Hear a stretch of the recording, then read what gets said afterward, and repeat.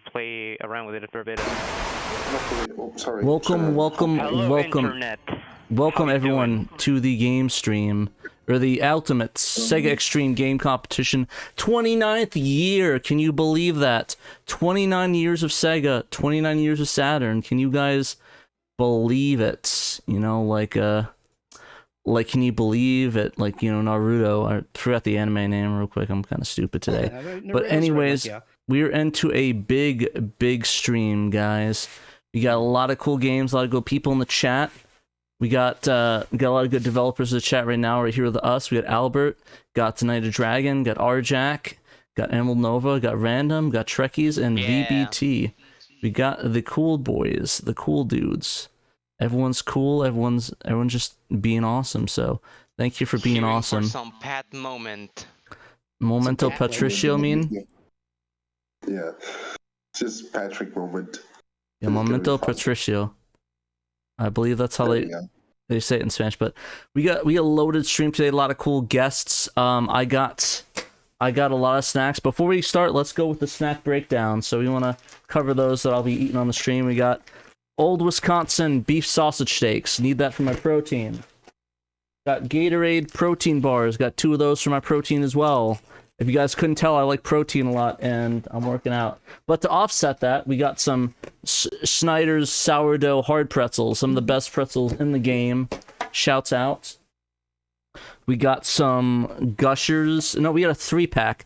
Gushers, Fruit by the Foot, and Fruit Roll-Ups. So we got a lot of good stuff. Ooh, $2 from Wiener Bob. Thank you, Snack Attack.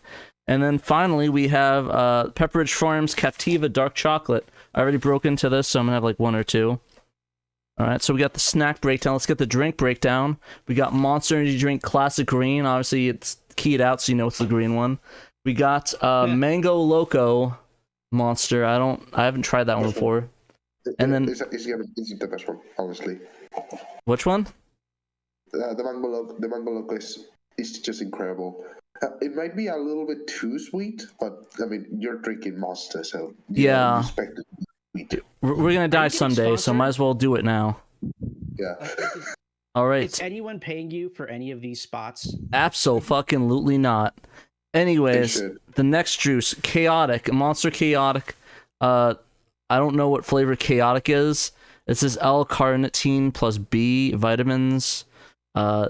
Taurine, don't know what that means. Probably not good for my body. I'm probably gonna have a heart attack on stream, so get 911 on the dial. And then we have for drinks, we got Coca-Cola, the Mexican Coca-Colas. We got 2 of those, and we got we have a root beer challenge breakdown. We got Boylands Bottling Company root beer. What else we got here? We got Jones Cane Sugar root beer. It's a pinky up soda.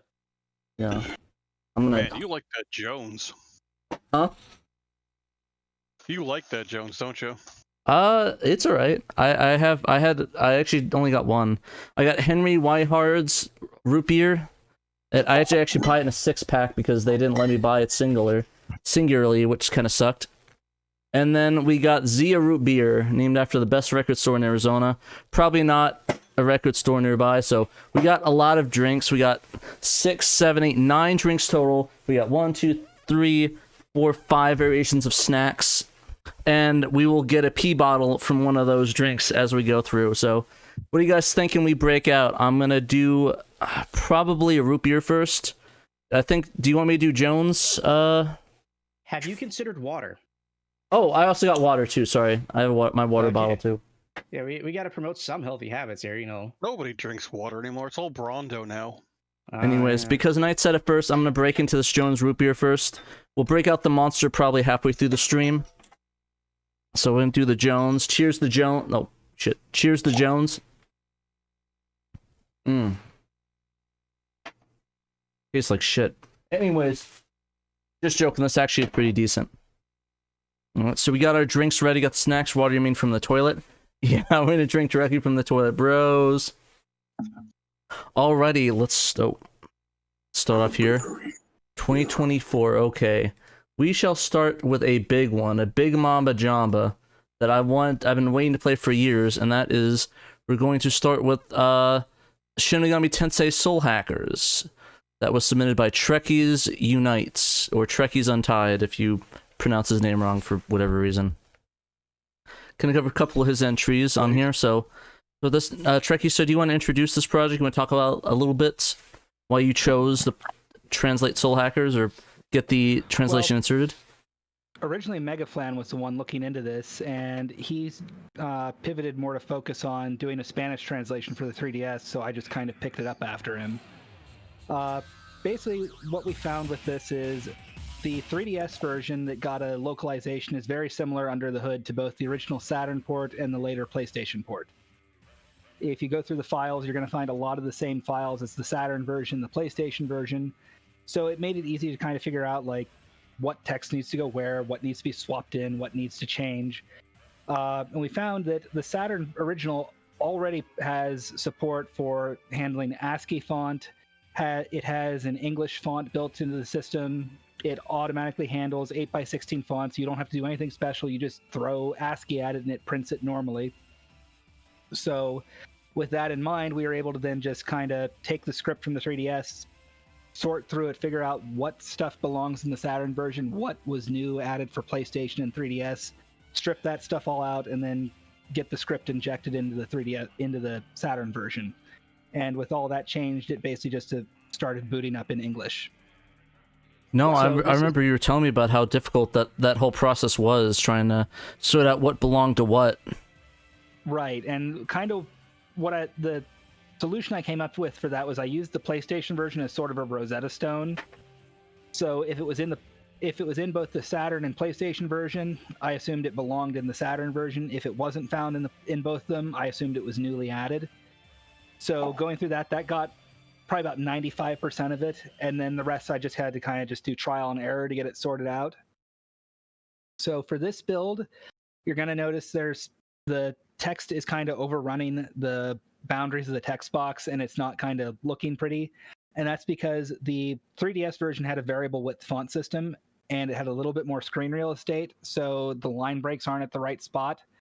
So working with Mr. Conan, we're working on putting in a variable width font system, and that does get it to the point where it now all fits in the text boxes and looks correct. I just don't have it implemented at the moment because our solution for that overwrites the Japanese font. And when we do that, we can't see if text doesn't show up, then we don't know, okay, is this a bug or is this untranslated text? So it makes it harder to identify that. So that's why in this build, that's not there at the moment, because we're still trying to make sure we have all the text translated. I see. So it's going to be like the last thing you put in then, or close to the last. Right. When we want to do that when we're sure we've all the text, we've caught all the text and have it translated. It's probably the smart way to go about doing that, really. Right. So at this point, it's readable and playable. In this particular build for the contest, there were some bits that the battle text I had not found yet, whereas like a couple days later I found it. So in the later builds I have going that I've been testing with, I have that all translated at this point. But in this build, you'll notice it's not there. Yeah, no, I definitely noticed when I was playing it. If you can see, it's like going off the lines a bit. So, Yeah. like I said, that's sort of what we're running to. But to be fair, it's like I said, I didn't really mind because I'm just happy this game is translated. Because honestly, it's probably up there in top one of my favorite Shin Megami games, just because it's so cool and unique and has like that cyberpunk vibe to it, which I love. Series I've always wanted to get into. Right, and the one thing you're going to come up to soon, the bit I was stuck on for months that you're coming up to is the name entry screen. That required a lot of hacking to get it to work properly. There were even some parts where I had to basically just write entirely new functions in C, compile them, and then replace them take the compiled code, cut it out, and put in new compiled code to get stuff to behave properly. That's actually kind of insane. So basically what I had to do is I had to disable the 3 Japanese font systems, the kanji, the hiragana, and the katakana, leaving only the ASCII font, and then I had to change it to use single byte encoding instead of 2 byte encoding and increase the amount of characters per name. So the original Japanese, you had 3 characters for first name, 3 characters for last name, and 8 for your screen name, and I had to increase it to 6 for your first name, 6 for your last name, and you still have 8 for your screen name. Why not 16? I was going to look into that. There's space in memory for 16. It didn't fit horizontally in the name entry screen to do that. But the other side of it is, when I was thinking, I'm like, for the 3DS version, they had 8 and 8 for first and last name, and then 8 for your screen name. Like, there's probably a reason they had it at 8, and the script is probably gonna go bonkers if I go beyond that. So I didn't want to risk breaking that, because they take your screen name and inject it into the script numerous times as characters are talking. Alrighty, here we go, showing off the cool text entry name screen that the night broke is. Ooh, I like this. We'll insert a name, so we're gonna name ourselves. Oops. COSMO. Okay, there we go. And then we will go. Okay, there we go. We will be Cosmo Kramer. There we go. Perfect. Good. And then handle. If everybody has watched Seinfeld, you know exactly what the handle is going to be.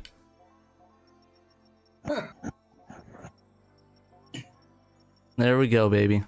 Hell yeah. It took me a second. I'm the ass man. But yeah, I really actually like the text screen entry. It's very unique and robust, so definitely massive props to that. A lot of people think it's something overlooked, but I mean, that's a massive part of the text entry screen. I mean, if you look at some stuff that's still in the works, like Tokimeki, a lot of the text entry screens still look kind of a bit on the jankier end, but still pretty good. Cosmo Kramer. We're strong soul. But no, it's just really cool. Like, this is really awesome. So in the greater SMT timeline, what games are meant to lead up to this? I think this one comes off of Devil Summoner. It's kind of a spin-off of Devil Summoner. And that's one of the things that kind of threw me off when I was trying to patch this game, is that there's a Devil Summoner and a Devil Summoner Soul Hackers. Mm-hmm. Yeah, because I think there's a mainline, I guess, quote-unquote mainline-esque Shin Megami, because Devil Summoner technically, isn't that a spin-off of the Shin Megami Tensei main series? Yes. Yeah. So this is a spin-off of a spin-off. Yep. Yeah, sequel, Soul sequel to Devil Summoner, which is okay. So but technically, this is a sequel to Devil Summoner in a weird way or something, or is this still a spin-off of that? It's kind of both. It's weird. It's like there's technically some relation, and you do encounter some of the characters, but it's more of a spin-off too. Damn, got a lot of SMT fans in the chat. Much respect. Hell yeah. Hey, brother. Okay, Kramer. Oh, God. The Seinfeld timeline is getting messed up. You happy G. Yeah, this is why like getting the name entry screen correct was so important. I can see. To bring it back to one of the really frustrating things, how they handled names was really kind of bonkers. So your screen name, like basically in RAM, there's 2 addresses that are reserved for the player's name.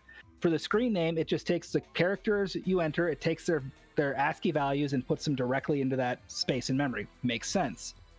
For your like character's actual name, though, instead of just copying like the values you selected and moving them to that memory address, they do this stupid janky thing where instead they copy a hard-coded value for the name into that address.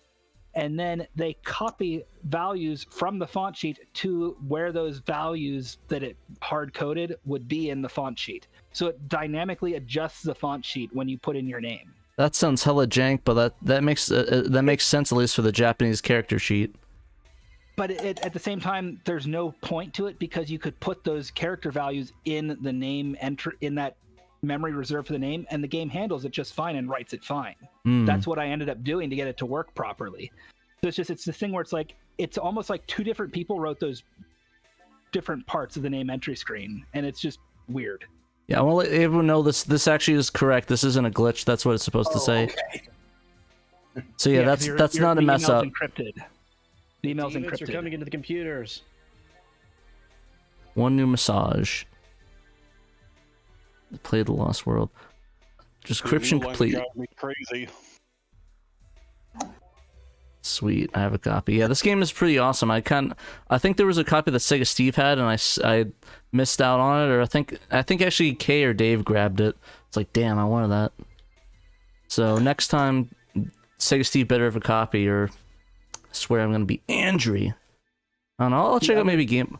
Also, this navigation actually messed me up at first. I thought it was one of those things where you like move the cursor around the screen, but you're actually moving the little blue character dude.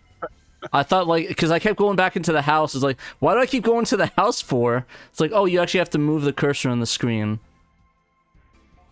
Trekkies, Shadow Master is asking if the script was one continuous file. No, it is not. It is all over the place in multiple different files. Fun.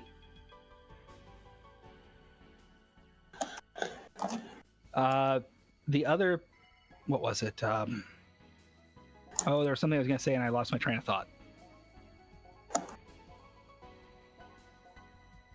So CJ, Baroque was actually one continuous file for basically all plot relevant text, and then it was the over other like different 4 files. files.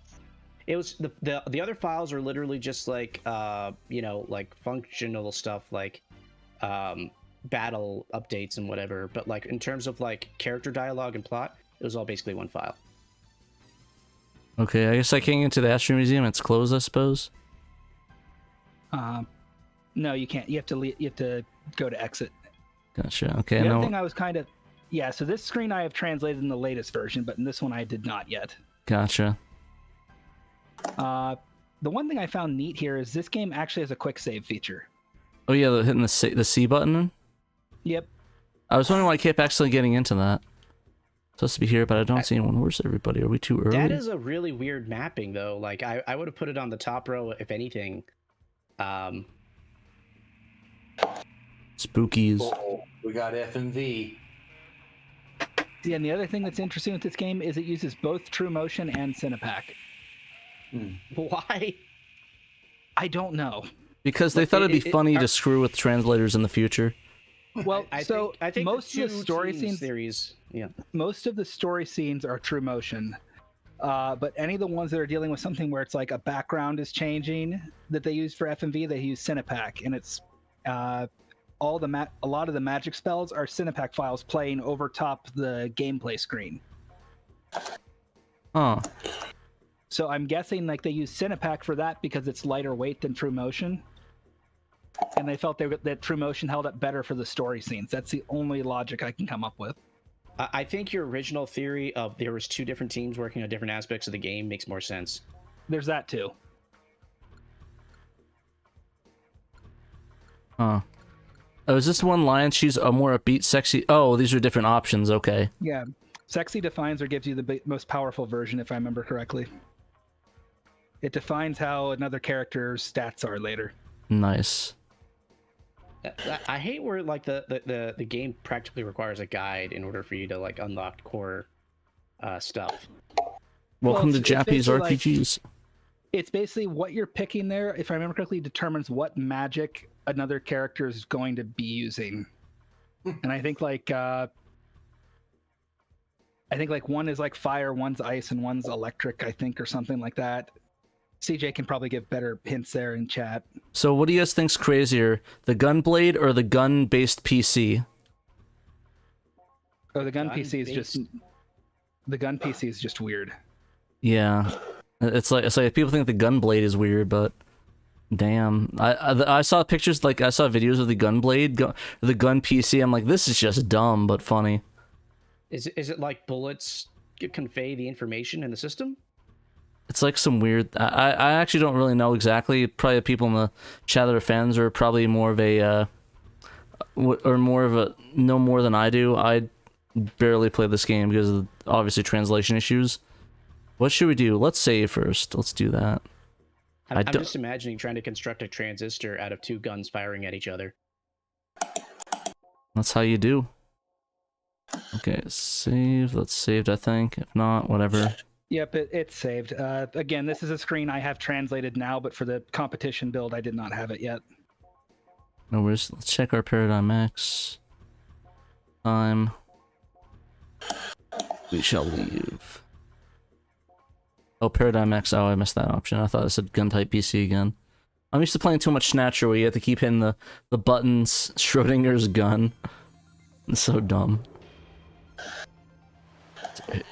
Sexy defines her Getchu Megalidia later. Cool. I really want to play this for 3DS, but also I don't want to spend $100 to play it on 3DS, so yeah. I got it off. I got it on the virtual shop before they shut it down, the eShop. I mean, I can also just do non kind of ethical things to get it, but yeah. So like if you want to use a 3DS now, including a lot of virtual stuff, but like obviously Nintendo is terrible at long-term support. The Chinese hacky R4 carts, once you reflash the firmware, work very well. I'll have to check that out. There's also a gaming convention coming up, the Game On Expo, so maybe I'll look there and see if they have it, but it's probably not gonna be cheap. I don't know how much they went up to right now. From me. I like this dude. What CJ just brought up about the 3DS version having a dub, that was another thing that had to be cleaned up in the script. There were additional commands added in to play the voice files, so we had to strip all that out. I gotcha. So there's no voice. Oh, because did they have voice files in the Japanese version of it that played? There was no voice acting until the 3DS version. Okay. That was added for both the Japanese and English version. And I'm guessing it's going to be next to impossible to do that for the this version of it. I don't even think there's space on the disc for that. That's fair. Which, interesting enough, I found that the core files are the same on both discs. All that's different is some of the audio files and the FMVs. Huh. So that should make it easy once we get everything sorted out to then make the patch for the second disc as well. Talking to grown-ups. Yeah, but no, I'm just really happy that you got this much so far. Like, this is amazing to experience this in English on the Saturn. Fortune teller. It's just really cool. See if we can get into a battle at least. So go all the way forward to the blimp thing, and then go by the movie theater, and then go to leave. Gotcha. Leave forward. There we go. Paul McHenry is a progressive voice actor. Oh, what do you have you been on, Paul McHenry? Yeah, so go by the movie theater, and then go back to the reception desk and try to leave. Oh, is that the movie theater right there? Yep. So go walk up to it.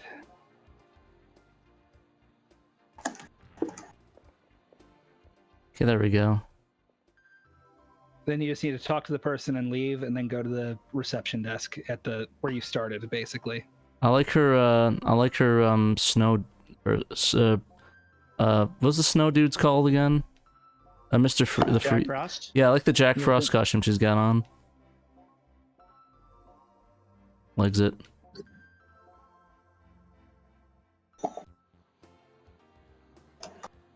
Yeah. Night Gamer. He's in the chat right now talking about this. That's who we've been talking with this time about it. And we have to leave going the way we've been. No, that's kind of cool. Yep. So now go to leave through where the reception desk is. There we go. We'll leave here.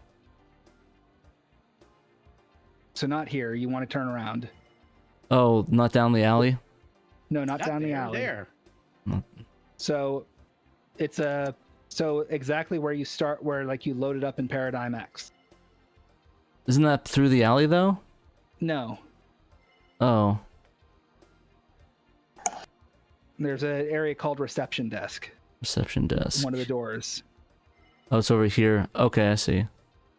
Oh, bank. So they're using the 3D Social dungeon crawl form. engine to just like do a city, but then why do they have the top level map Beach when you're, form. like, going between places? Counter. Well, this is a virtual city, so it's different. You're in an MMO. Okay. Oh, yeah, so counter is where you want to be. Oh, counter. Okay. So I guess it's an interesting artistic choice that they make the more immersive, more realistic environment the virtual one.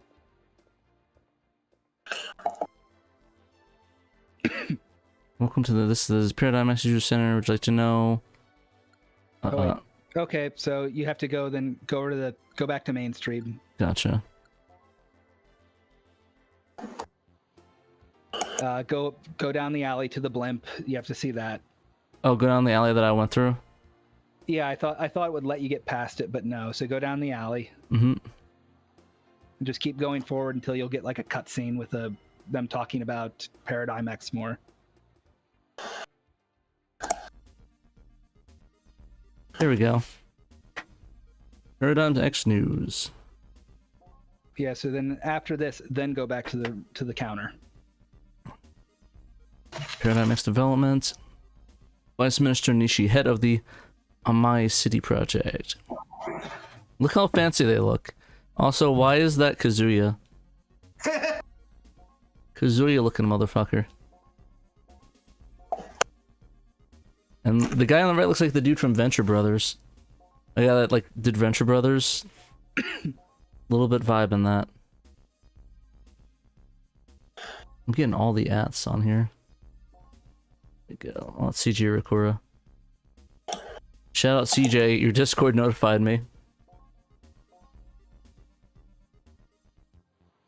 Or was that you adding it? Did you mean like the Monarch for that guy's hairstyle, or like Doc Hammer, the actual writer? Doc Hammer, their actual writer. Oh. He's got that white thing in his hair. Looks pretty badass. And then go back to the counter, right? Yep. That's the theater, my bad. Nope, not the social forum. No. I just want to see what door it was. This is basically 1995 Japan's idea of what it must be like to be on the internet. Kind of reminds me of the Microsoft suites back in the day. Yep. Kind of reminds me of that. Which I kind of like the vibe of. I mean, I actually used that back around this time too. Bank. Where the fuck is the thing at? Right all there at the end, isn't it? Yeah, beach forum. Here it is. Yeah, kind of. There we go.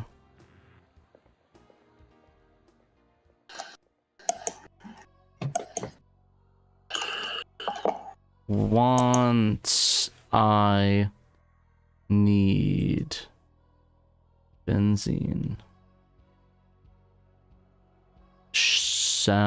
Souls.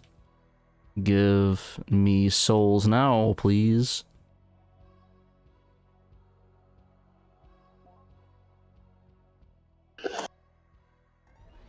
Okay.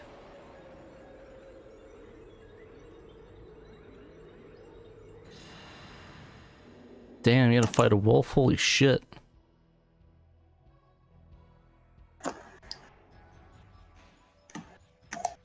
Kramer. Oh god.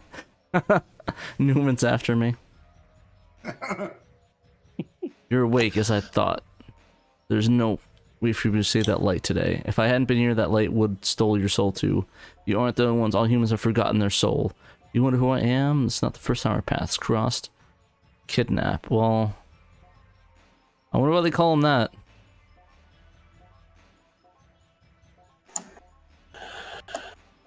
Vision quest from a wolf? Seems kind of too on the nose. Right to the past begins here. Vision. Oh gosh, the Vision Pro. Oh gosh, they predicted the Vision Pro headsets. Oh no. Hope you rest of the world.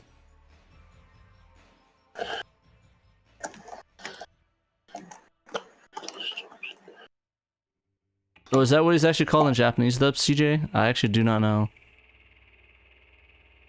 Release most of the dub product master that. Vision Quest.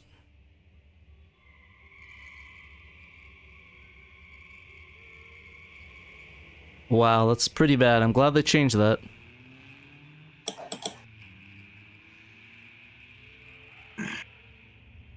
Dang. Oh, actually, that's not that fast. That's kilometers per hour, not miles. Like, dang, that's fast. It's still pretty quick. It's about 50, I think.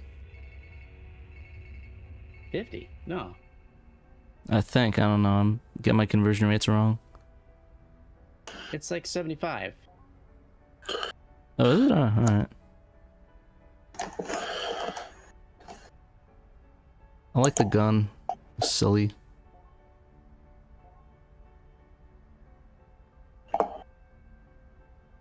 You'll probably just go to the first one, the first game, first battle, and we'll hop over to the FMV demo and see if we get demonetized immediately. Just for fun. Check this out. Smokes out.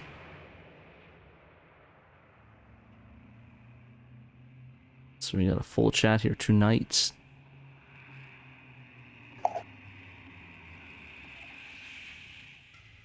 I thought the 42 swap people meet was watching. tomorrow.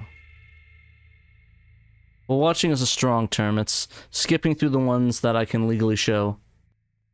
No, 42 people watching the stream. Oh, nice. That's good number, good number. I think I'd be able to waltz right in like this. So much for security. Oh, thanks, CJ. Appreciate it. I was wondering what that at was for. A lot of Soul Hacker fans. All the Soul Hacker fans, we in here. Dude, I feel bad. I'm getting like performance anxiety now because like I barely played Persona 5 and I'm halfway through Persona 4. So, like, Persona is going to be distinctly easier than the standard SMT games. No, you're not that smart. You have no intelligence. Ouch! That went direct in my heart. Yeah, the demon negotiation text was still partially implemented in this build. Basically, for the 3DS version, the pointers are 32-bit, whereas on the Saturn and PS1 they're 16-bit. So I had to. So some of them I could convert over to 16-bit, but others were too big that I couldn't fit them into 32-bit. I couldn't fit them into 16-bit. So eventually what I had to do is I had to rework it to read 32-bit values just for these entries. So I have that in the latest one, but in this one, this stuff just wasn't implemented yet for the competition. Yeah, I mean it's still impressive. Like there was a ton of text there just for the, there's a ton of English text. There's like I think only one little pip of Japanese text in terms of the menus. Do you know anybody that makes good homebrews for Saturn? Like they make crazy beat 'em up. Watch the stream. We got a whole list of them. Like literally, we have a whole. Like the stream is dedicated to showing off all those. These are just like a few fan translations. This is more than just yeah, there's more than just this one. Soul Hackers. I'm gonna gun this dude. I just do auto. Yeah, I probably should too. But I feel like I may get called out by the Soul Hackers fans being like, what are you doing? Like, 'cause I'll be honest, all the Soul Hackers fans in the chat, I literally like, my most experiences with Persona, so I'm sorry. But basically, the one thing I just wanted to point out is all the attack animations you're seeing happening, those are Cinepack FMVs playing over top of the rest of the graphics. That's actually pretty cool. Well, so it's kind of one of those things where all people say like, oh, Saturn couldn't do FMV and like render gameplay stuff at the same time. Well, there it's doing it. There we go. I mean, doesn't that kind of slow the game down a little bit with the load times on the CD? Not really. It streams them. They're all in like they're kind of all compiled into one big archive file, and it just knows where to skip to. Well, thank you forever. Appreciate that. Now, could anybody of you tell me how to heal my character up? Because my main character's gonna die. If you do auto, they auto heal you. Oh, I'll do auto next time. That button was there. Thank you forever, Winter. Much appreciated. Like I said, in the latest one, that menu's all translated. Fair. Oh, also you can get healed in here. You can save and get healed. Nice. So I found the Velvet Room. Heal you. Close your eyes. I don't feel comfortable with that. Not digging that. Then you can save here if you wanted to stop here. There we go. I had a question regarding like how the similar, because I've only really played SMT1 and some Persona games. So like how are I don't want to heal first again. off, how are the demon negotiation tactics? Is it like super random like an SMT1? I'd say this one leans more towards the older Shin Megami Tensei games than Persona probably. Right. And then I know I've definitely seen like people complaining on GameFAQs when the 3DS version came out, like complaining about how random and unfair it seemed. Okay, so exactly like SMT1. You might as well not even try to negotiate half the time. And the other thing is like in SMT1, there's a bunch of like 2 or 3 different factions when you go to heal up and save and stuff like that affect your alignment. Is that a thing here? Sorry, what was that? So like in SMT1, there's different factions that when you go to their churches or whatever to save and heal and whatever, they affected your alignment.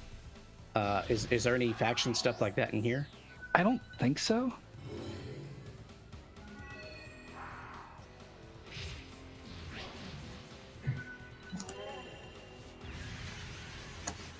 There we go.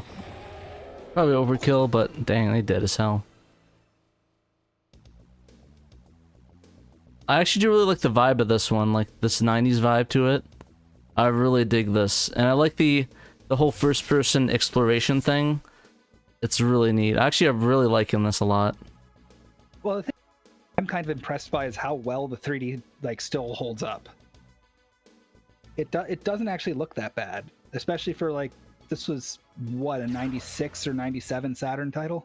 Yeah, no, it looks amazing. It's a very intelligent use of texture size relative to environment, because on the Saturn you can easily try to do, say, hey, I can fit 64, let me try and do that since I have a low quad count. But because of the resolution, it never actually comes out looking that good. But these textures look consistently reasonable and pretty. Having it be like a fixed camera and fixed points you can turn on probably definitely helps it. Yep, so definitely Big Kadi asked in the chat, they just joined, is there a release date on this? They're not trying to like badger anybody, they just want to know if there's... It's basically in the it'll be done when it's done category. Yeah. If you guys want to try it out though, you can actually like try it out now. Like it's on the, you could download it on the Sega XTREME forum.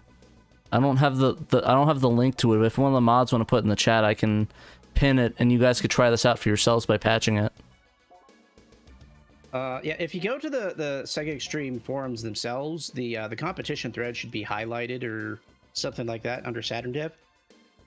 So that's where you can find all these entries, and there should be a resource page for this game specifically that should have the updates that come along with it. So you could probably like subscribe or something to that specific page. I don't know if there's a subscribe thing or if it's RSS or whatever, but if you like find a way to follow it with your SX account, you'll be able to find you'll get notifications of updates.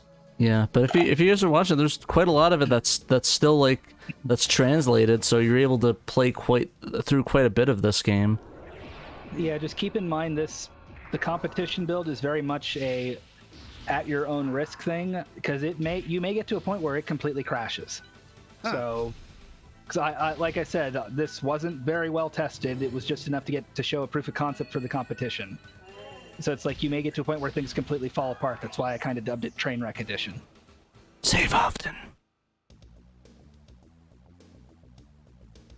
But yeah, no, like I said, I'm really enjoying it. We probably should move on because we got a lot of games to burn. Yeah, that's why I told you, like, you saved back there. If you wanted to stop, that would probably. I got too into this. Yeah, this game is amazing.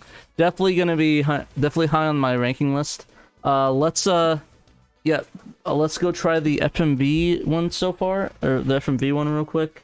Yeah, so just a real quick question. With the current release that's on Sega XTREME resource page, is it possible that all the dialogue is ready, assuming the game doesn't crash? I mean, it's mostly there, but there's still a whole bunch of spots where it's Japanese text. Okay. Like, all the story text, I'd say, is there, but the menus and a lot of the other stuff is missing. Well, this is an original, yeah. Yep. Where is it? It was an original. Cinepack demo, there it is. Okay, I better get my skip button. It's the shoulder buttons to skip, right? Yep. Alrighty, let's see what we gotta skip. Okay, skip that one. Okay, this one's fine. Yeah. Wait, you went backwards. Oh, oops. Wait, how do you manage that? Because there's a back and a forwards. There's a back and a forwards. Alrighty, watch the James Bond gun scene. Hopefully that won't get us demonetized. I'd hope the Star Wars one should be okay, because that's the one that really turned out nice. Disney can be kind of aggressive. But I mean, that clip is up in so many places. This clip is like all over YouTube. I would hope this would be okay. This is actually really beautiful. Is this the oh god, this is the remaster one, isn't it? No, it is from my 2006 DVD. It has the theatrical cut. Okay, this is a theatrical cut. Okay, sorry, I just saw some CGI. I thought maybe it was that version.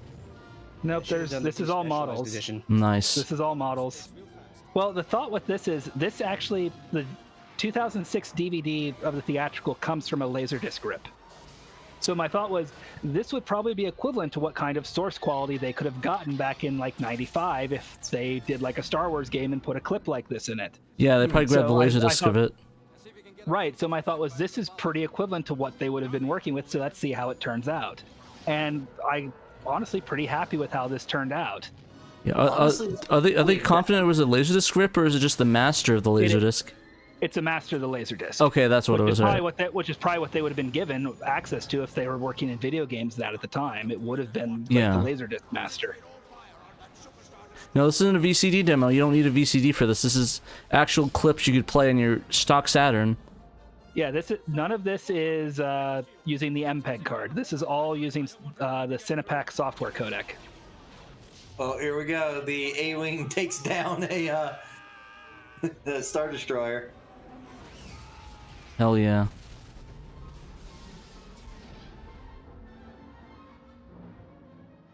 I can't repel something of this magnitude. Sorry, I haven't watched Star Wars in quite a long time. He shows up in your bridge at all times. So this demo is basically just something I put together to kind of show what kind of quality you can get with Cinepack just on a stock Saturn. And that way homebrew devs can kind of look at this and say, okay, this is the kind of quality I can get at this resolution and this frame rate. So you can kind of get an idea of how resolutions and frame rates all kind of play together and how it impacts the quality. Okay. Gotcha, hold on, sorry about that. You know, the quality of this is really great. I think we even said that. Why can't I pin this? We even said that it's amazing. Like with the way that you did these, like especially with the Lunar 1 FMVs. You don't really even need the FMV card anymore. It just looks as good, if not as on par with it, if not better. You know. Sorry if that sounded weird. It's basically one of those things where the main limiting factor of FMV on the Saturn and PS1 is the bitrate of the disk drive. That is really the main limiting factor. So when it comes to Cinepack, the codec is actually quite good and capable. It's just a lot of times they were wasting bitrate on things like high frame rates and high audio quality, where you didn't really need to push it that hard. Whereas like for example, like the Dragon Ball clips that are in here, those I did at 12 frames per second because that's what it was animated at. You can get away with that. All right. Okay, the best episode of Star Trek. Okay, or one of them at least. Isn't this also going to get claimed? No, whatever. We'll see. Like I said, Tales of Saturn was able to get away with this, so... All hands abandon ship! All hands! That Star Trek clip show guy, the Beans one, I forget his name already. Core. He basically uploaded the entire freaking show to his channel. And all hands abandon ship! All hands abandon ship! I love that. I love this episode. Sorry, I'm just a big Star Trek fan. I love that. Well, you know this episode is what inspired Groundhog Day to be made. Really? This came out before Groundhog Day, and apparently it's what inspired them to make it. No way. That's pretty sick, actually. By Rams. I have a couple. I think I know somebody with Ron. Someone said about it. And you have some good VCDs. Hit up Derek A Team. He has a ton, but I think I have a Rama 1/2 one. Oh, you didn't want to let the intro play for Star Trek? No, that's good enough. I didn't know. I actually didn't know how much longer there was. I thought that was the end of it. No, it actually is like the first 5 minutes of the episode. So it's funny. It shows the poker game and everything. Yeah, let's not play with fire on that one. I do think like I said, that's one of my favorite episodes. Did you see the picture I sent in the chat where I was watching DS9 while doing the competition? That was coincidental. I was just like, oh hey, that's kind of a funny thing, so I had to take a picture of that. I distinctly remember the meme where it's just like some Ferengi nonsense, but it's TNG, compared to some Ferengi nonsense, but it's Deep Space Nine. The some Ferengi nonsense is the good stuff on DS9. For the person mentioning the upscaling, if anything, these look worse when they're upscaled than when they're on a CRT. So generally my metric when I test these is I run them on my CRT over composite. So a couple things that are going on here, like for this one, I'm using the video resolution here is actually 320 by 240, which is a 4:3 resolution. And the Saturn is running in 320 by 480i resolution. So as a result, since we have the extra vertical space of interlaced mode, I'm using VDP2 to scale it by 1.5 times to get the proper 16:9 aspect ratio. Yeah, no, I think, like I said, I wonder if have you tried doing a side-by-side playing this on a PS3 via composite? No. Because that'd be kind of a cool comparison. I've not tried that. Yeah, I mean, it would require you to play FF13, which I wouldn't wish on my worst enemies. Looks way better than VCD to some extent as well. Yeah, I'd love to see a side-by-side. I mean, Video CD is going to win because the Saturn's MPEG card can go beyond Video CD spec. So, like, MPEG-1 is still going to win here, but this is more than, like, this is good enough, especially when you compare it to, say, like, PS1 FMV at the time. Because PS1 FMV, people kind of look back on it with rose-tinted glasses. If you really go and look at it, you're going to see MPEG, you're going to see, like, JPEG artifacts all throughout it. Like, you're going to see macro blocking and all that kind of stuff going on here. Whereas, like, it really just boils down to pick your poison. Do you want JPEG artifacts or Cinepack artifacts? Ooh, I like this anime, but I gotta skip it because I don't want to get. Oh yeah, I don't want to get Toriyama. Vocaloid, skip that one. Yeah. Oh, you don't want to see the Vocaloid concert? Is that one gonna get us? Get us? I actually don't know. Again, this is on the PSO2 concert. Meh. So the thing that was neat with the Haruhi one, though, is that one actually does variable frame rates. So the video will switch between 12 and 24 frames per second, where it can get away with it. And that's just something that's kind of neat that the Saturn Cinepack container can support. I like the quality of this one, though. I do like these. I was really impressed with this one because this is 30 FPS, and it held up pretty well. It's pretty smooth. I like as much as I like the variations are like you think it's randomized, they all make sense. Live action with a concert, animation, anime, like you're hitting all the gamuts on this one. So I think this is a great demo to show the quality you can get from each and every thing, and you got a couple more in here. Obviously, we're gonna have to skip the DBZ one because I don't want the stuff of the wrath of was it something Toei Animation, which is a shame because those two turned out really nice. Unfortunately, from what I understand, Toei is very protective. I mean, they hate Dragon Ball Z Abridged. They tried to destroy that. Yeah, they do. I mean, they destroy the audio tracks, the original audio tracks and material. So well, that was just that wasn't like them being malicious. That was just they didn't think anyone was going to care about that in 20 years. Yeah, exactly. My favorite thing. Tapes take up a ton of space. When to be fair, people showed care for that, they did not. Yeah. They fall for the classic BBC, throwing out all the Doctor Who episodes. Well, they basically figured the optical audio on the film would be good enough. Yeah. It wasn't. Anyways, for what CJ was saying, the only real size limit for the files is what can fit on a disc.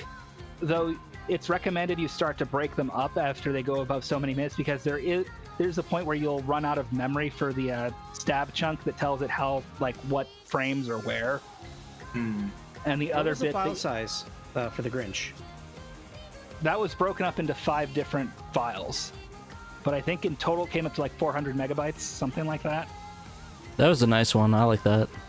Yeah, and that was what, like 40 minutes of screen time? 30. 30, okay. So realistically, you can get like one episode of 44-minute, hour-long format. You can get about 40. You can get about 45 minutes, give or take. Okay. Someone says, what if you use a satiator? What do you mean? If you mean what if you use view these on a satiator? That's what's happening right now. It's just gonna be it's. I don't think satiator can go beyond a disk size. No, it's supposed to be specifically trying to emulate the capabilities of disk. It's not going to know what to do with it. Which really, at that point, is like you may as well you have the satiator, just make multiple disk images. Right, but like so you could do like an entire episode of TNG because it's got commercial breaks in it. But if you try to do like Game of Thrones or something, you end up having to split the episode in half. You could probably do You wouldn't be able to do Star Trek TOS though. Oh, yeah. How long did those run for? Well, they were in the same times. They were about the same time block on TV, but there was far less commercial breaks. So they go to about 50 to 55 minutes. Yeah. That just shows you how much more commercials have been seeping into our television. Yes, Queen Miku, the writer of Harry Potter. And again, this was one where like I thought it turned out pretty well. This was one where I found like 20 FPS was kind of like the sweet spot on it because 30 it kind of got too chunky in the background. Yeah. It's always that one out for this VOD, boys. Don't worry, I'm backing it up on my hard drive, so hopefully we should be Gucci.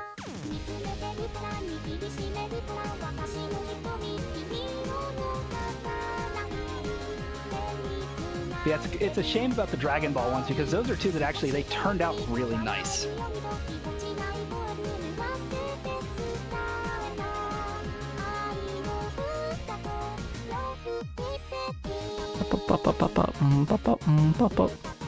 Now the Psychic Force one would probably be fine for you. Yeah, the Psychic Force I'm not gonna bother skipping. I'm okay with this Vocaloid one too, because I don't think the Vocaloid people are that crazy. But I could be wrong. I've been wrong in the past before.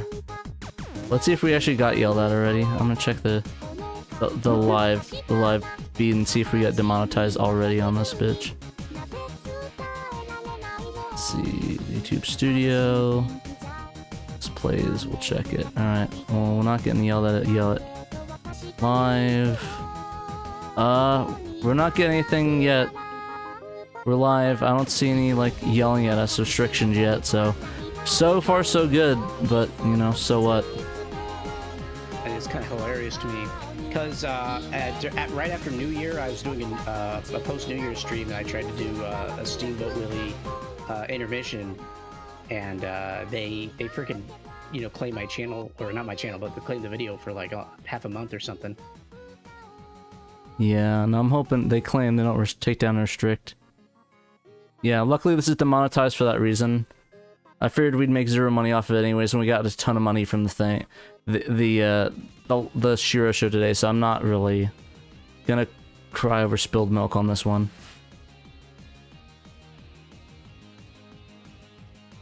The mostest ooest. There. But it's very beautiful. What the? What were you saying? Sorry. Nothing. Just keep going.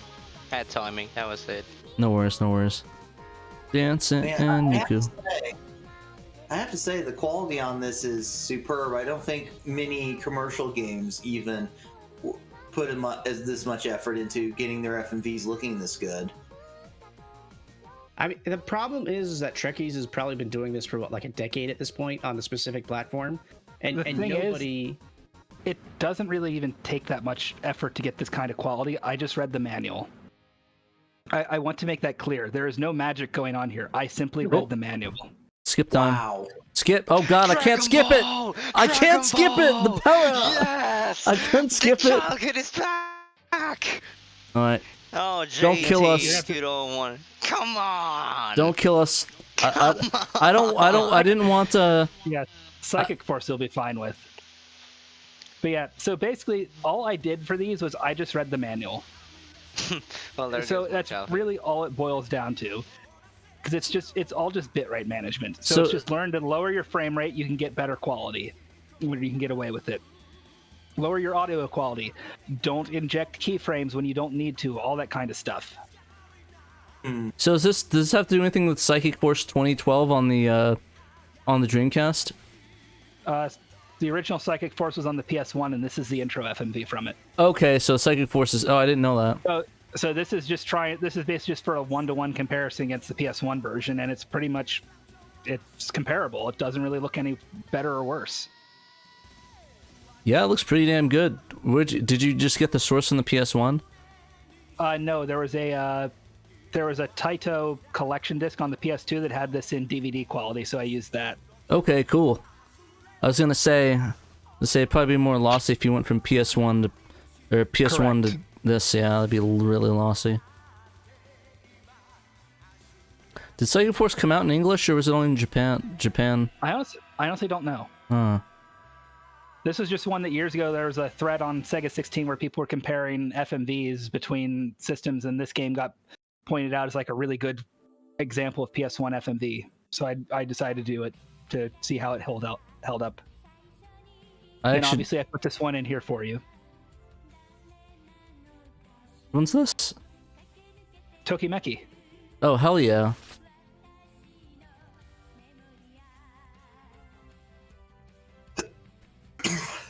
Forever with you.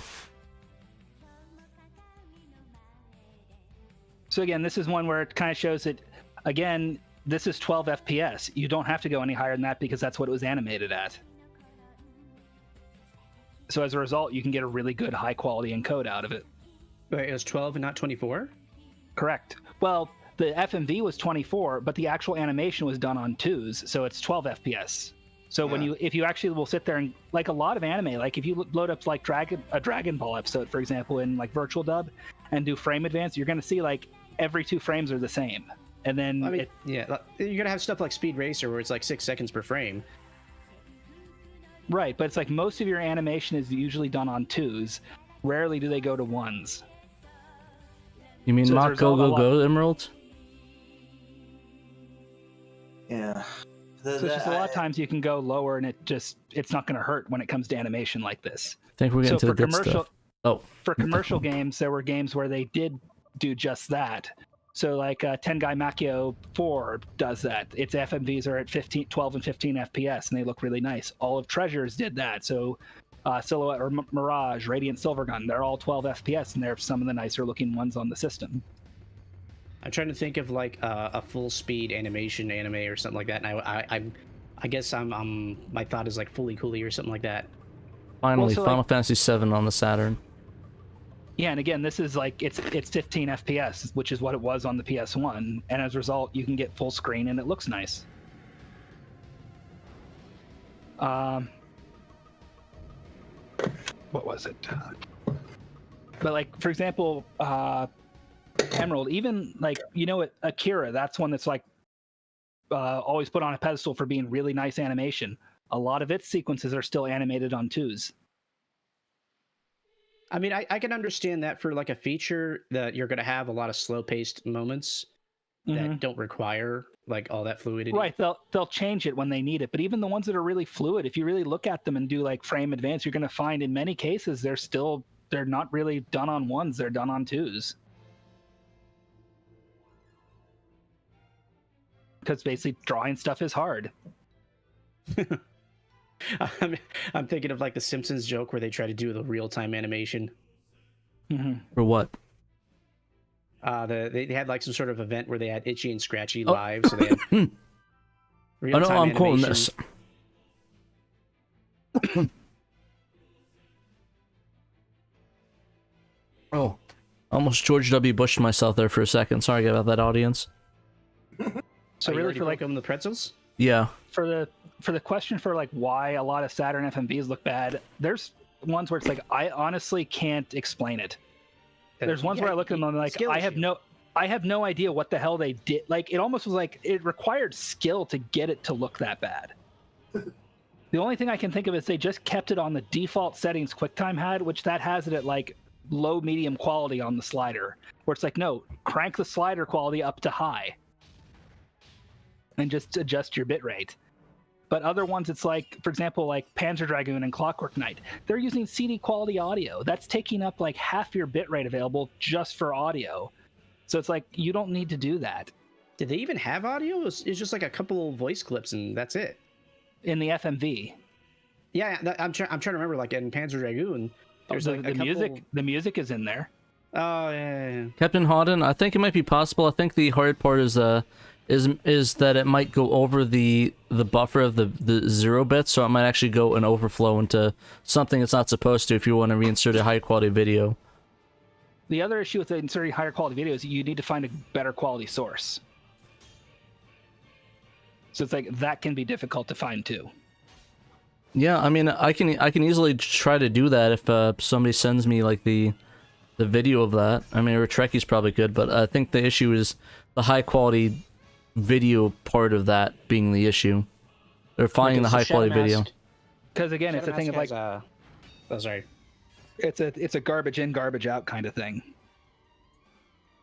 So Shadow Mask has a math question here, where can you get 480p at 12 frames? Like, is there bandwidth for that? I don't know. On Saturn, it wouldn't be worth it because if you did that, you're going to be stuck in 256 colors. Can the Saturn actually output 480p? Yeah, there's a mode for it. It's a really janky mode, but yes. Dang. But you're limited to 256 colors in anything that's higher than 352 by 448i is limited to 256 colors. So in this mode that I'm running in, it allows me to still have 24-bit color. If I were to go higher than this horizontally, I'd be stuck in 256 color and it wouldn't work. All right, now we're getting to the good videos. Yeah, so the Resident Evil ones, these come from the the Generation Next or whatever DVD release in Japan.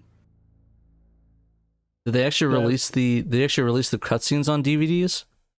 It was the last PC port they did, and it had it had like basically the original quality masters on it. Was what they used. So it was That's like probably pretty cool, the best actually. quality you could get. So that's what I used for encoding these. So again, this is matching PS1 specs. This is the same resolution as the PS1 version, and it's 30 FPS.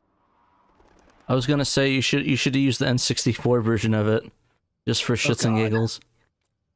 Well, so interesting thing about that is Rasky in the N64 scene has gotten the N64 to decode H.264. So he was actually going to take a look and see if he could re-encode these to take up about the same amount of space as they took on the original N64 cart and see if he could get better quality. That actually would be kind of cool. I mean, how big do Guy's they come? a maniac. Why'd he bite me? They capped out at 128, right? What? The N64 carts capped out at 128 megabyte. No, it was 64. 64 megabytes. That's what Resident Evil 2 is. It's a 64 megabyte cart. I thought I remember like the later releases they got no, it's 64 megabytes is the largest. You might be confusing megabits with megabytes. Well, yeah. Marketing. The other thing is technically the N64 can go beyond that. Like you could address up to like a 4 gigabyte cartridge if you wanted, but no one's going to make a cart that big.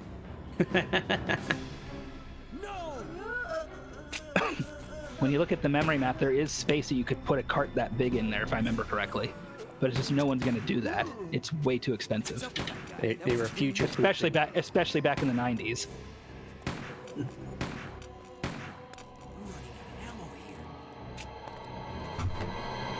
I just find it hilarious that he's using like the most impractical gun to be using as a police officer. We can't stay out here. Head to the police station. What is it, like a revolver? What? Looks like a Beretta. No, it's a special gun. I forgot what the name of it was. But I've actually seen it at gun shows before. It actually is kind of a pain in the ass because the trigger pull, the actual pull on it is just ridiculously long on that. It's like kind of the most impractical handgun you'd want to use as a police officer. I forgot what the name of the gun is though off the top of my head. If anybody knows what his gun name is off the top of my head, that'd be great, but I know it's a 9mm. I just forgot what the model name of the gun is. I know it's not Beretta though. Leon Kennedy gun RE2. What the heck is... Oh, H&K VP70, that's what it was. That's what it was. I forgot that. But yeah, I saw those at a gun show once and tried it. It's not a fun gun to shoot, trust me. If you want a good Resident Evil gun,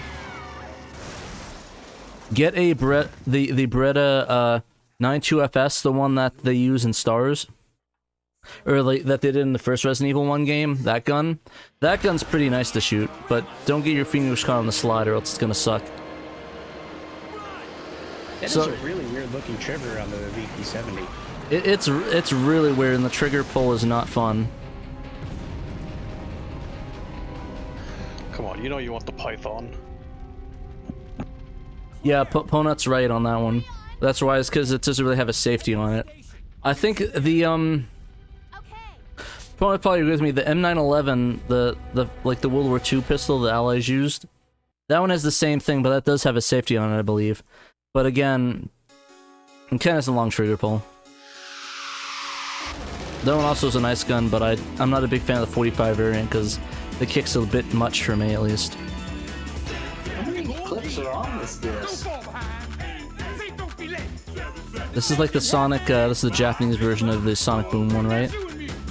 Or what they use in Japan. You can do anything in the Toot Toot Sonic Warrior one in Japan. Gotcha. Yeah, this is the Japanese version. There's just one more clip after this on the disc, I believe. Trekkies, going back to the N64 thing, for the FMV contest entries, how big were those files?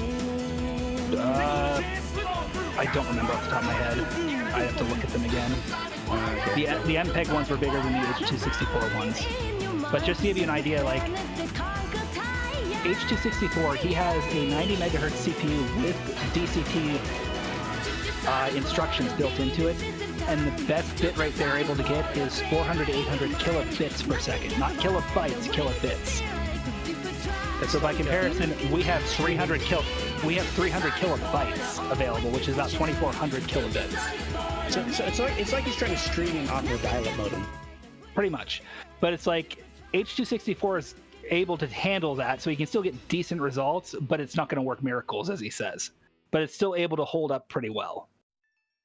It kind of leads me to the question that for a North American Saturn, if we have, 28.8 kilobits per second, is there any conceivable amount of video that can be pushed through that? Probably not. Like, there's no way you're going to get H.264 running on the Saturn. That's just not happening.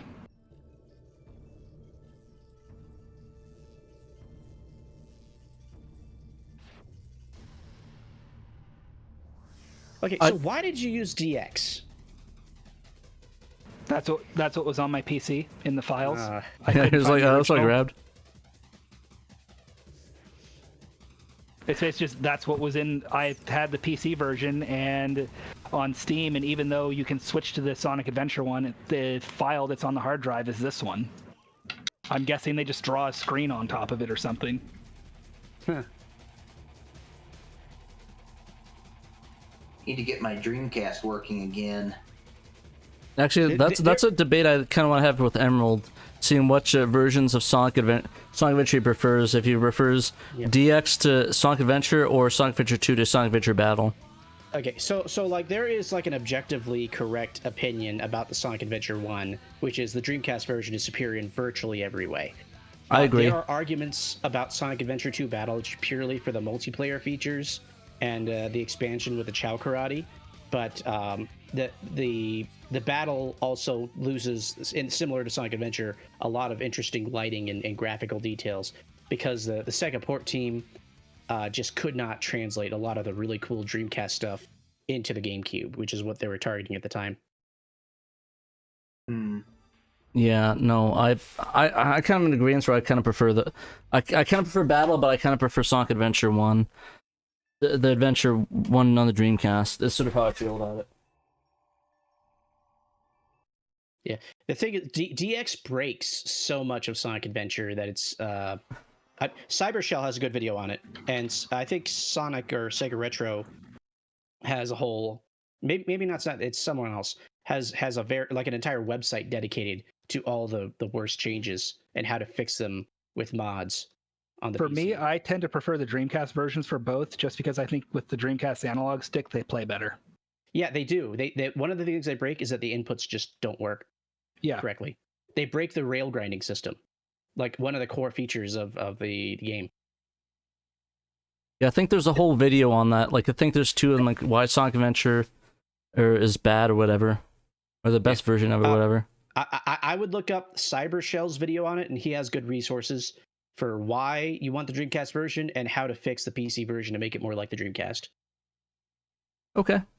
All right. Well, I just want to thank Trekkies again for his amazing contribution. The Sega Cinepack demo, and of course Soul Hackers, which is amazing. I'm excited to see more of both of those. So hopefully we can expand upon that next year. And thank you again for submitting to the competition. I can't wait to play Soul Hackers. Yeah, hopefully that one should be done at some point. So you're getting a digital applause, Trekkies. Okay. Digital applause. But anyways, let's move on to JB Harold, Blue Chicago Blues by Arjack. Arjack, are you here? I see you in the chat. I saw him earlier. What? No, I'm just kidding. Okay, you good. Was he sleeping? All right, so do you want to go through and talk a little bit about the project? Yeah. I mean, I've always wanted to do a fan translation, and it was kind of one of those things. It's like, well, what game do I do? You know, and so I was looking at the Sega Saturn games, and I'd always been kind of intrigued by JB Harold because I had it on TurboGrafx CD, one of the early ones. There was a port of the first game, and it's a game that's always kind of intrigued me. So I thought, when I saw this, I was like, okay, I decided to take a look at it, and what I found was that everything was just in basic, graphics and video files, and for the most part. So I did some research, and I discovered that that there was an English version of this game, and that was on PC. To explain, the game was shot in English. It was literally shot in the U.S. All the video scenes, and with English-speaking actors and all that. And but most of the versions dubbed the dialogue for some reason back into Japanese. And so so there's only two versions that maintain English dialogue. There's a version for the Pioneer Laser Active. Oh man, that accessible console. Yeah, exactly. Very well emulated. I'm in Chicago. That's something I actually hope will be accomplished someday, is emulation of that, because I think that'd be cool. There's a lot of interesting looking games for it, from what I've seen. I still think my favorite one is the Myst one that was unreleased. That's like a $4,000+ disc. Oh, good God! You're gonna need to actually have people learn what that system is before Nintendo kills emulation entirely. Right? Yeah. It's gonna be an underground market. Yeah. So the other English version, which was what I used, was the Windows PC version, which was only released in Japan, but it had the English audio and in the videos, and it just had separately Japanese subtitles would appear elsewhere on the screen outside of the video. So it was not hard subbed at all. So I was able to take when I found a copy of the PC version, and I to my great relief, I discovered that the cutscenes were all just standard video files, .avi, And, oh wow, that's convenient. Yeah, that's right. Yeah, and so I did some research on how to convert them. This was before Trek created that tool that makes this dirt simple. So I had dirt simple, but I had to basically take the API file through this complex series of You kind of break it up. You're breaking up a bit, my dude. Oh, sorry. So, quality down a little bit, maybe that. So, basically, what I did was Yeah, you still sound like digital mess. He sounds. Yeah, he sounds to me. Huh. Maybe it's on my end. Weird. So, well, try to get through this. So, first step was I took the API files and put them into basically just uncompressed video, and I used that to. Right. And I put it. I had to go into like a. Okay, there we go. Okay. You're good now. You had to go what? You're good. So okay, so I had to like transfer the files. First, I converted them into basic uncompressed video. Then I had to transfer them over to a Mac OS emulator and use the old Saturn tools to convert it into I think it was a QuickTime video and then to a Cinepack video. And then I was able to transfer those back out to my actual PC and just swap out the files using the Sega Saturn patcher that Night of Dragons I think created. Yep. Yeah. And it just worked. So I was able to I just tweaking the settings until it looked good. I was able to basically convert all of the video files, but there was another snag that should be brought up, was that a lot of the console ports made some of the video scenes audio only. So that was kind of, I had to also figure out how to basically do that as well. It turned out to be relatively simple. Just basically when converting it, just like don't use the video stream, and I was able to do some editing to clear out dead space where, in the video version, the actors were, acting, doing blocking stuff. And just, that helped save a lot of memory, just by cutting out the dead space where the actors weren't talking to kind of mimic somewhat the Japanese version of the audio-only scenes where it was kind of straight to the point, just the dialogue. And so that's basically how I did all the cutscenes. The text was a little bit more complicated. I had to basically get a translator. I started off with my sister, who did the prologue. But after that, she kind of got busy with other things and was unable to really continue. It was also really hard for her because she was just starting to learn Japanese, and so I eventually had the good fortune to be introduced to meet Duralumin, who translated the whole rest of the game pretty much. He took over. There was a article. I want to thank you guys so much for that article you published. As saying I was looking for a new translator for this project. No, anytime. Yeah, thank you. Yeah, no, I'm glad you're able to get that. Yeah, so somehow the word reached Duralumin, who was willing to, take over, and he did a great job, I think, and I think so too.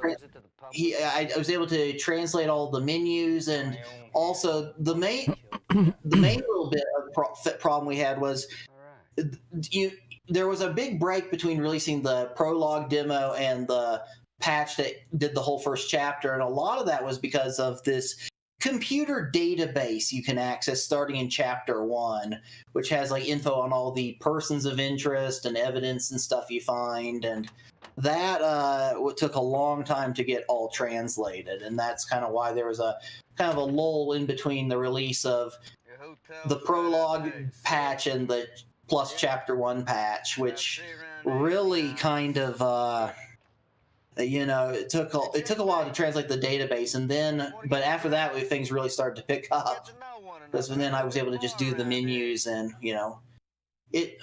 I'm very pleased with the results. The only other real thing was editing the save menu, where I had to do a few little tricks to make it look like an it was meant to be in English, basically, where in the save menu, which you can access by pressing X on your controller at a choice, there was originally, you know, Japanese style dates, you know, with the kanji for, you know, the time and the dates and stuff, and it was one of the things that really was difficult was like, how do I do that? And finally, I just was like, okay, you know, there's one kanji between, you know, the month and the day.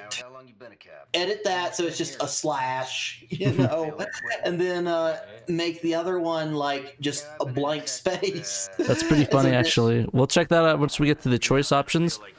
We'll check that out because I do want to see that. That's pretty awesome. Yeah, so sometimes you have to be creative with your limited knowledge on it to make something look relatively decent, so that looks like correct. So if you press X after this cutscene, when the menu pops up, you know, he challenges you to a drink or something, and drinking contest, and he gets messed up. What? And he gets messed up. Oh yeah, so you've played the prologue. Yeah, no, of course. Yeah, so but yeah, I'm really looking forward to seeing what people think of the full game, because it's quite good, and you know, for a, you know, FMV kind of visual novel mystery game, I think it turned out pretty good. And no, it's really cool. I'm glad there's more options to play stuff like this. We really had kind of a limited options for the English Saturn, and this is kind of a cool little extra that we can play finally, which I like a lot. Happy to be I'm a little bit confused as to, I thought, is the PC version not the English version already? Well, it's weird. So the cutscenes are in English with soft subs, but all the text is still in Japanese. Hence why I wanted. At first, I thought maybe I would like just look at the video of the Laser Active game. There's like Let's Plays online or whatever, and I thought I could use that. But I quickly discovered that the English translation in the Laser Active version was very kind of Okay, yeah. You can just say not good. We can all be like not good at all. Yeah, it was not good. There was even mistakes in it, and it was just kind of so if you save a game there, and oh yeah, I also had to there's my little slash that I drew. That's funny. Just to make it look like a Western style date. Honestly, I wouldn't have noticed if you didn't point it out. Yeah, so originally that slash was the kanji for month, and then the empty space between the day and the time, there was a day kanji. So I had to edit all that out. I also had to edit, you know, the empty text, and there was also, if you, for example, if you press B once and then click load, try loading an empty save slot. It says load game? Yeah, so load, say yes. Error, failed to load correctly. Yeah, and I had to do all this, and Dang. you know, and make. Yeah, but luckily, like I said, you know, all this was just basic graphic files that were very easy to open in, you know, Crystal Tile and edit. You know, My thing is you need to make a European version of it and switch the dates to be 10/11. Oh God. No, but no, that's really cool. I mean, it makes sense for it because you're in America, so that it's going to be 11/10, November 10th, and not October 11th. Right, and the game takes place, you know, in November in America. So yeah, it makes sense. You all right? But yeah, so you know, at the end, you know, when we finally got to the end, if you managed to beat the game, I even took the opportunity. I've seen several patches that didn't even bother to do this, but I even like translated the ending credits scroll. And, oh wow, that's dedication. Yeah, because I wanted this to be as complete as absolutely possible. Did you edit your name in? Well, there is a. I did put in there. I'm trying to remember. There was like a. There was something at the end where it was like a. a still image or something, and I was able to edit oh yeah, that's right, because at the end, after the credits, there's like a still image and just says like in the corner, like copyright River Hill Soft, and I took that image, which everything else was just black, so I took the time to put the translation credits in on that screen. Oh, nice. Yeah. So, but I would have to say the biggest challenge was part of the ending, translating part of the ending. To avoid spoilers, at the end of the game, you see the ending, you capture the real criminal, or don't, or whatever, and you the credits roll, and then at the end, depending on how things turned out, you get a letter from your partner, who you can see on screen here. And there's 2 letters, and this was the hardest part because literally complex background with Japanese text over. Oh yeah, I remember that. You said that you had to like erase it little by little, right? Oh God, yeah. So I had all I had was the 2 end screens, which because it's got Japanese text covering it, but it's 2 different letters depending on whether you solve the case or not. And so I had to I started off by taking what little bits I had that were blank. You could see the background, and basically copy paste from one to the other to start. But if there was still, a lot of places where I couldn't do that because, it's big, long letters that you get, and you have to. So eventually, I just kind of said, "Well, I'm just going to have to redraw this." And so I was what I did was I just started with the simple parts, and then worked my way up to the parts where. So the background, it's really complex. It's got multiple things going on. You see buildings. And there's also you can kind of see the letter and a pen, and you can see your partner's face because he's the one who wrote the letter. And all of this had to be redrawn, and it was quite a undertaking, but especially, having to redraw the face of your partner because there was text over it. So I had to basically, as best I can, make it look semi-decent. I'm surprised you went through that much trouble. I would have tried to Photoshop something get a picture of the Sears Tower, get a picture cut of him and Photoshop it in there, and just create a new one. Just be I'm not doing that. But that's magic props that to keep the originality of it, you actually did all that work just to do that. That's insane. Yeah, I mean, I tried looking for an alternative to redrawing it, but I thought maybe if I look, I can find just the blank image, the image, and maybe the PC version or something, anything. But no, I believe me, I didn't want to do that. But I'm surprised they didn't have that in the PC version or the laser active one. Well, That's I mean, weird. the laser active. And the laser active version, you got to understand, this is a laser disc that the game is on, and so unless you have a Doomsday duplicator, it's gonna be hard to get the data off of that thing. I was gonna say I would just say screen cap, but either have somebody with laser active send you a screen cap of it, or just screen cap it from a YouTube video. I don't know. I don't even know. It probably would be the same issue though. Yeah. You'd have the text for it. So it would have the text over it. So yeah, it's a lose-lose. So yeah, so in the end, I felt it's an important part of the story. The final words that your partner sends you before you head back to your hometown, as it were, because JB is not from Chicago. He's actually from somewhere called Liberty Town. That's where he's actually posted. Liberty Town, classic. Yeah, so New York without the trademark, or it's something like that. I don't know. You can get Chicago, anyway. They just can't get New York. Yeah, yeah, and so anyway,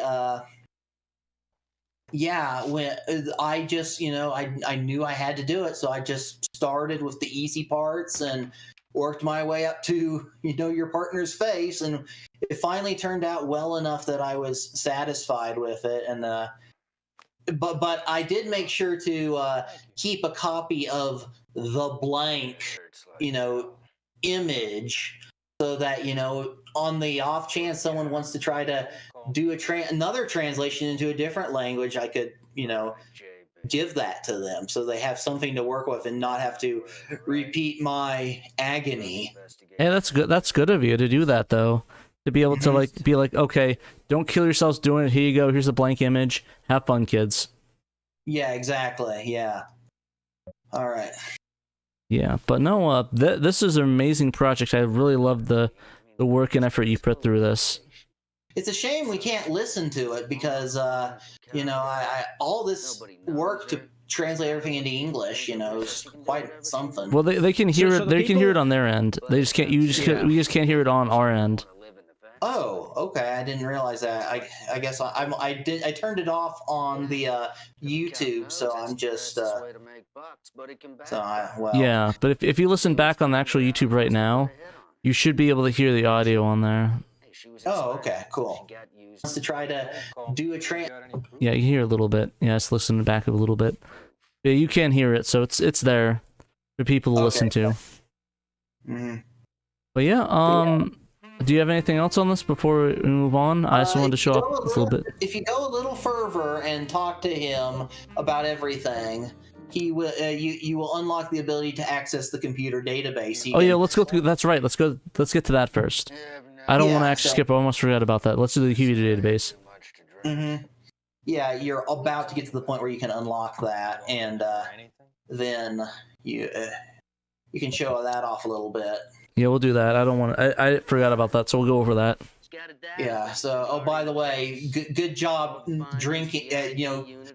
Indulging your partner, because there's a bullshit game over at a point if you do not indulge him halfway through, near the end of chapter 1. There will be some, let's just say, game design shenanigans.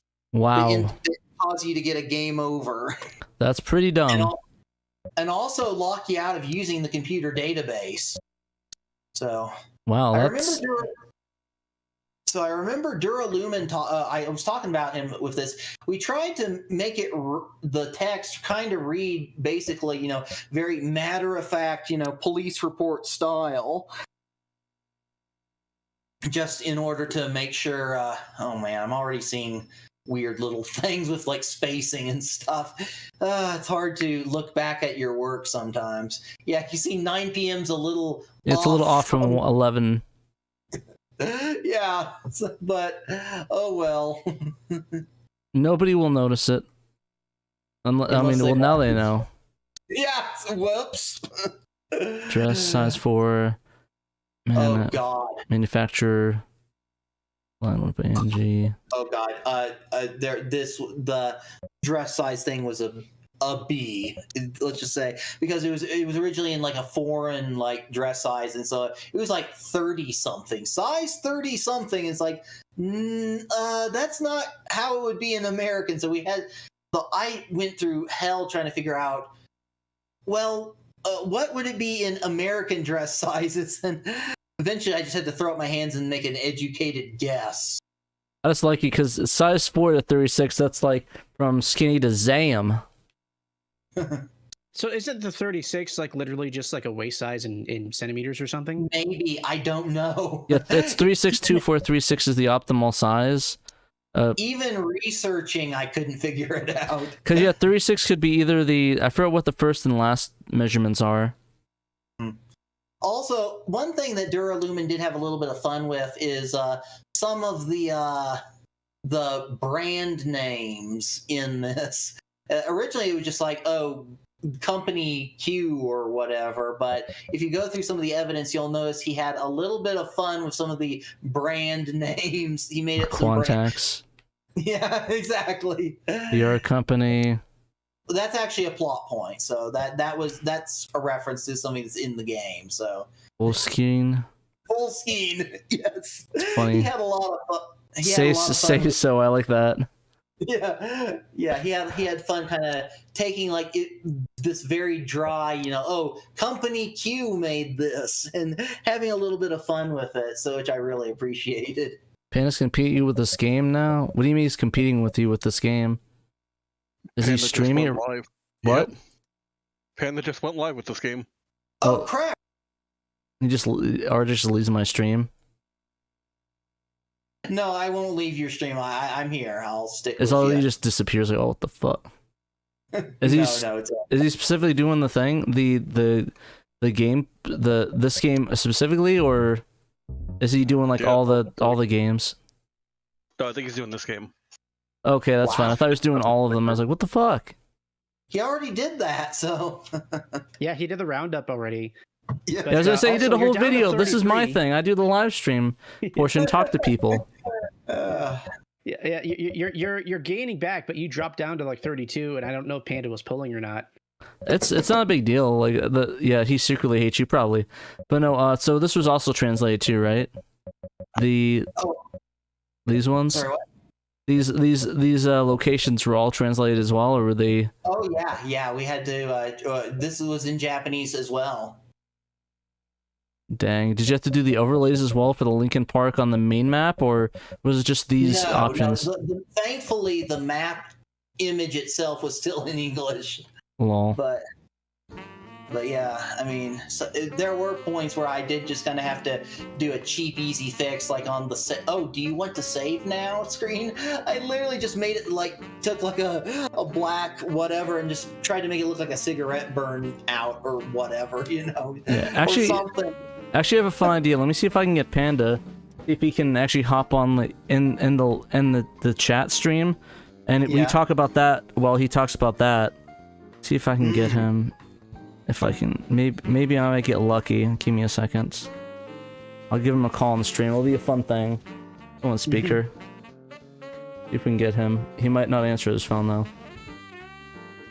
We'll see if he does. It'd be funny if it does.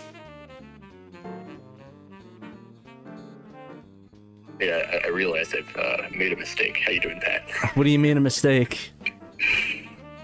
Well, I think we're double streaming Chicago Blues. We are double streaming. Well, what I was saying is that you get in the SHIRO chat and talk about it while I talked with RJack, because he's in there with me right now, talking about. So, is there a way you can get to the Discord chat right now and talk about it, so we can both talk to him about it and do a weird crossover stream where? Do like a crossover stream? Yeah. Hang on. Let me get on real quick. All right, cool. So it's the live streams voice chat, right? Yeah, live stream voice chat. Okay.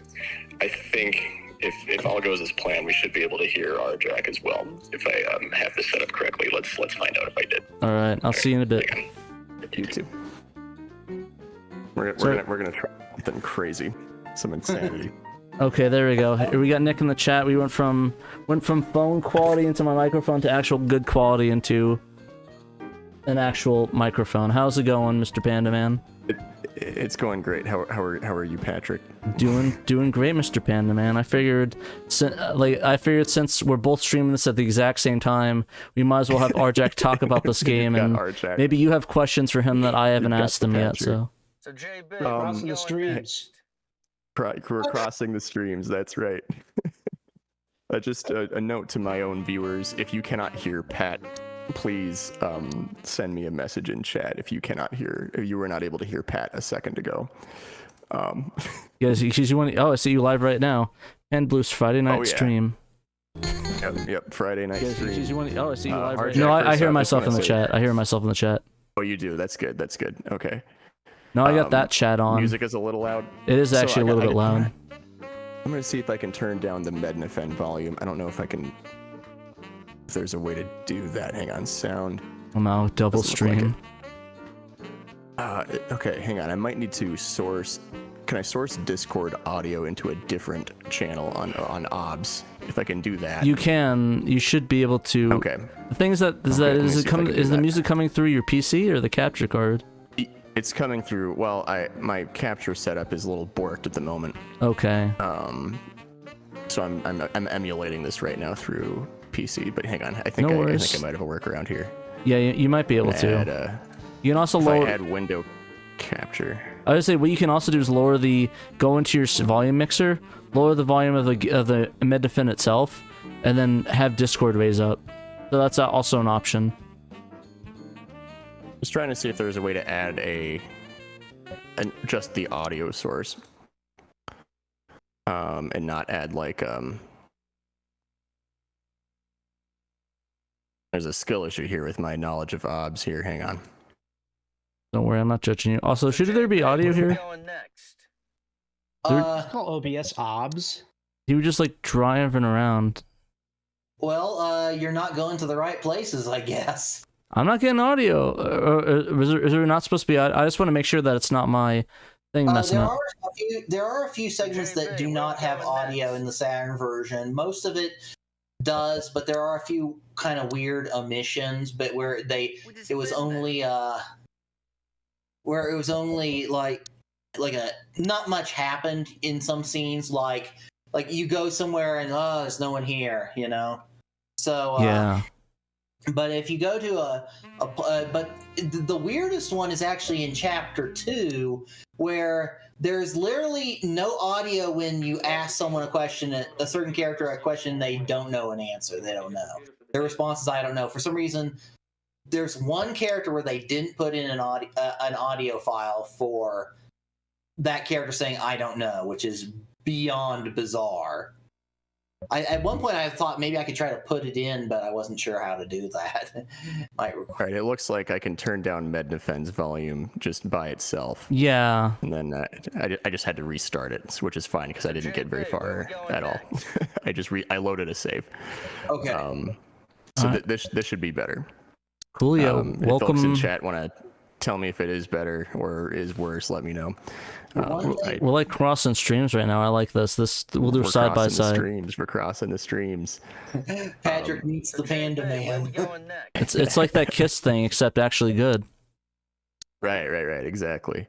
Right. Arjack, just want to say thank you for making this patch. I really, really appreciate you doing a translation of a game that is lesser celebrated on the Saturn, especially one as interesting as this. This has been a very fun game to play. Thank you. Yeah. I'm always all about expanding the Saturn library, and sometimes that means translating games that aren't Sakura Wars or Princess Crown. So this is definitely a fine example of that. So thank you for all the hard work put into this. Well, I appreciate hearing that. I honestly, I picked this game because I was intrigued by the original that I played on TurboGrafx CD. It was, and so it was a series that was on my radar already, and so when we'd like to ask you some questions about Angie. Well, it was just that was kind of what got me interested in translating this for my first project, and thankfully it turned out pretty well, I'd say. It absolutely did. And I think you've probably mentioned this already, but remind me again, where are you sourcing the English videos from? Which port of the game did you convert them from to? Right. I discussed this earlier with Pat, but I used the PC Windows version, which was one of only the laser active and the PC version maintained the English audio. So the laser active is not emulated, and but the PC version had everything in just very simple to use AVI video files that made just made conversion and editing super simple. There we go. We got picture in picture now, boys. Panda stream, bottom right corner right there. Or I can't. My fingers on that. SHIRO stream. Main screen. We're picture in picture now, boys. Looks like you're catching up, Panda Man. Perfect. Yeah, that's. So should I just call you Nick? You can call me Panda Man or Nick, either or. It doesn't matter. Nick is totally fine. I'm just trying to. It's hard to, it's hard to keep track of matching, usernames with real names. So. Right, I know exactly. And then sometimes people change their usernames, and you're like, what?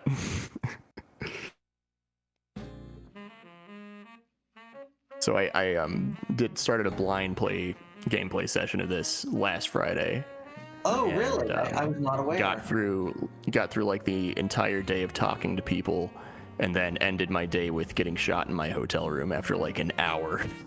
Hate to see it. Interviewing people, yeah. So I Yeah, was I know, right? unsuccessful. Yeah, that's how you know you screwed up and missed something or made a wrong important choice at some point. Right, exactly. Yeah, I'm a BRB real quick. But hey, at least you missed one of the more BS ones. At least I hope you did. You can screw up your royally in the prologue. I was telling Pat this earlier, but if you do not indulge your partner and just kind of spend time with him, you say, no, I don't want to go drinking, or no, I'm not going to do a drinking contest. The game will screw you over for it later in just a completely out of nowhere way. I'd like to ask you some questions about Angie. Oh, weird. No, I definitely went drinking with the detective. Good. And, I did that. Yeah. And he drank him under the table, and then he told me the weird story about him accidentally shooting a suspect or something. So I was able to get all that. So. Yeah, but if you skip that, there's some BS that happens near the end of chapter 1 where when Rosen's friend, the other detective, comes in.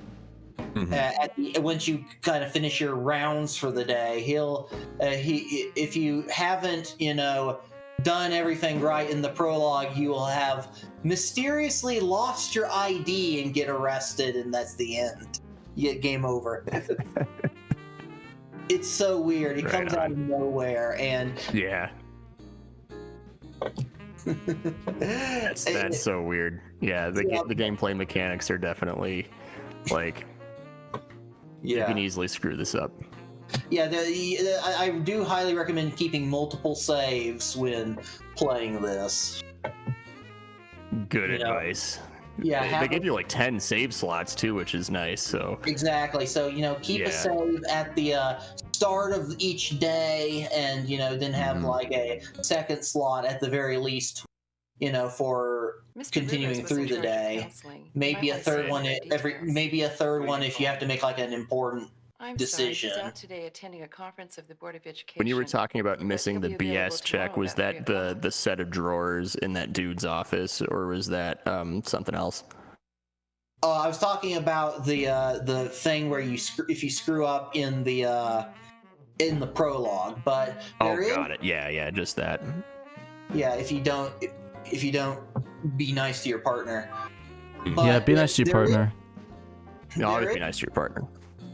There is a few little things that you can screw up on in chapter 1 as well. So, if you miss an important piece of testimony or evidence, it can screw you over.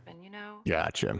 Some students you just can't reach. And Pandemonium, I see you are about to question the victim's parents. So, just FYI, one of those important decision points is coming up.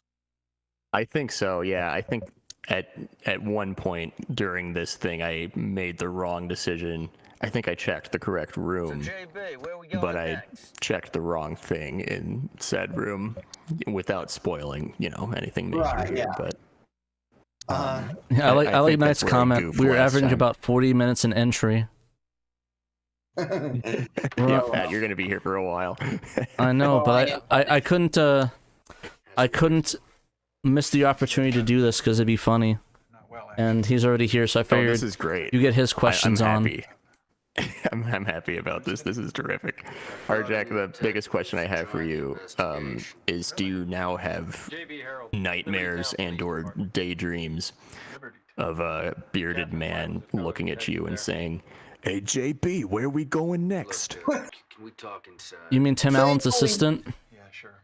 Thankfully, no, but I did. Someone did ask, "Oh, when are you going to do the other JB Harold games?" And I was like, "Not anytime soon." Not in a huge rush. Yeah. How long did this take you? This must have been a huge It was to get this done. It was about a year. I started in September 2022 and finished up around the same time next year in 2023, around September. Sure. Okay. Yeah, but I mean, it was quite an effort. I replacing and converting all the video and audio stuff, and getting everything translated, all the in-game text, especially the computer database.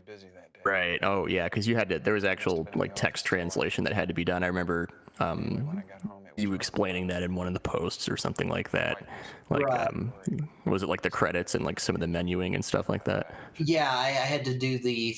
I actually did translate the ending credits, the end credit roll, and the hard part was that I'm sorry to repeat myself, Pat, but No, go for it. Like I said, this is for both of us. So it's for Panda 2. He missed out. Streams. Yeah. So one thing is I don't know if you remember reading about the issue I had with a scene at the end where your partner writes you a letter that can change depending on how the case turned out. So there was like 2 letters, one if you completely solved the case and one if you missed a bunch of stuff. And it's like Japanese text on a really complex background that I had to. Oh God. Yeah. I did. I looked everywhere for a blank, version of just the background. Couldn't find it.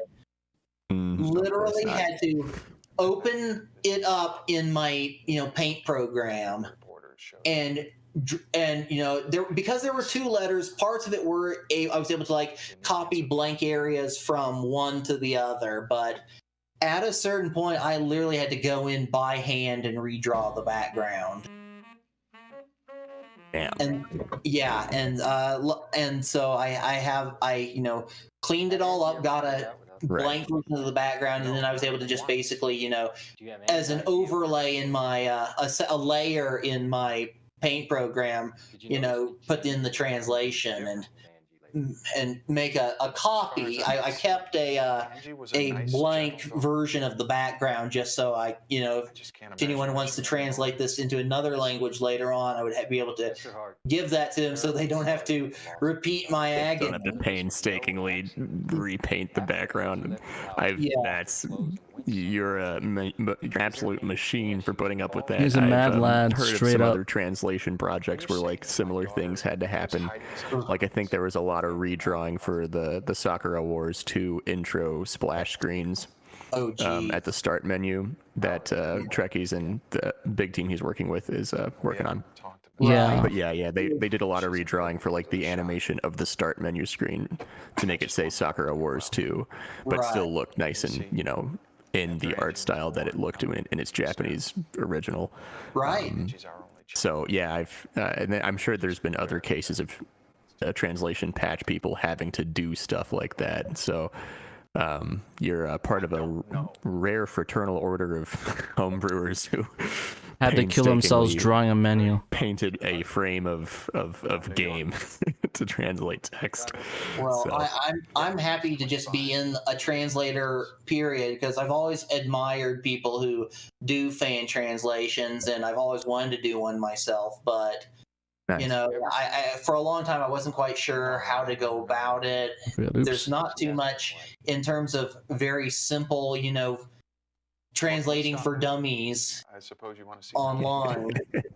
There is no fan translating for dummies, which is what I needed. But I was able to learn enough, from the Sega XTREME community to get going. And and in the end, finish this project, and I'm very proud, that I can finally call myself a fan translator, at least on the hacking side. And nice. I'm hoping to eventually do another one, but I ran into some technical issues, and I'm sure Knight of Dragon can tell you all about how I bugged him until he basically told me to piss off. Lamau. That's not entirely accurate, but I think I wear him down. Like, he's like, "Oh, do this." Nick, we're synced up. How do you do that? We're looking for the I'm sure you killed my daughter. I'm sure he got tired of answering all my stupid questions because I couldn't follow what he was talking about. Oh, he's It comes from a place of love, I'm sure. He's always down to help the community, but there's so many people asking him shit all the time. I'm sure. I mean, So he's one of the greats. He's one of the greats. So Oh, if yeah, I can say thank you for putting up with me as long as you did. Mm-hmm. I don't know. Come on, Pat. I'm getting battered by people that I need to move on. I don't know. Oh dear. Everyone's like, "Oh my God, move on, move on." I am so sorry. It's all good. It's all good. Blue Chicago Blues is the star of the show, I suppose. Yeah, we just got wrapped up on that. Apparently, I knew nothing. But yeah, I just thought this would be a funny opportunity to do this, just because it's funny. I'm so happy we did this. Like I said, this was purely for the comedy. Caught up to you, Nick. Pat's caught up to you, Nick. You're neck and neck now, almost. This is a street. We made this into a JB Harold speedrunning competition. What the actual hell? It's a JB Harold speedrun race. Literally, I do not know what's going on right now. This is getting ridiculous. To see which one of us gets shot in our hotel room first and loses. Which one loses the game first? Let's go. Well, Pat, if you got to move on, we can finish crossing streams. Don't want to keep the SHIRO viewers waiting for the next homebrew game in your mega stream. So sounds good. Yeah. Oh, sorry. JB Harold, Blue Chicago Blues, Murder of Crows. But yeah, no, for sure. Thank you for both of you for coming on, both Nick to do this funny bit, because I am all about funny bits. And then of course you are Jack for doing this amazing game and showing this off to the audience, because I think it's really cool that we got an opportunity to play this and check it out. Yeah, thanks for being a part of this community and for putting in the work to complete a translation project that means a lot to the Saturn fan base. Anybody who does this, deserves all the appreciation you can get. It's a thankless task. You don't get paid for it, but we're all pretty happy that you did this. Well, I'm grateful just to hear, the kind words I've received, and I want to just before we go, I want to thank you all for, helping me get on my feet with this project, and supporting me through the whole process. I'm very happy with the results. Thank you all. Thank you. Yeah, Sega XTREME community is pretty good about helping homebrew people get started. So yeah, just as a minor correction, everybody. Maybe you'll find some people do get paid for this because of the competition's prize pool. Yeah, technically speaking, yeah. There's prize money. Yes. That is it's not true. like an hourly gig with like health insurance and stuff. I look forward to the results, and hopefully I make at least $1 from all this. That's more than I can expect. Well, this time around, everybody gets a prize, so might not be cash, but hell yeah, get a prize. Prize of succeeding. But anyways, let's probably move on to I think Bo Bales is here. Do you wanna mute? Bo Bales and Ervilsoft came in. Ervilsoft here first. I don't know if he needs to. Yeah, Ervilsoft. If you want to go first, if you need to go, we can go to you first, and then switch over to Bo. Are you here? Are you here, Ervilsoft? Get your mic on. Uncross the streams, Pat. Sounds good. Thank you again for hopping in, my dude. Much love. Thank you for this. This is terrific. Thanks for stopping by.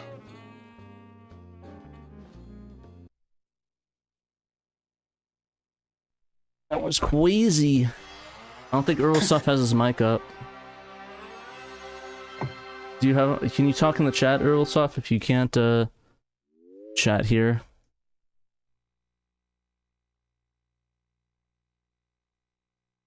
I'm not hearing it. Maybe he's not here right now. Yeah, no clue. Alright, I guess we'll is your wife home, Pat? Yep, right behind me. Yeah, let's just have Bo hop on. We can switch over. You there, Bo? Check 1, 2. Hey. You only raise your volume. You're pretty low for me. Oh, I can turn on my end too. Yeah. Is there a way you can get closer to your mic or raise your volume? I can barely hear you. Yeah, Probably hope if he was in the same room as the mic. Higher, better. Oh, there we go. Better. There we go. We can hear you now. Yeah. All right. Alrighty, welcome, Bo. How is it going? Hey, going all right. I guess my question is, where do you want to start up first? Do you want to start with Sonic Oops All Special Levels or Sonic Jam Tales Edition? I'll let you pick. Well, how good are you at Sonic 3D, the last special stages? Maybe you should start with Sonic Jam. I actually was pretty good. I was keeping up pretty well. Yeah, go for it then. Yeah, do it. We'll start with we'll start from the top and go to the Tales afterwards. So we'll do Sonic Oops All stages. So I originally was not able to get this to work because I guess there was a weird thing with the submission, but I was able to have the man himself, if I remember his name, because I'm kind of stupid. Ah man, what is his name? Yeah, Film Cow, to give me a build of it, which ended up working. So much thanks to Film Cow, the amazing creator behind SHIRO the Unicorn, his Saturn streams, and of course, Llamas with Hats. Cheers to him. I don't know if he's in the chat or watching. If he is, massive props. Love you, man. He may or may not also be doing a game night stream tonight.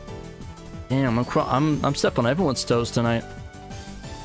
I mean, I'll check. He does it frequently. He does it like every day, so it's fine. Yeah, he streams every day, and Saturdays are Saturn days. Yeah. I probably want to skip to the Oops All special stages part of it. Yeah. This is almost completely unmodified Sonic 3D Blast. There's 2 bytes changed in the whole thing. And the first one is to load the special stages instead of the normal game. And the second one is to let you play the next one after you finish the first one. And that's it. I'm hoping this is like the smallest entry possible, and it packs the most punch per bytes change. Yeah, this theme also sounds familiar. If I can guess where this is from, just tell us, because I'm pretty sure you guys all know what that the menu song is. Yeah, this is the Richard Jacks soundtrack, right? Yeah, it's also the credits theme we use for our show. I grew up with it's funny, I grew up with the Genesis version of this game, so I've always preferred that soundtrack. Yeah, it's actually kind of a little bit better, I think. You know, it sounds better in CD quality, but the tunes themselves, they're better on the Mega Drive one. Here we go. Yeah, so are we? Is this actually going or is this just a demo? Okay, my controller's not. Oh. Is this the demo stage? I can't like. Yeah, there is no demo stage. Okay, I'm not able to control this then. I'm really not trying.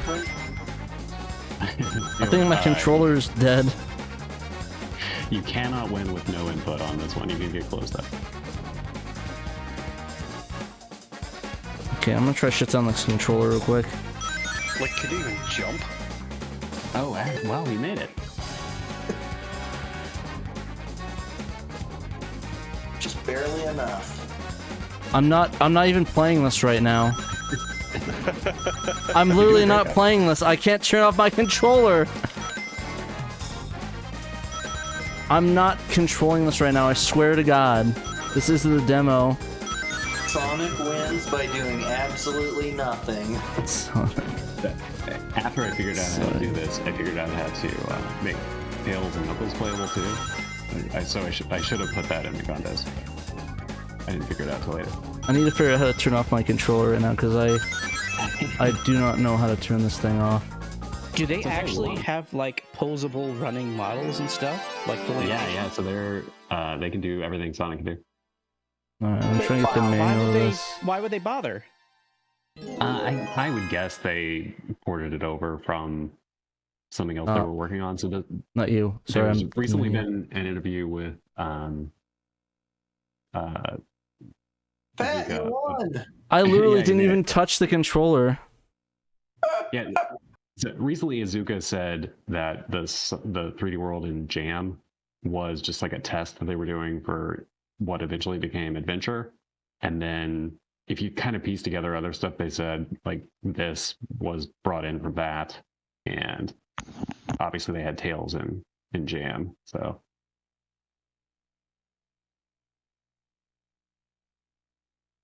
Okay, there. Oh my God, there's so many. It'll upload to a Google Doc. I was trying to figure out how to turn this damn controller off. Oh god, it's in Spanish. Where? Are you on the retro bit? Yeah, I'm trying to turn the damn controller off. All right, another reason to hate that thing. I literally, this menu's in Spanish. Features, blah, blah, blah, blah, blah, blah, blah. I just need to know how to turn this shit off. Okay, start select R. Honestly, I cannot endorse any wireless controller for the Saturn except for I the literally original don't know Japanese what's going one. on right now.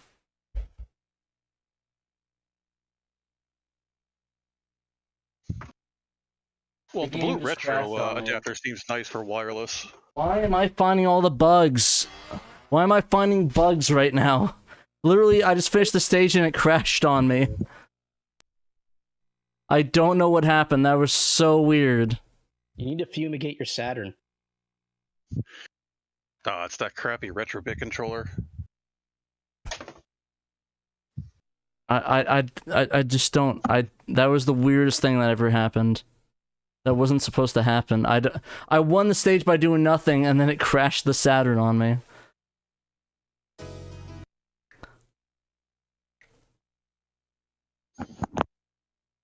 Alrighty, let's try this again. The controller is now working, so, anyways, this is really cool. What gave you the idea to do this, this game, Oops All Bonus Stages? Well, so I spent like hundreds of hours trying to figure out how Burning Rangers worked, and then somebody said, hey, do you think those skills would apply to other games? And I thought, no, surely not. And then, no, actually I do. So I thought, you know, I don't think I've been very good at these special stages because it's very hard to practice. You got to go like find Tails and Knuckles and Nuclear Rings and all that. So I looked and to see if I could just like play it straight through, and turns out you can.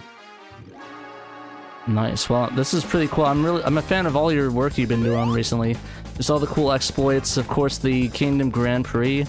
I guess fan translation quotations. Technically, it's a fan translation. It's already there. Yeah. So I did a little research on this. So arcade fans have known about the English version, I guess, for a while, but I don't think until Malenko pointed it out that we knew it was in the Saturn one. Yeah, but no, that was a really cool thing that you got implemented. I really enjoyed it, and I'm pretty sure all our fans enjoyed it as well. Yeah, so I'd never heard of the game, but yeah, it's really cool. And that was a 1-byte change, so yeah, I try to make the minimal set I can do. And now you're doing great on these special stages. Yeah, I don't have to press nothing anymore. That was really weird. There we go. Yeah. Yeah, this game is pretty much our soundtrack, or the soundtrack to the SHIRO show in a nutshell.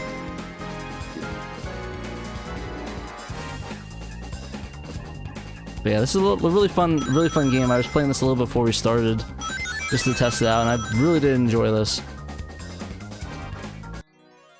Yeah, I think some of these later ones are pretty cool. There's like springs and like platforms in the air, which if you're not like really good at Sonic 3D Blast, you may not have ever seen.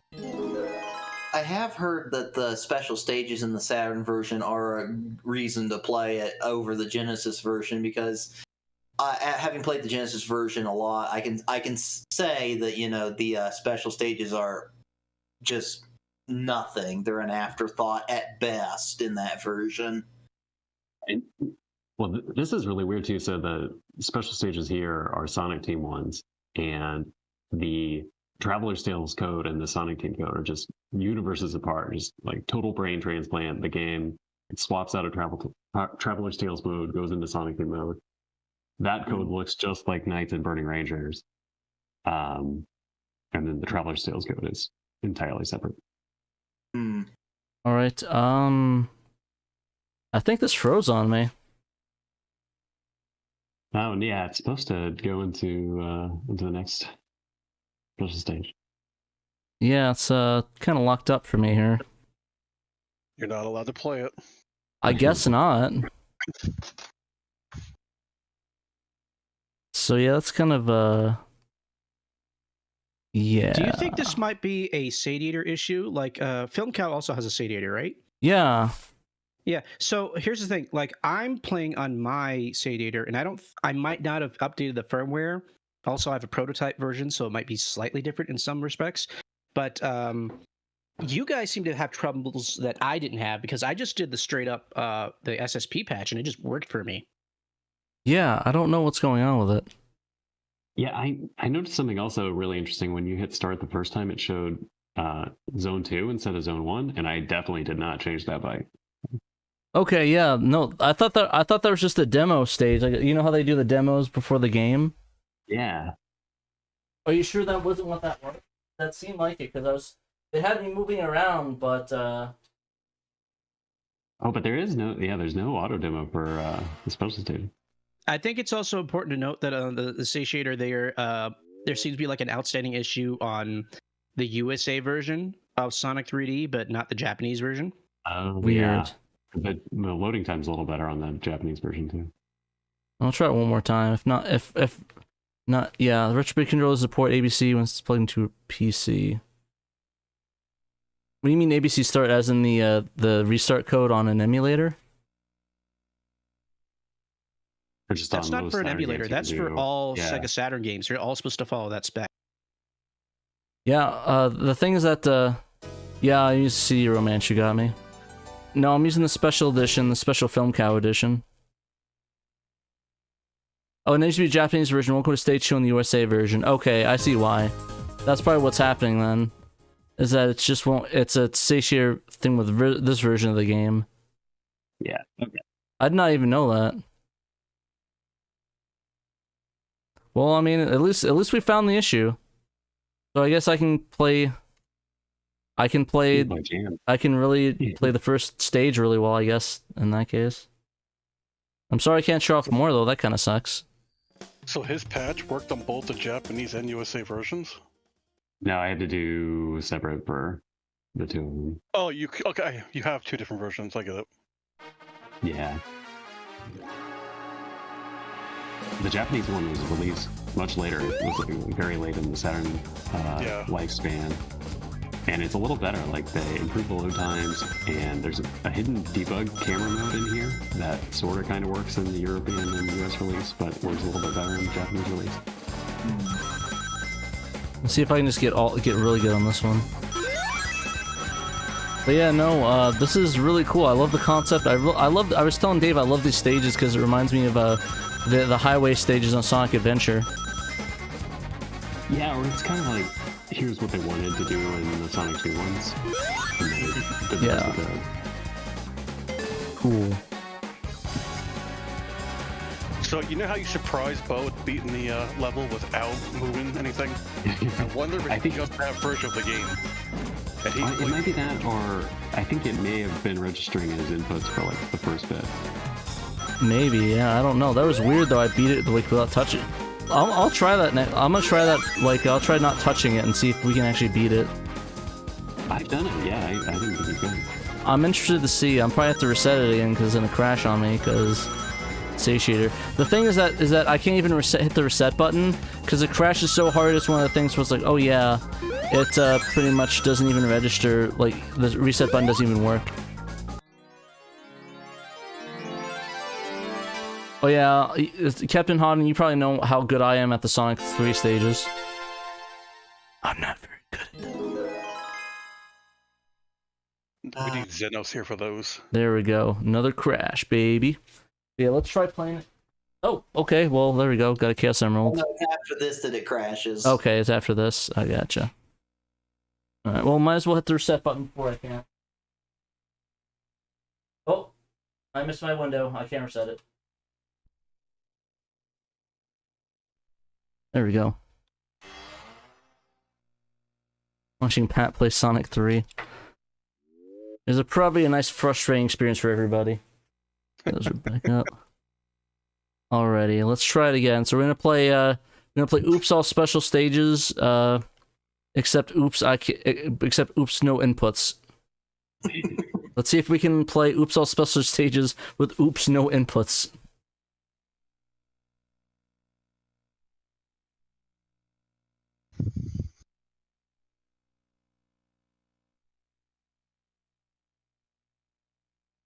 Did you do this the first time? Yeah, but I wasn't sure what happened. It made us go to stage 2, not stage 1. So we beat stage 2 without inputs. Let's see if we beat stage 1 without inputs. And then that means that we're epic. While I was screwing around with this, I found the cheat mode code for the Japanese version of this game, which was not known until like a couple months ago. The US and EU ones, everybody knew forever, but they changed it for some reason on the Japanese one. I'm not going to touch the inputs right now. Controls down. I'm going to have a nice little snack while this auto plays.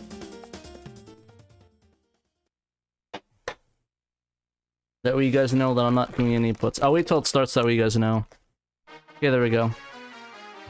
You want to put C, using this to open my bag of snacks out of stew. Let's see how we do.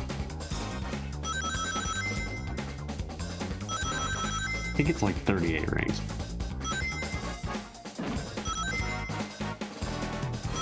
No hands, guys, see? I'm not controlling it at all.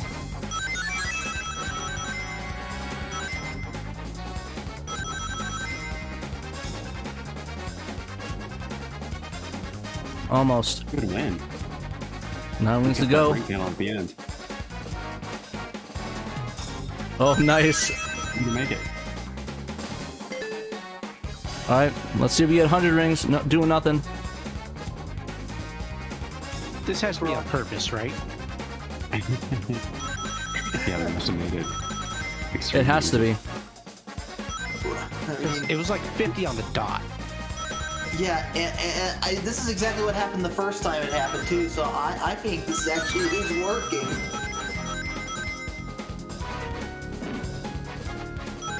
It's just blowing my mind.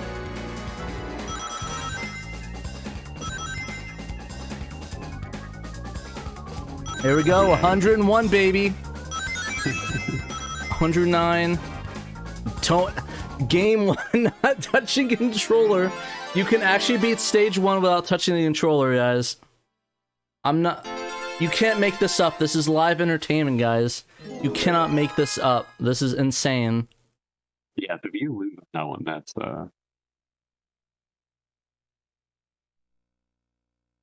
So yeah, fun stuff, guys. All right, well, since we really can't move on, let's move on to Sonic Jam Tales Edition. Talk about that a bit. I'll have to reset this because it's hard. There we go.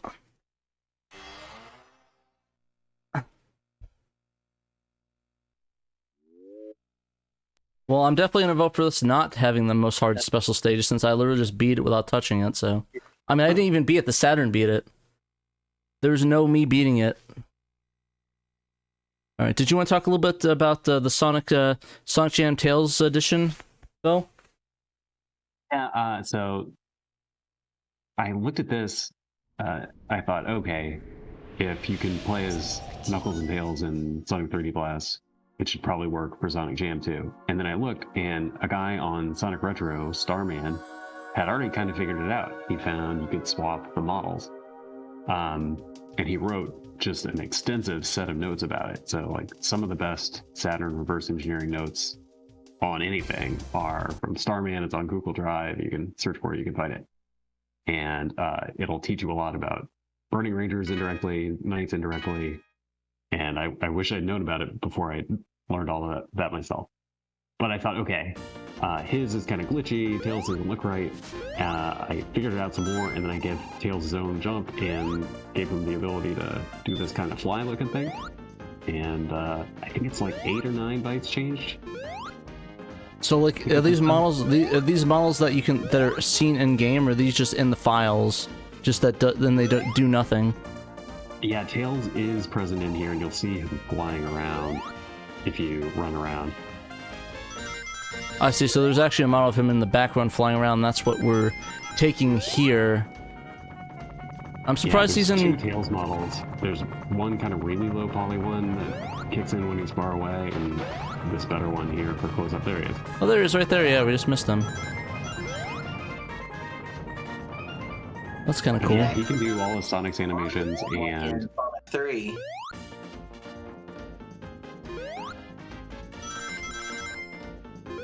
That's really neat, actually. You have to play solo unless you really know what you're doing. Okay. I still think my favorite thing is just all the cool stuff you could find in here. Like the, I like he turned into Sonic's model for like half a second. Oh, I screwed that up. Yeah, I thought I found all of it. How did I trigger that? My guess is it was a skid. Oh, there I it fixed is. that a little later. Oh, yeah. Yeah, it's a skid animation. Yeah, I think I posed a version after. Technically, the model's still there. It's just the blue spear that's overlaying on top of him. Because if you see it, you can see Tails' model in there, but you see the blue spear thing at that point. Yeah, Sonic has a couple of different models. He has one when he's walking, one when he's running, one when he's jumping, and Tails just has the one. So the 8 or 9 bytes I changed are making the models not switch.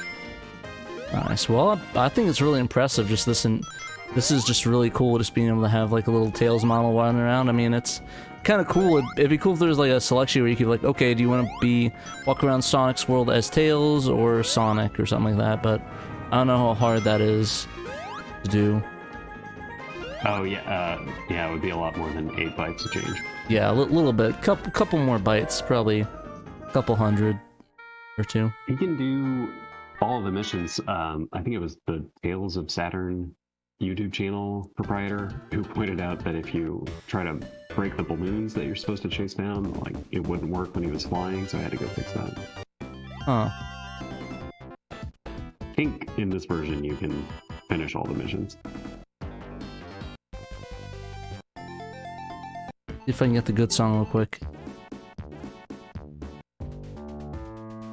There we go. Shortly after I published this, the artist for all these character houses posted the concept art. Nice. Yeah, I just love the soundtrack of Sonic 3. Might not because I'm a Michael Jackson fan, but... Sorry, I just want to do that real quick.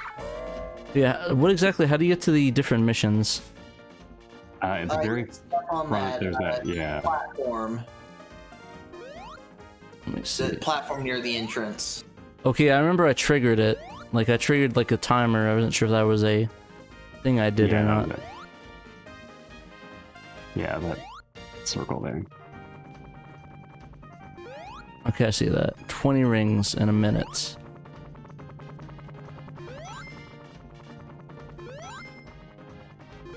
There we go. Can I get a bunch of rings by doing nothing in this one? Probably not. There we go, 20 rings. Easy. No, you gotta get back to the platform. Oh, come on. They don't auto trigger that? Lazy programmers, I swear.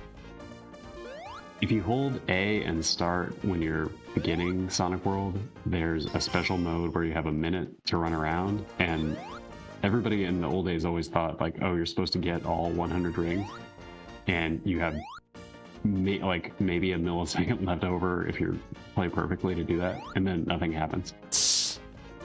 That sounds like some of that troll stuff, like the, oh yeah, if you unlock this, you can unlock this special mode or whatever. It's actually from, they did a game show demo of Sonic Jam with a minute time limit, and there was no goal, but they just had you run around for 60 seconds. Oh. And we have that build, it's on a couple of demo discs. Yeah. It gives you the codes? I didn't know that. Oh yeah, they're all over. They're actually different between the Japanese and English versions. I didn't know you could look at those monitors and it would give you the codes. Interesting. Although if you're watching this, you probably have 1965 917 memorized. Yeah. Yeah, but yeah, no, is there anything cool that I could show off real quick before we move on? I think you've pretty much shown most of it here. Like the flying, it kind of looks like he's gliding down, but actually Sonic falls at the same rate, so it's all just a trick of the Tails. That's really cool. I like showing off the Sonic ball thing. That's funny. Well, these things are just really cool. I really appreciate like little things like this here and there, just the neat little hacks and stuff like that. That's like it's not a lot. It's just really cool to have, and just play around with. Yeah, this engine that they made Knights, Burning Rangers, Sonic Jam, and Sonic 3D Blast with is really cool. And if you learn one of them, you can do a ton of stuff with the other ones. And sometime later in the year, I will have a really big Burning Rangers mod out and be able to play.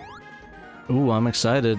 Do you want to give a preview of what's gonna be included, or do you want to keep that hush hush until it drops? Well, the preview is the earliest views of Burning Rangers for the magazines and such had 2-player co-op in it, and all of that is still in there, all the code. Ooh, I like this. Looks like I'll have to, if it gets out in time, maybe we'll have Dave hop on and do a live stream doing 2-player Burning Rangers. That'd be kind of fun. A couple of people have been testing this for me. And we'll have to outside. Nice. Well, yeah, like I said, if you, do you know if it's going to come out before March? Probably not March. Gotcha. I was going to say, yeah, I'll reach out. We'll see what we can do. Maybe we'll do like a little, have you on for a stream, and we could do like a beta of it and have Dave and me here play it. He's going to be in Arizona with me for Game On Expo, so if you want to find a time. Yeah, I'll send it to you guys to check out. Yeah, no, I think we'd love to do that. Just have it on the stream and just like play the 2-player mode in person, and just like try it out. I think that'd be a lot of fun. But yeah, definitely. Right, cool. Well, yeah, that's coming, and next week, probably a week from today, I'm gonna have something really cool. If you know Tokimeki Memorial. Yeah, of course. Yeah, so keep that in mind next week. Okay, is this affiliated with Hitomi, or is this a different thing of it altogether? So you know how there's mini games in there? Ooh, I don't want to hear more. Let's keep it hush hush in that case. All right. Next week we'll get a Tokimeki thing. Get some sort of Tokimeki. So let's yeah, definitely let us know when that drops. I'm gonna put that on SHIRO. I'm gonna write that up on SHIRO for sure. We'll be hella trying that on the live stream. But yeah, anyways, thank you again for coming on and showing off these cool little neat mods, and of course giving us some cool teasers of what's coming up next. I'm really excited to try it out and definitely have you on once you're ready to release them and stuff, and once we're ready to talk about them, because I think that'd be a lot of fun. Yeah, well, and people should send me, like, if there's a game you think has something in it that's unused or hidden, or I don't know, like a password system or like something like that. Like today I published like an unknown cheat code for 3 Dirty Dwarves, and a while back we found the one in Clockwork Knight 2. So I've got a whole list of stuff to look into, and I like to have plenty of things to switch between, so send them to me. Yeah, and I know Dave's... Hey, Bo, this is Danthrax. Hey. Were you going What? Fighting Vipers? You cut off. Yeah, Fighting Vipers. So we found an unused mod of Honey, or like an alternate costume for Honey. Yeah. And I've got it like in my reverse engineering editor, and I open it up every day or two to see if I can make any progress on it. Yeah, I'd like to make her playable from the menu, but it's kind of tough. Like weirdly, that game executes code out of the VDP1 VRAM, which makes it like a lot harder to debug. Okay, because I was like, as you could probably tell, I was very excited by that find, being a big Fighting Vipers fan, but I held off on writing anything on SHIRO about it because I wanted you to have the opportunity to like write about it on your blog first and tweet about it and stuff like that. So it had been a while, so I didn't know if you were ever going to do that or if I should just go ahead or what. Yeah, I didn't forget about it. It's just there were more things I could make progress on more quickly, and like my view on this stuff though is like it's stayed secret for 20 to 30 years, so I'll take the long view and bring it out eventually. Okay, fair enough. Sorry, I just wanted to ask. No, it's excellent. Yeah, I was surprised with that actually. Sweet. Alrighty. See if we can. Irvosoft, are you there, man? Yes. Wait, let's let me hop into some projects. Let me up real quick, and we can discuss that again. Let me go grab a list real quick. Make sure I get all your entries on here. Alrighty. Let's see. So Pico-8 emulator. Gotcha. So you just did the Pico-8 emulator, right? Yep. That sounds good. Let's talk about that. So yeah, so for people that aren't familiar, could you tell people a little bit about the Pico-8 emulator? Yes, Pico-8 is a fantasy console that people write games in Lua. Lua is really easy to program for, so it's really easy to make games for Pico-8. Nice, nice. And this is like a theoretical like retro system, right? Yeah, but people already put it on physical and other consoles. There are also other emulators for the PlayStation Vita and other systems. Oh, that's really cool. How was this difficult to do, or was this something that was fairly straightforward to emulate? It was really hard because I had to port the Lua to the Saturn, and it's really hard to get it running. I can imagine. I remember doing Lua a lot for Gary's mod back in the day. I know there was a bunch of Lua scripts. Yeah, it requires a lot of RAM and processing power just for the Lua. And then when you add the emulator, doing all the emulation for the Pico-8, it's really hard. I can imagine. So yeah, there's quite a lot of games on here, and apparently with like Dave and I were finding like, and Dave and I were chatting, and there's like not a lot of like the recommendation for RAM is kind of like incredibly low, right? Or the processor for this is recommendations pretty low. Yeah, it requires a 700 megahertz CPU, and the Saturn have 28 megahertz, so it's really hard to get it running. I can imagine. So some of these run very well for the requirements that it needs, and like I think it's pretty cool. Oh gosh, I'm running fast. Actually, the version of the competition is really slow. After the competition, I made a new version, but I didn't release it yet. Which the speed doubles in all of the games. Oh wow, you double the speed of these games? That's insane. Yep. I write a lot of the emulator in the assembly, and now it runs a lot faster. Oh nice. These ran pretty decent for me from what I've played. But yes, like the Flappy Bird and some of the other ones are pretty good. But yeah, the fact that you can make it even faster is kind of insane. That's really cool. Yeah, there are games that are already run at the max speed I can get out of the Saturn, because a lot of the processing power is running the scene. So these games I cannot do any more optimization, but the games that run slow because it are using a lot of mathematics, I can I did a version of that in assembly, and it really improved the performance.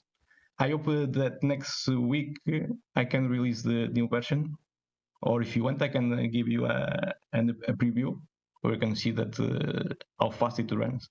Yeah, no, I could definitely check out a preview of this. I'll be down to check it out.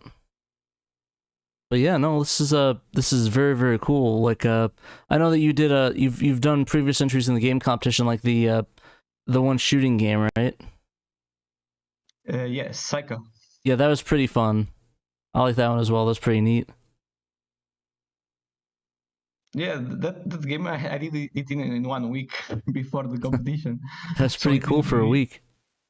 the code is really a mess, and I need to look more at it. But I hope I can revisit it and make something out better.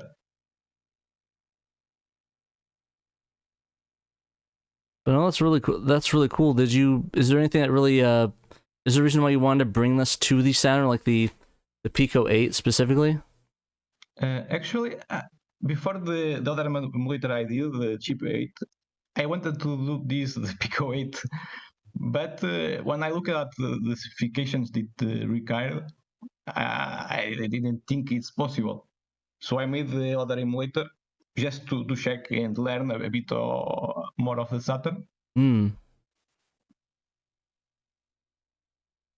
Well, it definitely came out pretty well. How long did it take you to sort of work? Like, how long did it take you to implement this? Like, was this like, how long was the? I guess how long did it take you to work on this? I suppose. Around the 6-7 months, I've been Oh, wow. working on that. Yeah. It definitely looks like it was worth it. It's really cool. So trying to get back into. Yeah, no worries. I really appreciate cool stuff like this. I think that there's I've always been a fan of sort of this sort of stuff. Like, with the Wolfenstein emulator sort of stuff and the MSX emulator. I think these emulators are really cool. And I think they're really... One nice thing of this is if someone wants to make a simple game for the Saturn, they now can write it in Lua and it will work. That actually is pretty cool, and it's easy to import too. Yeah, really easy. Nice. No, I definitely would love to check out the specs on that and look into that, because I think that'd be fun to have like a little thing to have like an entry level thing where it's like, oh yeah, here's how to write the script and convert it over and stuff, so that way they can make some games here and there, and we can get some more people creating games for game competitions, or at least putting it in a Pico-8 emulator and seeing their stuff run on the system, which I think is very important for games like this.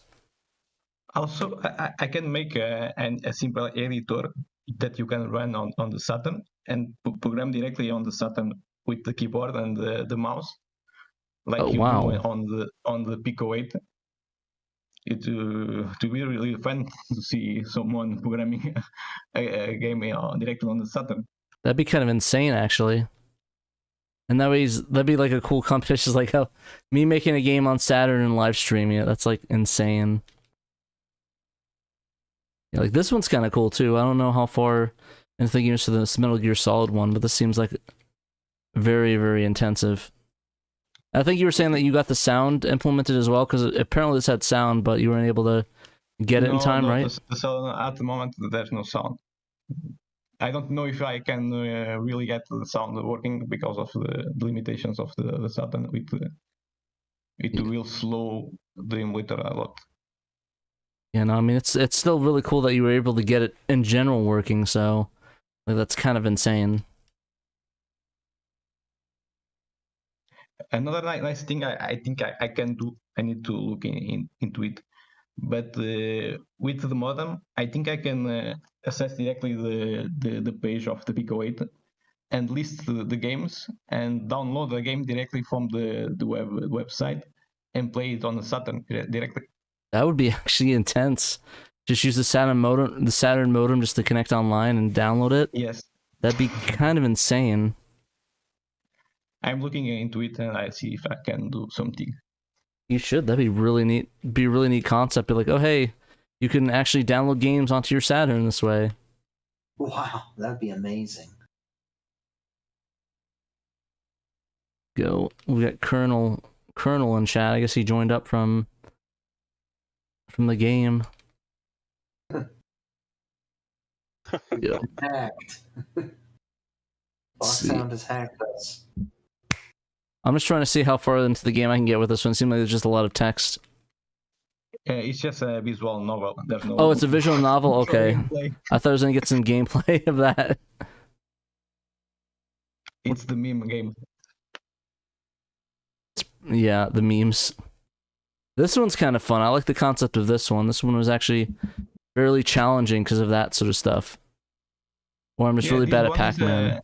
a new game of Pico-8, released just last month or something, and it's one of the top games in Pico-8 at the moment. This one? Yes, the Pac-Man. Pac-Man. This one actually is a lot of fun, though. I'm surprised how fun it is. I'm getting creamed by these ghosts, though. Oh gosh, oh man, he cheated me. Oh gosh, he's guarding that. Oh god, I can't get to it, he's guarding it. I can't duke him. Okay, there we go, just barely got it. Oh, he got me. Let's get that. Level 2. Let's see, there we go, level 4. Okay, now wait, I got that. Oh man, I'm just worrying for this showcase. I wish I had pro whistles to contribute. Don't let your dreams be memes. Exactly, don't let the dreams be memes, son. Do it. But yeah, no, this is really cool. Honestly, I really want to try out the new version on SHIRO Show. That'd be a lot of fun. I think we should, if you could send me a version of that, we could probably try that out on SHIRO Show next week. I think that'd be kind of a lot of fun. So, do you have anything else anything else you'd like to talk about before we move on? Or if anything you want me to try out? No. Alright, cool, sweet. Thank you very much for showing this off. It's a lot of fun, and I'm actually excited to see how you progress on this, because I think the concepts that you're talking about are kind of cool, and is really going to be a lot different from what you'd expect in the scene. And this definitely is going to be up there in my ranking just because of how cool of an implementation this is. So thank you again for coming on and talking about it. No problem, thank you, and sorry for my bad English. Your English is fine, dude. You have good English, my dude. Thank you. No worries.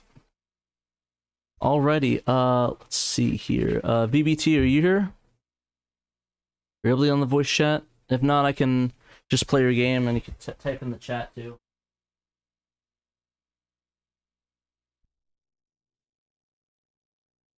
Switch over. We'll see if we get some of VBT's entries. He's muted. Yeah, he's muted. I'm not sure if he just wants to be in the voice chat or... Like I said, I'm fine if you just want to talk in the regular chat as well. That's not too big of a deal as well if you want to do that. I'm down for whatever.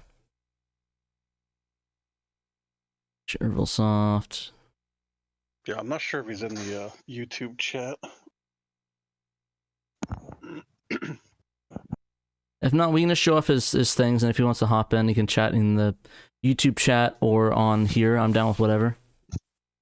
But yeah, we'll boot up the first one, the Flashback demo. That one's pretty cool. Let's see, Flashback VBT. So this one's pretty interesting. So for those that don't know, originally there was a Flashback version of Flashback that ported to Saturn using the...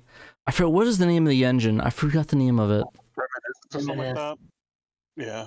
Yeah, that engine, and essentially it was ported by someone else, and it's the older version of this. This one actually is the newer engine that uses higher quality models and textures, and this one's a little bit more of a higher quality version of it.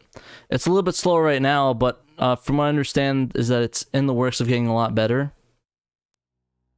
But like, this is a pure port of the, I believe, the engine, which means you could play Flashback and then the other sequel to it, Another World, I think, right? That's the sequel to it? Another World is actually not related to Flashback, but back in the day, Flashback was kind of considered a spiritual sequel to Another World. Okay, but it uses the same engine though, right? I think. Don't know about that. It looks similar, but... Okay, it's got the same kind of graphical style, but other than that, I don't know anything. Because I figured that it was using that similar engine. I could be, like I said, I could be wrong. I usually am. I'm usually pretty wrong about things, so I don't want to speak for anybody. So if anybody wants to call me out in chat, more than welcome to, because I'm dumb. But yeah, cool little sequel. Like I said, there's issues here and there, but like, it's fine. Like it's a cool proof of concept, and it's pretty decent from what I'm seeing right now. I almost. We'll do the jungle. Wait, what used the Shining Force 3 engine? I think he's making a joke. Okay. Oh yeah, that's funny. Okay, I get it. The just the... And it looks like only Flashback is on this engine. Okay.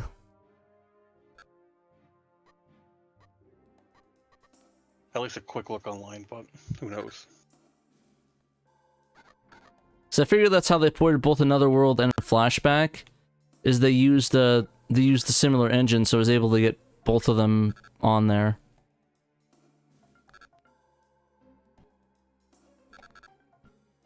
Yeah, I'm guessing Flashback doesn't normally run this slow. No, it does not. Okay.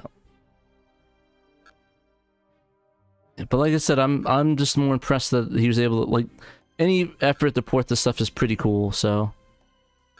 Yeah, I think if he can fix the speed and the flickering in the cutscenes, it'll be great. Yeah, it looks really cool. It has the Prince of Persia vibe to it, which I think is really cool. Oh yeah, this game is fantastic once you get into it. Put your gun away, dude. You're not shooting anybody right now. We'll crawl over here. We'll jump down here. Probably gonna kill myself. Nope. Good. Didn't kill myself. I was really worried there for a second.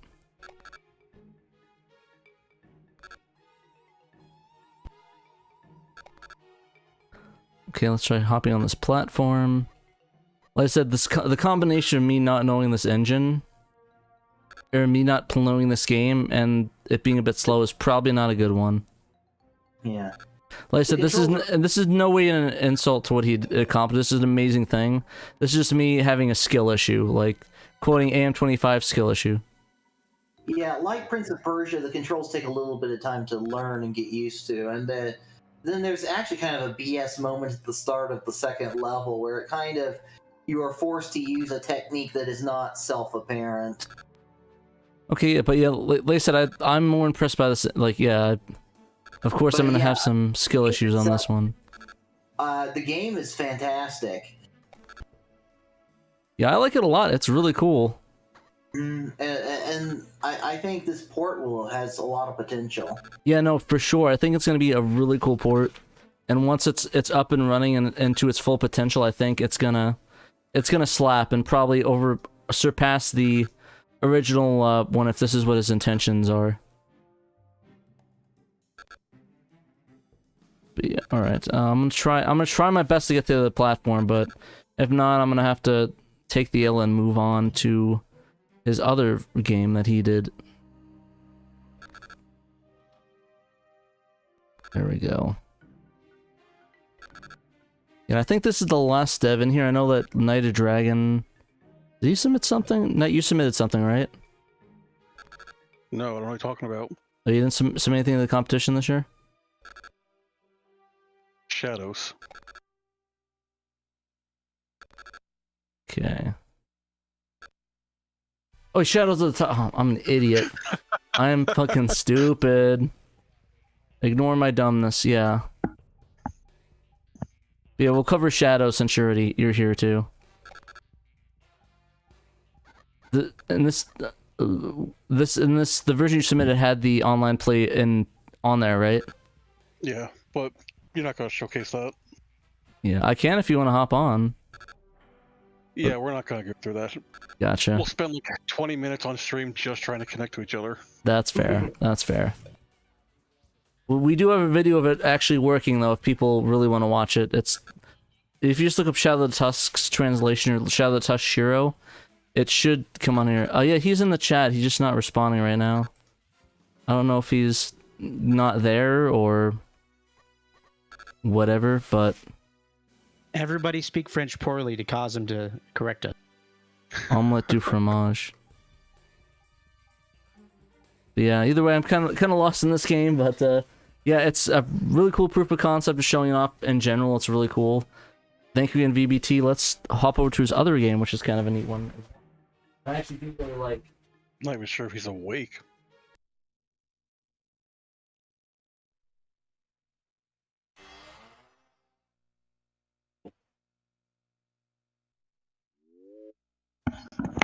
Alrighty. We'll go to original games, and we shall go to VTT Championship.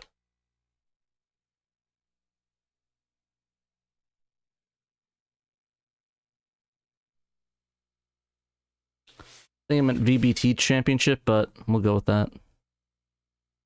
VBT Touring Truck Championship. That's funny. I like this.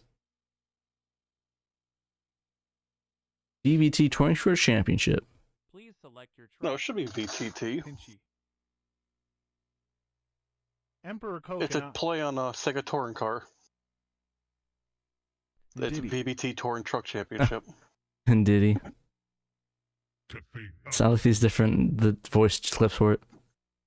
El Piratero. El Piratero. So it's VBT Pinchy. Yeah. El Piratero. I think the El Piratero one's from TikTok. I think if you press X, you're supposed to unlock a special car.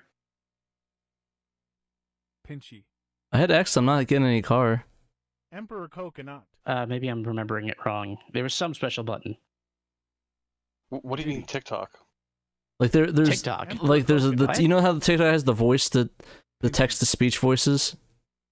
Okay. I think that's where that's from, the El Piratero one. I can't hear the voices right now, so that's why I wasn't getting the reference. Diddy. Right, we'll do the NDD truck because I like the Garfmobile. Or not. There we go. I think it's at start. There we go. Alright, let's drive around in the Garfmobile.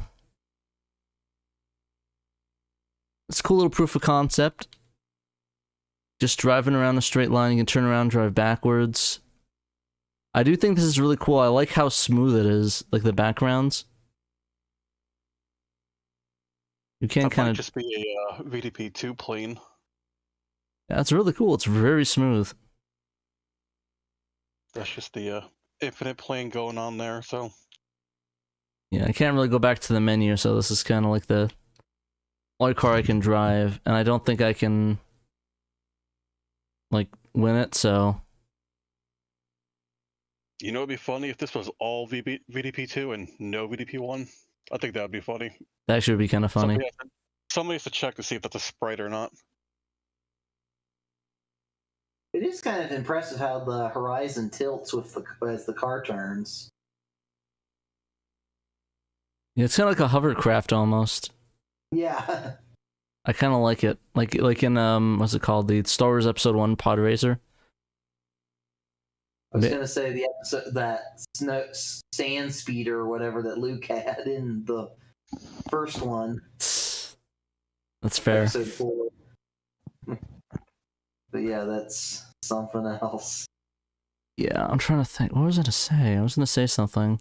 I still think VBT's greatest work. I believe he did the rotating Garfield thing. Yeah. That was pretty funny. Still, peak. But I do think, actually, unironically, I think my favorite one is the Wolfenstein emulator. That was pretty damn cool.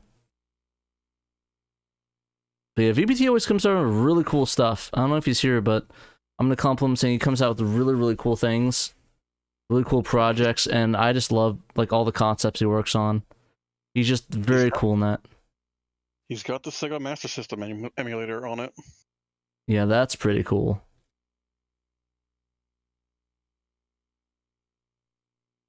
Alrighty then.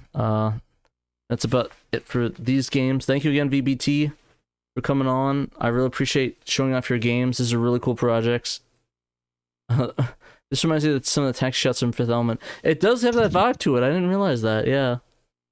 A lot of cool work on the sprites, especially with the Garfield. Eat My Dust, Speed Demon. I can't read the rest of the bumper plates. Or on the bumper, all the little sticker things. Ooh, yeah, there goes my back. Alright, do a little stretch. Alrighty. All right, let's move on to you, Mr. Knight of Dragon, when we talk about Shadow of the Tusk.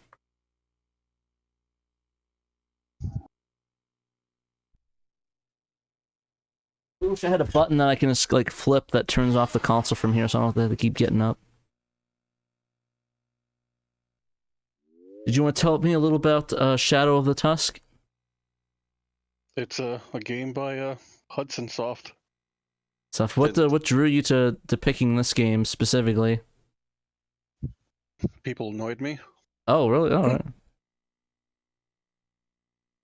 Oh, that's kind of cool. I remember we were playing it the one day, and then somebody mentioned, "Oh, half the game's in English and half's not." Well, right now you're on the Netlink OS. You don't have anything, right? I don't have the netlink. I have the netlink plugged in, or the X-Band one plugged in. Just go to none anyway. You don't need that right Okay, now. that works. I do like the menu though, the classic Joe Engine menu.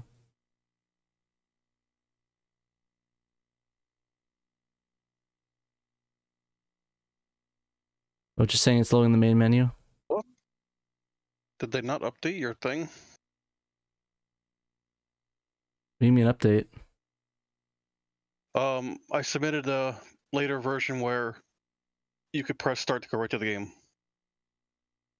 Huh. I don't think so. It's kind of stuck on me. So I think I updated the judges folder. I just don't know if Trayno actually pushed it to a Sadiator afterwards. When did you update it last? When I sent the email. Oh, that email? Okay, yeah, I didn't get those new ones. I got whatever you sent the first time you get it, not the updated ones. Oh man, I'm not even getting judged on the latest version. I call it's rigged. Contest is rigged.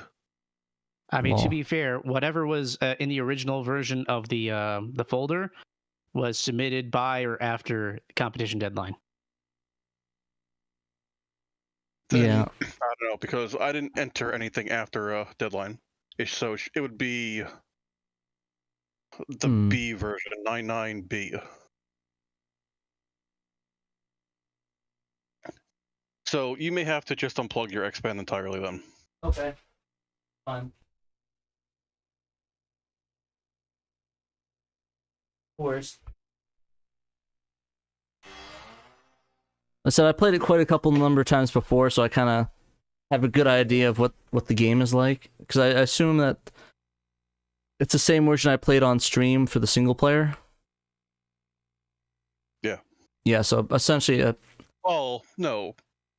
There's a little bit fixed to it, but okay. Essentially the same version. Yeah. Go set up states.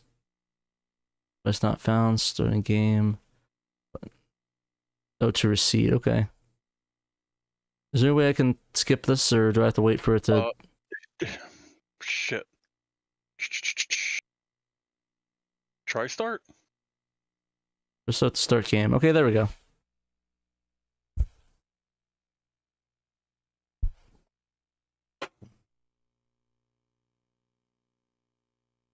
Yeah, Captain Addison, I still want to hear Knight's story on how he picked up the game because somebody annoyed him. Right, we got distracted here. So, anyway, yeah, we were playing this game, a bunch of us were online, and then we discovered it was partially translated, just the actions, commands, and the little things, and then it just, people kept saying, oh, this should be, like, implicitly saying this is one that should get translated.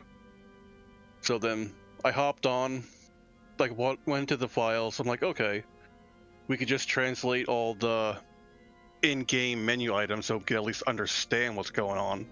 And I released a version like a day or two, something like that. And we had a playable version where you didn't understand the story, but you could at least do the fights and whatnot. And then months just kept going by, and anytime somebody would comment on this, they'd be like, "Oh, it's stupid how the story's not translated. I didn't want to translate the story, and it was just a version that was just the menus." I still think my favorite one is people complaining, "Oh, paywall for this game." That's what I was about to get to, yeah. And then next thing you know, I'm getting accused of causing this game to be a paywall game that I didn't even release yet. And we're like, just thinking about having it behind patrons only so that we can have a select few people test this game while we're going around, working on it, like while I was working on it. So then, eventually enough was enough. And the contest was rolling around. It's like, I needed something. I'm like, I already have some of this work done.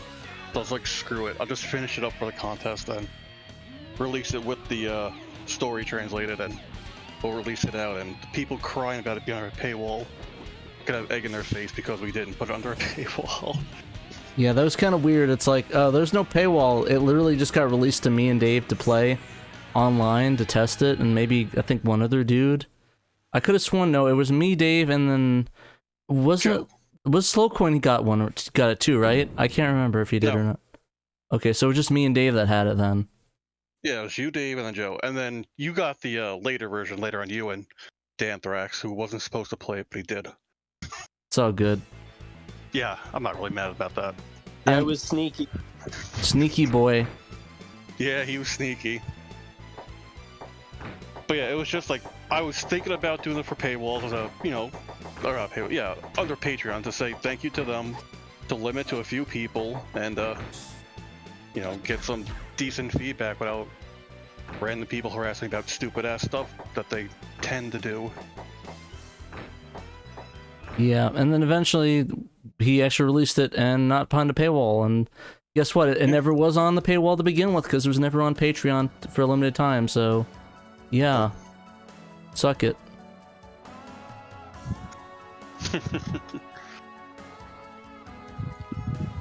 Swear we do nice stuff. We do stuff nice for people, and we get accused of paywall when it's like, well, this is a beta-ass beta. Like, we still have stuff on the Patreon that you guys can play it right now if you want. If you search it, there's the two that what was it? The one that Bomberman Wars. Yeah, Bomberman Wars, and what's the other one? Mobile Suit Gundam. Was it Mobile Suit Gundam on the Patreon? I'm sure. Maybe not. I don't remember. What was the one that he did before that they worked on, that Malika worked on? That I think it's still only on the Patreon for that short amount of time. I forgot what that RPG was called he worked on. Oh, no, not Phantasma. Something. Terra Fantasy. Yeah, that's Terra, it. Yeah. Terra Fantastic. Yeah. Yeah. Like that. So that is on the Patreon for early access. So yeah, if you guys want to try that out, the whole 5 seconds of it, you can. It's fun. I like it at least. All right, I forgot how these guys' voices go, so I'll try it again. Of our army, which numbered over 4,000 we are that remains, the Guardians are lost, Celeste is in the hands of the Tuskers, and Kentford's 3 wise men are gone, with the exception of you, Zadok. There was no chance. They came at us through the fortress devoid of time and space. Is there any way to penetrate this fort? Okay, I'm not doing that anymore. Let's hurt my voice. And I got like hours left of doing this, so I'm not throwing my voice already. That is gonna suck ass. So we'll do anything fun anyway. So you tell us a little about the process of translating this. Was this something that was easy, or something that was kind of like? Because I know that on the hard scale is gonna be Valkenroder, but I mean between that and probably some of the easier ones, where this rank. Yes, this is definitely one of the easier ones. The way the menu text works, that was just straight up Shift.js. So it was easy to just swap out the encoding because Shift.js is a known encoding that you can just pop into a Notepad++ and it'll give you the actual characters for you. The story mode has its own encoding, so I just used one of my tools, refactored it for this game, and was able to pop out the text for this and put new text in. Everything is machine translated. I don't know that much Japanese whatsoever. Don't really care. Oh, cool! I hit myself again. My favorite. I forgot you had to specify not to hit yourself. Oh man, you did that again. I'm kind of stupid, not gonna lie. I forgot you had to specify what to hit because you can hit yourself. I don't know why they allow you to do that. That's so weird. Let's hope that didn't Trying to cost me think the there- game. There might be reasons for it with some of the characters' specials. And some no Markov summon. And summon end of turn. About to get my butt kicked in. But anyway, yeah, everything's machine translated. At some point, I'm going to take all the text and put it on like a Google sheet, and if somebody wants to fine tune it, you know, that'll be on them. Yeah, no, I mean, what you have so far is really cool, so I'm fine with it. Yeah, I mean, as far as like the machine translation goes, like most of the story is understood. It's just probably not a level that the weebs want. But You'll never make the weeps happy, to be honest. Yeah, I'm not really. Oh, you just have so much disdain for this project. It's hilarious. Actually, that's how I'm getting with most of my projects. Why don't you try doing like if you're getting burnt out on some of the translation stuff, why don't you join one of the OG projects for next year? I don't think burnout's the right word, though. Here's the thing. So you're working in a field where there's nothing but expectations and demands because people know that these games exist already. They already have an emotional attachment to it. But for the OG category, people tend to take the games as they are, you know? Oh yeah, I mean, I understand that.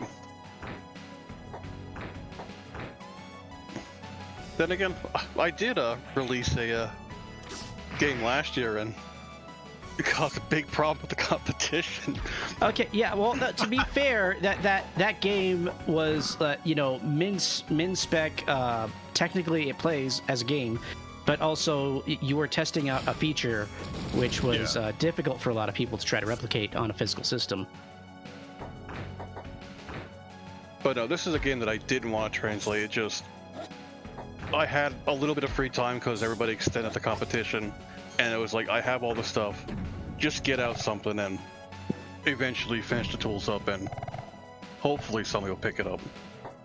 Well, let me be the first of the community to say thank you for your sacrifice in translating this game. I think it's cool. I'm sure lots of other people think it's super cool too, so. Yeah, I love this. You didn't really want to do it, you did it anyway, and you're a mensch for doing so, so thank you. So I appreciate that this kind of thing, this is like an online play game that I had no knowledge about, and it's kind of shocking that Sega of America would allow all of these games that could play online previously just to die out. This is almost perfect. This is like close to one of the concepts I want to explore for Forsaken Plain, if and when I ever figured out netcode stuff. Well, that's the thing I'm actually more... that's what I really want to focus on, is getting the Netlink OS stuff done and working. So, like, what I did with this release also was I took the Chronos code and I fixed the netlink in that thing because Yabaus or Yabause, whatever you want to call it. Yabussy. The 1.9.4 that has the 1.9.4 that has the netlink version working is just terrible to try and connect with people. So I took the Chronos code, re-enabled the netlink stuff, and fixed it for this release.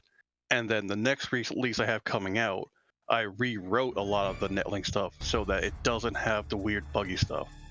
So you'll be able to play normal netlink games and the stuff through the netlink OS.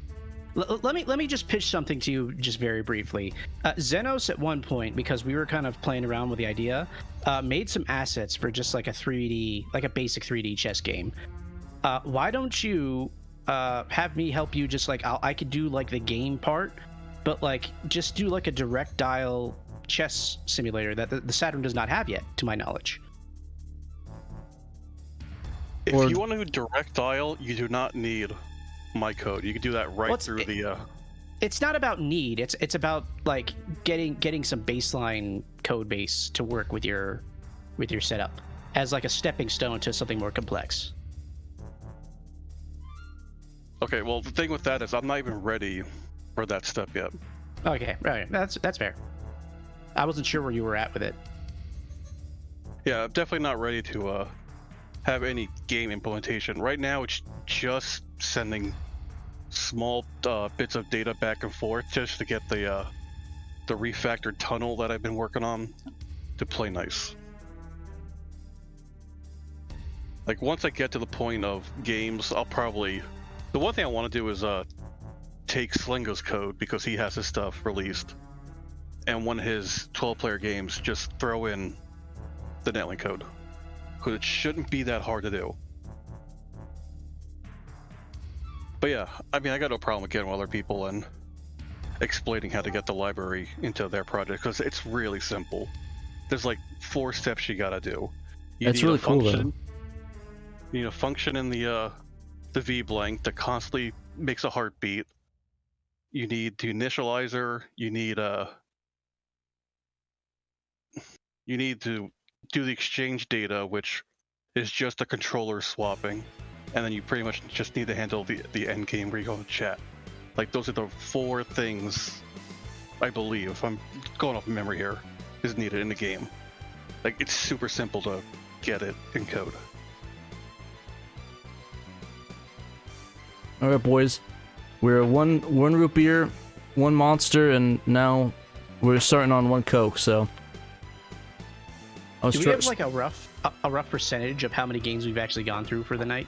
Less than like 20%. Yes. 1, 2, 3, 4, 5, 6. This is the 8th one. Okay, so by my previous count, if we're planning on doing OG tonight as well, there were like 29 entries. Nice. Well, they should be quicker because we're not dealing with the people like me and you, the developers. Right. We keep getting more people joining though. We got Ponut on the dock and we have Rasputin. Yeah, and I believe Pixel may join us also. He's in the chat right now. Yeah, Poppy Pixel. Damn, we are loaded with guests today, which I like. I like that means more entertainment for the stream. So, like, I ain't complaining. I ain't complaining. I'm just saying that's raining a lot. But no. Yeah, I mean, there's not that much story to this game. You already went through the main story. If you go through these things, there should be little parts translated here as well. I think you hit X, Y, or Z to bring up a menu. I can't remember. Oh, cool. You can go to different guys. We'll showcase this a little bit. So this is pretty cool. You see the wizard has blood type for some reason, summon cost, and this cool little gif of it. It's cool. Oh, because you're on an older version. Okay, so this is different. Yeah, you should have more. You should have better. You should have. What the hell's going on here?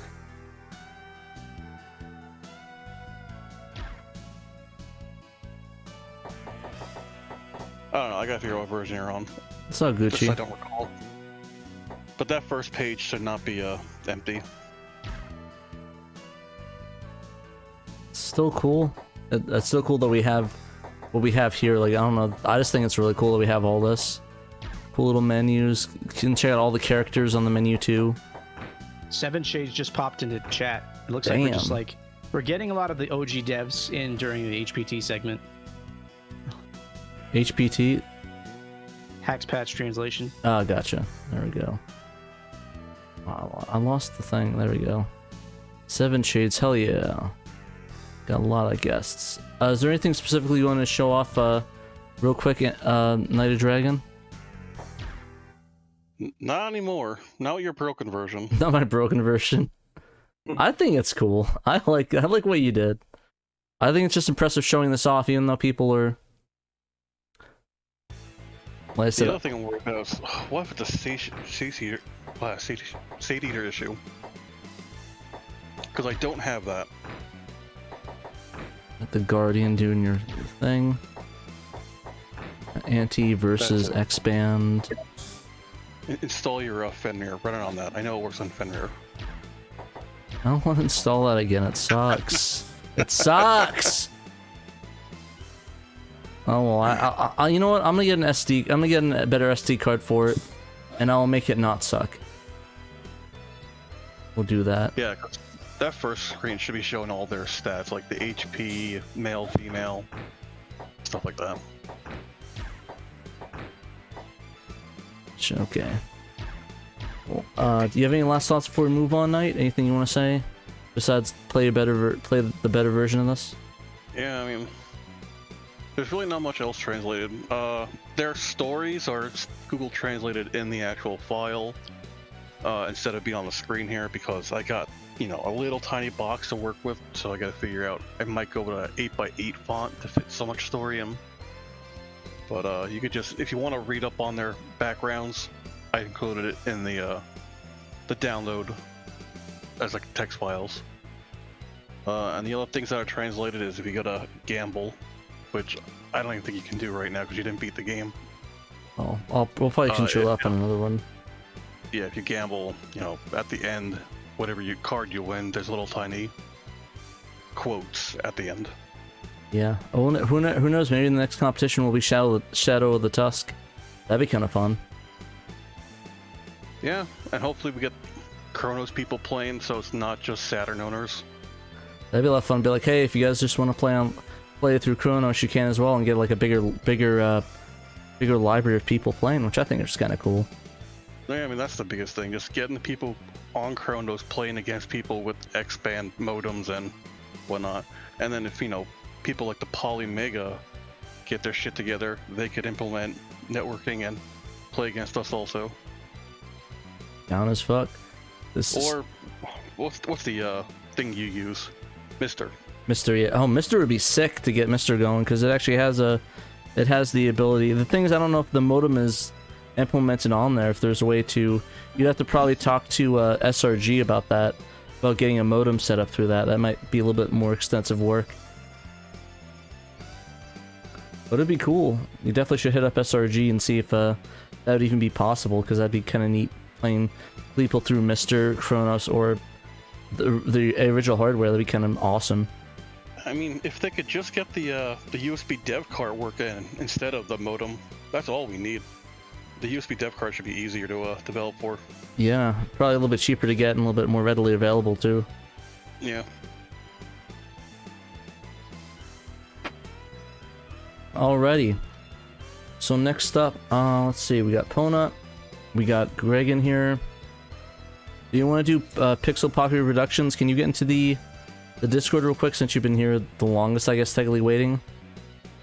Well, he wasn't waiting. He said he'd come back later. Okay. He had to eat. Or she. I'm not sure. They. Okay, Sorry. they. But yeah, Pixel, if just put in the chat. Probably wait a little bit. I'll probably go get it ready. But yeah, we also have Ponut in here, and also Gregory. We can talk about the projects. I'm kind of just jumping between people. And who we have on the chat ready to go. Just because I'd rather not do an order and have them talk about the game. Talk about it while they are here, so. Yeah, while everybody's awake and. Yeah, so that way we're not.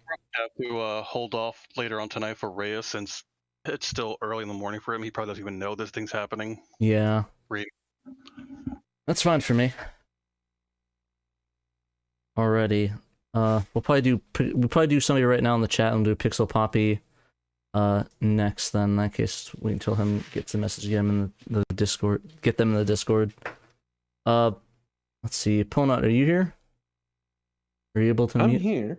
Okay. I'm Did not, we want to? You want rushing anybody? Huh? I'm not rushing anybody here, but I'm here. Okay, no worries. Did you want to? We can go over your game. No, why not? Yeah, well, you might as well hear Slide Hop. So do you want to tell people a little bit about the project, how it originated? I know you really won the competition a few years ago for Pony Game. Well, everyone called it that. It never had a title. Those were tech demos years ago. So this evolved. I don't know. I started with the tech demos. I was learning how to make an engine, how to do the stuff on the 3D and the Saturn. Yeah. So this is the version with the broken texture mapping. Ooh. Now, that was my fault. I pushed that build, but this is the version with broken texture mapping. So. We could blame Pat. Everything he's had so far is broken anyway. Yeah, I don't know. Well, I did push the update after the deadline. So, kind of my fault too. It's all good. Like, so we can try out this version of it. And like I said, we can have you on the all- show in the future to show off the other builds as well. Like we have a lot of SHIRO show. Yeah. Well, the only thing wrong with this is the texture mapping. So I fixed it, and it was also with this specific version it broke, and it broke because I added the texture out of order. Anyway, whatever. All right. So as you can see, I'm pretty bad at your game, but I really been playing around with it a little bit. Been really enjoying it. I really I like how much of game that it's gotten since the last Inception. Why do I keep dying? I probably should read the signs. I feel like Dark Side. Probably. I feel like Dark Side Phil right now. The game to be playing. Well, not the tutorial. You can play the game when talking to people, but the tutorial you probably shouldn't be trying to yet. And so I press R to hop the gap. Hey, there we go. The funny thing about this game is it's called slide hop, but the best thing is the gliding. I see you can do a Half-Life double thing. Y and Z look left, and then YB look up and down. Okay, cool. That's a cool little feature. Go that way. I'm still partial to the working title of Pony Hawk Pro Slider 2. Pony Hawk Pro Skater, that's pretty funny. Go. And start. Then jump and hold R to go further. Cool. This one hard. Follow the arrows. She'll slide down this. But I've always been a really big fan of this game since we first covered it. You down this, you're gonna have to go back up. Huh? Or that, I guess. Textures for a ladder, touch and climb. There aren't many of these. I'm guessing that's more clear in the not broken texture version of this game, right? Yeah, it's a little more clear. There we go. Level select. We'll go to the next level. Go there we go. Go to 0. He went to level 1. Oh, you want to go to 0? Okay, intro level. No level. Okay, there we go. Cool. So we're doing the programming indexes. We're doing 0 instead of 1. I like it. Yeah. I like it already. Go skill post. Very cool. I like this. So what? So when I'm seeing a lot of cool new mechanics since then, like this the whole chrysalis wing thing. I kind of like that. Oh, how much do you want explained here? As from MLP or just for the game? For the game, how the game works. Yeah, you can how go. Much of this have you played? I played a bit of it. I mean, I played the original Pony game back then. It feels like it's the same sort of mechanics, a little bit different. It's been rewritten since then. Gotcha. So, from the old tech demos, I mean, there's almost nothing. Almost the entire code base was rewritten since then. There are some things in the structure that obviously it looks familiar. The model, for instance, the player model was reanimated, remeshed, and retextured. It looks very similar, but it's not the same at all. All new textures, all new meshes, all new. Well, so the sounds are all ripped from Tribes, but there's some new sounds, stuff like that. Hey, nothing wrong with ripping it from Tribes. That's where everyone gets the good stuff. The mechanics are, again, like I say, there's some commonality, like some common thread, common ideas from the old tech demos, but it was all rewritten, reformed, got feedback from people who I got to try the games, like, what do you think? What would you like? And try to work in the direction of what seemed to work best with the people I tried the game out with, stuff like this. I know the camera is the biggest problem because you don't have a second analog stick or another D-pad. So camera not so good, but I did my best. I think the camera works quite well with the axis you gave it, and you have the reset with C. I believe it's C. It resets the camera, so yeah. Definitely some decent camera controls. in the December build, before the original deadline, the center camera button was actually broken. I don't know what the hell is going on, but I broke it and then fixed it like 3 separate times. So for this build, I fixed it, I think, maybe. Yeah. You know, the controls are, the controls are really solid for me. Like, it took me a little bit to get used to with that tutorial level, but I think that was very handy. The gold stand to open it. Alright, well, I'm gonna go find that gold stand so I can open up this key. So you actually opened it, but this is the... Right. You started the track, is what you've done. Gotcha. Trying to see where we're going here. Go, so we just do that.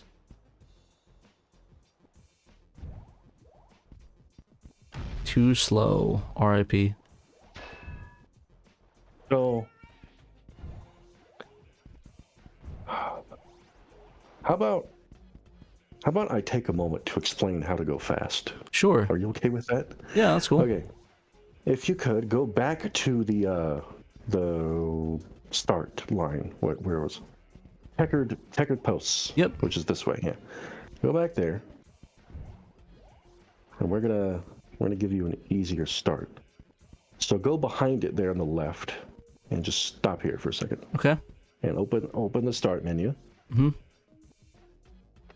Go back to main. There we go. Oh, A. And set recall point here. Okay. Okay, you see the little flag. So now when you go to recall point, you'll go back here. Now open the start menu again. Mm-hmm. And then hit reset time. That way now you can go back through the gate and start again. But, so the way this game works, and part of the code that is borrowed from Tribes, is how the game responds to collisions. And if you hold R, you just hold R right here, you don't really have to go anywhere. You'll notice that you're bouncing off the ground. This is how, in Tribes, that's how Tribes responds to physics, is bouncing. Which I found very interesting. It makes Tribes make a lot more sense when I integrate the bouncing. You can slide, in other words, you can ski in this game fundamentally the same way you ski in Tribes. It's just R is auto jumping as it would be in Tribes. So that's why if you just hold forward and hold R, you will basically auto ski. And the other mechanic that I added into the game to help you go faster is the jump button, which is the original idea in the tech demos. Is the jump button launches you in the direction. If you're on a slanted surface, the jump will launch you on the slant. So this hill goes down. If you jump and then jump again on the slant, it'll launch you in the direction of the slant. And then when you hold R, you will auto ski. And you'll keep your momentum after you jump and hit the ground. Okay. Like that? And holding R like that, basically. Okay. And yeah. So to go fast this way, there is a gold time. I haven't seen anyone else get a gold time but me. But don't worry about the gold time. Just run that way, jump, and hold R. And if you hold forward the whole way, you should get the par. Oh, there we go. There's speed. Yep. Nice. You got it. Nice. Nice. Coolio. Oh, that's really cool. That's really cool. Like I said, I think the biggest thing is I wasn't really sure like the mechanics of it, but this kind of helps explain a little bit more to me because it's like I played before. I'm like, am I doing it right or? Yeah, it's complicated, but I wanted it to be. Yeah, I mean that's good. That's the flag stand. You opened it, but you didn't. You have to. There's an extra step that I wanted to program out, but never got around to it. You have to stand on the goal stand to open the flag stand. So you have to go back to it, which is behind you. Oh, you have to go on. You have to stand on the goal stand to get it, right? Goal stand. That's the flag stand. Yeah. The goal stand is in the corner. In the corner. So, that one, right? The two checker flags. No, that is the start post. The Okay. goal stand is on the other side of the map. Gotcha. I think I see that thing floating in the sky, right? Where am I? Sure what that looks like. It's in the top left corner of the minimap. Top right of the minimap, excuse me. Top right of the minimap. Top right minimap, That's where it'd okay. be. So right behind you now. Okay, oh, that one right there, okay. No, it's on the ground. Oh, I'm dumb. Sorry about It's that. where you busted the box open, if you remember Box that. open. Left. Right. Oh, down. On now on your right. On my right side, right here. Oh, okay, I see that one. Okay, right here. Okay, Yeah, that that's one. the goal stand. You have to stand on that little center spot. Okay. And now it opens up, right? Yeah. Yeah, there we go. Let me go get that. There. You. Cool, you can reset 3 times in the menu. Okay. You have the flag, so now you better go to the goal stand. I just gotta go back to the goal stand. Okay. Oh, I see. Yeah, it gives you the where to go. Wrong way. Oh, it's telling me to go. Oh, there it is. Too slow. Oh shit. Okay, so I have to get that. I gotcha. Yeah, I think playing this game while on a stream is making it a little harder. But yeah. Yeah. Stand. You know, I think this is good to give people, like, let them know how to play this game, just how exactly they do, because this is, like I said, it's a pretty complex game. Like it's interesting, and I do really like it a lot. That's why I like it. That's why I liked it. It was kind of like and I felt like even when I was playing before, I didn't really get all the concepts of it, but I was getting the idea of doing it, like the idea of what's going on with it. Alright. It seems like one of those games you just have to play along. Yeah, you do have to learn the game, which every game I make, spoiler, because I'm going to make more, every game I make they're not going to be simple. I'm going to try and keep them simple-ish, but they're not going to be easy. The game will not feed you a win. That's good though. I like games that require a challenge and more than just because it gives you more reason to come back and play it. Because this game feels like one of those games where I have to come back and play it and get everything. Well, that thing's cool. But to keep things moving quick for the stream, the only other thing that I want to show people in this game is the extreme ski level, which is the bonus level. Okay. Let's see. Let's get. You see the names of the level on the left there. So you just keep going until you see extreme ski. Vapor Pain, Phoenix Knot. A lot of levels on this. Yep, 9 levels. Jeez, this is a lot.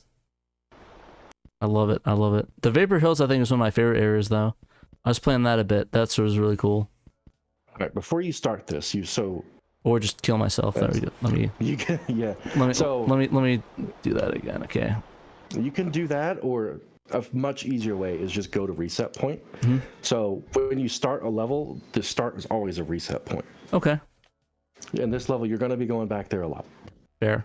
So open that first. That's the goal stand. Okay. Flag stand has opened. Yep. So down there, on your right, down to the right, not there. That's the right of over here. Okay. Yeah. Yeah.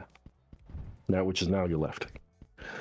So right here. Down. Oh, the stream's a little delayed. Down. Yeah. Down here. Okay. So if you jump off there, and this is where this level actually starts, and you have to get this flag back up there. But so we're only probably going to see the first jump because this is really hard.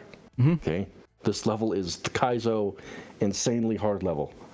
But we'll at least show the chat the first jump. So go ahead, take the flag, and just hold R and go down that slope.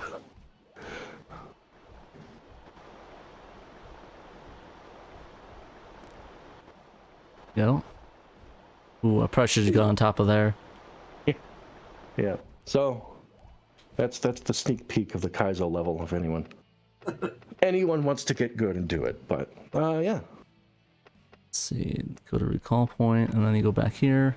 And it looks like, yeah, you just return the flag, go right there. You jump down. And yeah, the flag's gonna be right there, and then you got to grab it and go, go, go. I like how it's like, get your ass moving. Let's see if I can at least get onto the thing. Oh gosh, I just barely missed it. Oh, yeah, so close. Don't let go of R while going down there, but let go in the just before you touch the ground so you can jump. You probably want to be holding L and R the whole time. Gotcha. Again, I didn't even explain the use of the L button, but anyway. Well, else that momentum. Oh, there we go. Yeah, too bad. Yeah, not good. You have to hold it all the way. Flag returned. That's really cool. Yeah, a lot of people are really impressed. Like, I'm seeing a lot of people in the chat saying this is cool. I like the cool mechanics of it. Like, a lot of people liking the complexity of it, which I think is really cool. Okay. Oh man, I lost some momentum. It's There got we a go. spiral vibe to it. Everybody loves It does. spiral. It does. I like it.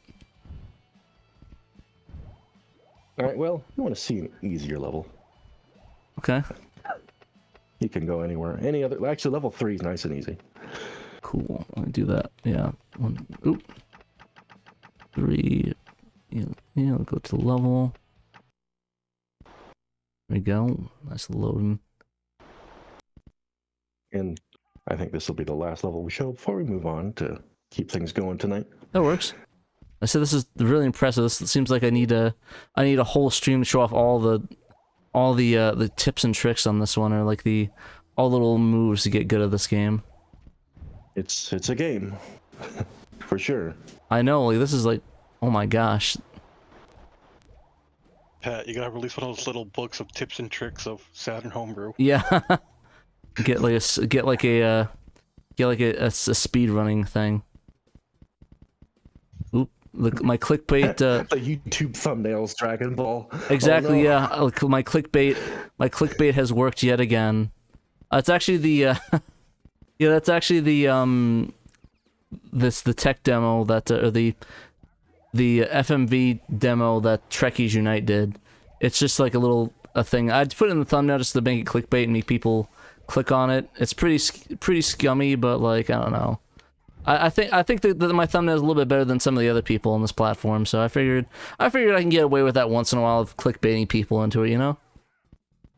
I didn't lie. It's on the Saturn and there's Dragon Ball. It's just, you know, not what the people thought the Dragon Ball would be, so. But hey, you know what? It's what you gotta do to survive on this platform, man. You gotta lie and cheat. No. Princess Crown the thumbnail? Oh yeah, that's great. I'm sure people would love that. I'd be like, Princess Crown, what's Princess Crown? Dude, Princess Crown, let's get the Princess Crown. Yeah. Like, oh god, well, I regret that. Speaking of Princess Crown. Apparently Princess people Wow. did fork Cyber Warrior X's old project, so people are interested in looking at it. I do have it backed up so that people can at least get some idea of what the files look like. It's complicated though, so you gotta know what you're doing. For sure, but I'd be excited for people to see if they can get that going. I know a lot of people are waiting for it. Yeah, I mean, don't be afraid to step on Sam I Am's toes. Everybody, I don't think anybody in this community cares if somebody else is also working on the same project they are. Yeah, I mean, literally happened in Emerald Nova with Baroque, and he was like, "Cool, thanks." Honestly, like, the more I played Baroque, the less I liked it. Fair. Yeah, definitely one of those games. It's either you like it or you hate it. There's really no in between. I wasn't a big fan of it either. What was my my major disappointment was I was looking for inspiration for what scenario could look like or could play like on the Saturn, and I was seeing like what appeared to me like an open world first person RPG, and it turned into a roguelike with, I mean, the mechanics weren't shallow, but they were also like very aggressive and simple at the same time. Honestly, you probably would be better off with Dungeon Nexus. I'm not really a fan of blobbers because it's not quite the same thing. Yeah, where the fuck am I going? We did have fun with them already. Out of bounds, apparently. Apparently, this is why they pay me the big bucks to debug code like the debug and find out of bound stuff. Oh, I probably should go where the goalpost is. That'd probably be the optimal way. Yeah. So the game does not stop you at all from going out of bounds, and this is on purpose. I like it. Yep. Ooh, too slow probably. Did I get it too slow? I got it too slow. But it was worth the try. See if I can get the checkpoint. But yeah, no, this is really cool. Honestly, this is a game I have to sit down and play a lot more. I definitely got the surf slow, but you helped me get an idea of how this game plays and how exactly we need to get. So. Hey, Raimi's awake. Yay! Alrighty. Did you have anything else before we move on, Ponut? Besides telling me to get good, which I probably should. Thing that I do want to spend a couple seconds talking about is I worked very hard to make sure this runs at a unshaking 30 frames per second. At least 50% of the time working on this game was spent on head scratching and optimizing to try and make sure that I could get this to stay at a modern standard frame rate. A lot of homebrew, especially the technically impressive stuff, is how can we get the best graphics and all the features that we want? Frame rate be damned. You know, as long as it works, send it. Basically, is what a lot of homebrew is because it's there to show, hey, games of that generation could have looked better. And in my case, I was approaching this as retro authentic game development. I wanted to do better than these retro games did, especially in terms of frame rate. So this runs at 30 frames per second and never slows down from that. And I did notice that. That's very impressive. It takes a lot of work to get the Saturn to do 3D at a steady frame rate. In fact, it takes more work for the Saturn than probably any other console of the generation. Probably even this. I don't think it could. But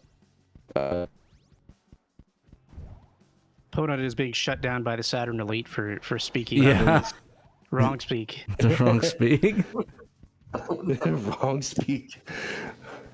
But no, I definitely get what you're saying though. Like I think it's not gone unappreciated. I think this is probably my favorite part of the game is that it never stuttered, it never slowed down. Like the things that this is a time trial game, so you need it to be as stable as possible. Which like I think that's probably the most important. Yeah. And yeah, I think that you got a good mixture. Yeah, the Saturn doesn't often get games that run as well as Super Mario 64. So here you go. I was actually just thinking it kind of looked like it could run that, but like, so did you spend a lot of time? Looks like mostly on the engine. Like, there's like psychedelic kind of textures, like Panda said. Is that intentional? That's a bug. I fixed it and it's already published. That's a bug. Okay. Are you saying you don't want to make a Pony LSD simulator? Well, I want the textures to be consistent at all LOD levels, which is something that I fixed. And also, I spent a very long time getting that to work in the first place. Anyway. Like I said, I think that'd be it, or I think it'd be really cool if you had like a level where it's like psychedelic like that. But I think that's what you have the Vaporwave Hills for. Yeah. Or the Vapor Hills. There's psychedelic-ish levels, but that's when the textures are meant to be, not when they aren't meant to be. That's fair enough. But no, thank you again for coming on and talking about the game. I've really been really excited to see where you can go since Ponut game, and it seems like you went pretty damn far in this one and made a fairly complex game and a fairly fun game to play, even if you don't know like what you're doing. Like, even though I'm pretty sure that my time is probably the worst in known existence on the stage. It's fun just to explore and try looking for the goalpost and just exploring the level, you know, and just trying to get up speed and learning the controls like naturally, you know. Yep. Thank you again for coming on. Thank you. Thank you, sir. Alrighty. So, with that, let's move on to Haasmaschine. The Poppy Studios. I'm pretty sure that's how you pronounce your name, right? Haasmaschine, like hate machine?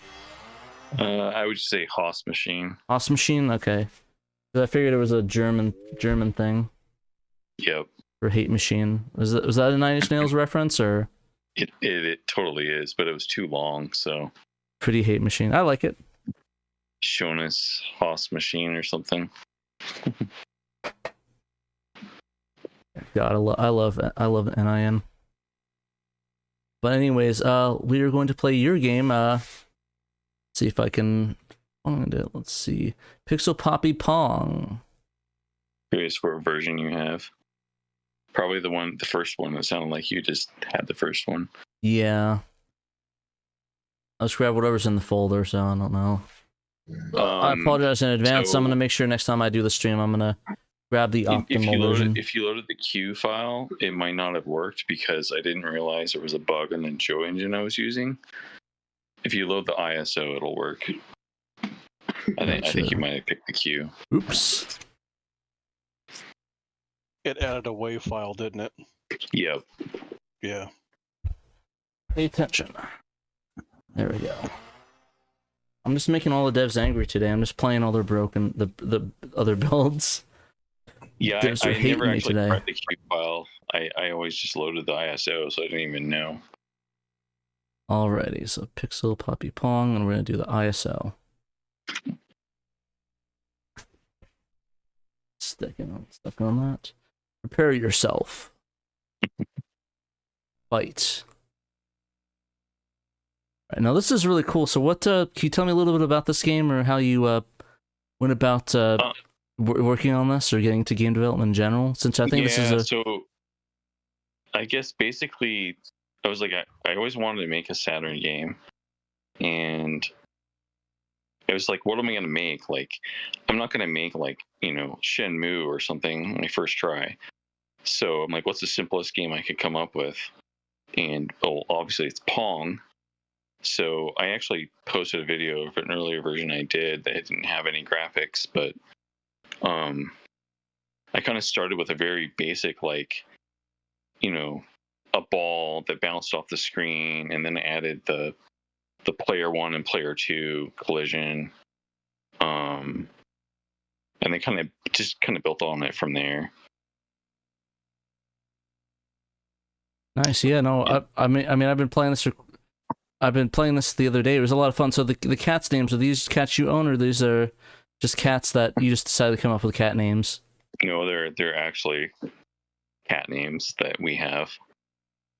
Oh, nice. That's cute. I'm guessing it's the same color. So Macchiato's the one with the gray and whiteness, and the other one's like I guess a tabby cat. Yep, they're a tab. We have a lot of cats. So gotcha. No, same here. I have a tabby cat at home. His name's Mr. Man. He's fat and orange. Well, he was. He's kind of old now, so he's not as fat and orange.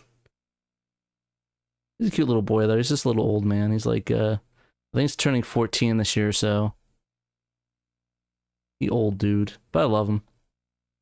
Yeah, I really like this concept. But yeah, I actually drew the Poppy character like 3 years ago. Like, I drew all these faces like as pixel art, and I knew I wanted to do something with them, so I kind of like almost built the game engine around that. And you're kind of playing an earlier version, but it still has like the same general concept where, depending on what her mood is when you touch her, or when she hits an item, and like it affects the game differently.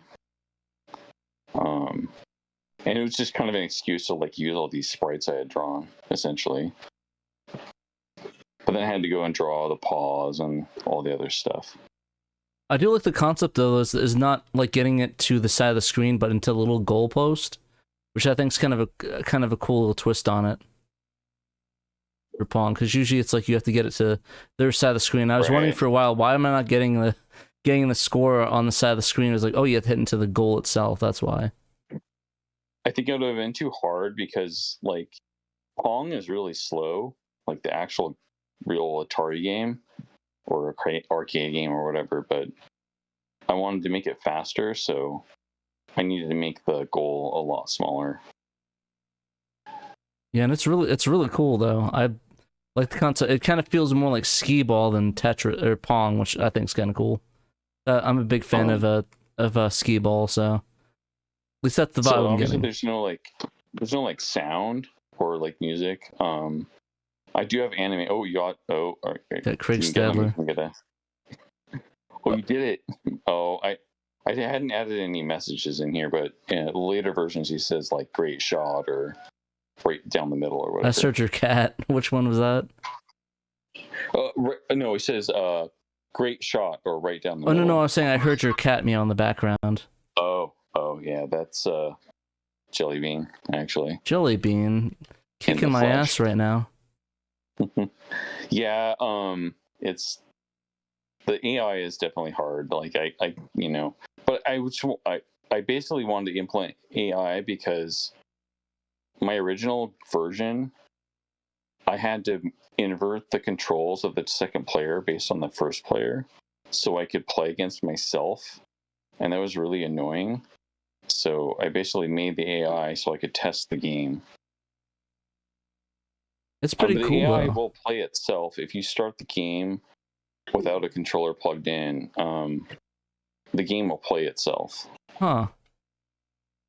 That's pretty cool. I remember I was talking to one of the Saturn devs that wants to actually implement. How's this guy getting? Oh my gosh, Jelly Bean is destroying me. Yeah, so I did soften that in later versions. There's a 0.8 right now. It also has animations, but it is a little bit less painful. Nice. I like it though. You can beat it, but I beat it a couple times before. I don't know why I'm getting my butt kicked today though. And I'm guessing Craig Sadler's just an insta win button. Like you get an insta Craig point. Sadler gives you 1 win. Yeah. Nice. You have to get 3 to complete. No, this is really, really cute. I really enjoy the concept of it. Let him think skee ball. Oh yeah, I meant to air hockey. Sorry about that. I said skee ball before. This is not anything like skee ball, unless you play a really weird version of skee ball, which I'm not going to judge you for. If anything, invite me to it. Let's try it. But no, this is really, really cool. So what is the I play a version of skee ball that gets you kicked out of Chuck E. Cheese. Yeah. Don't play this at Chuck E. Cheese, kids. Well, what does I'm guessing the Garfield just gives you extra points? Yeah, I actually want to implement the score. The score actually doesn't really do much right now. Oh yeah, you lost, but you saw the ending. There you go. Gets a third eye, becomes Buddha. It's animated in the current version, but anyway. Yeah, I wanted to implement a scoring mechanism. So it's kind of there, but it doesn't actually do anything. You can't win by scoring or anything. Well, it's still pretty cool little system on top of that to play with. So, you know what? That is so 90s. Just leave it like that. Yeah, it doesn't matter. It's like a score that doesn't matter. I want to finish it. And there's not that much left to do. Random has been talking to me about helping me with music. I do have sound effects recorded, and I want to do some other stuff. But I kind of want to just like get the bones of a full game, even if it's a really simple one, and then maybe it'll be like a mini game I include in the future. We'll see.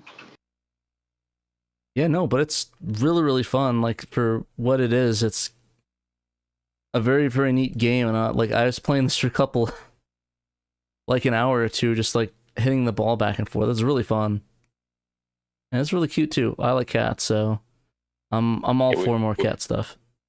Wait till we add some more sounds. Also, like we have like cat games, right? I feel like all the cat people should combine, and because we have Ray has like his cat tank game, and we have Seven Shades with Q-Cat. Yeah, I actually drew this before I drew the character before he released that, and I was like, oh man, no, I can't make that game. But I'm just surprised we went from having one cat game to 3 in 1 year, which I think is cute. Like I said, I have no problem with cat, and I say we've had on average 2 because we have a Garfield game and like Cube Cat. So on average, we've had at least one cat game a year. So I'm fine with that. Hey, you got Garfield in VTT, whatever that one that is, VTTC. Oh yeah, so that's holy shit. That's in here too. Yeah, there's 4 cat things references in 1 year. There he is. So I'm 100% fine with that. But yeah, did you have anything? Any final thoughts before we move on? I think this is really cool, and I really appreciate it. And thank you for coming on again, talking about it. I guess I would just say, hopefully we'll see more Pixel Poppy. I hope so too. In some form. More cat games, the better, I say. But yeah, thank you again for coming on and showing off the game. Yeah, thanks for having me. Anytime. Alrighty, well, speaking of cats, let's move on to let's see, is Seven Shades? I think Seven Shades was. Did you want to hop in the voice chat, Seven? Oh no, I think Gregory. Yeah. Yeah, Gregory. You hear Gregory? Where's old Greg? Yeah, I'm here. Just had to demute myself. Hey, everyone. How's it going? Did you want to talk about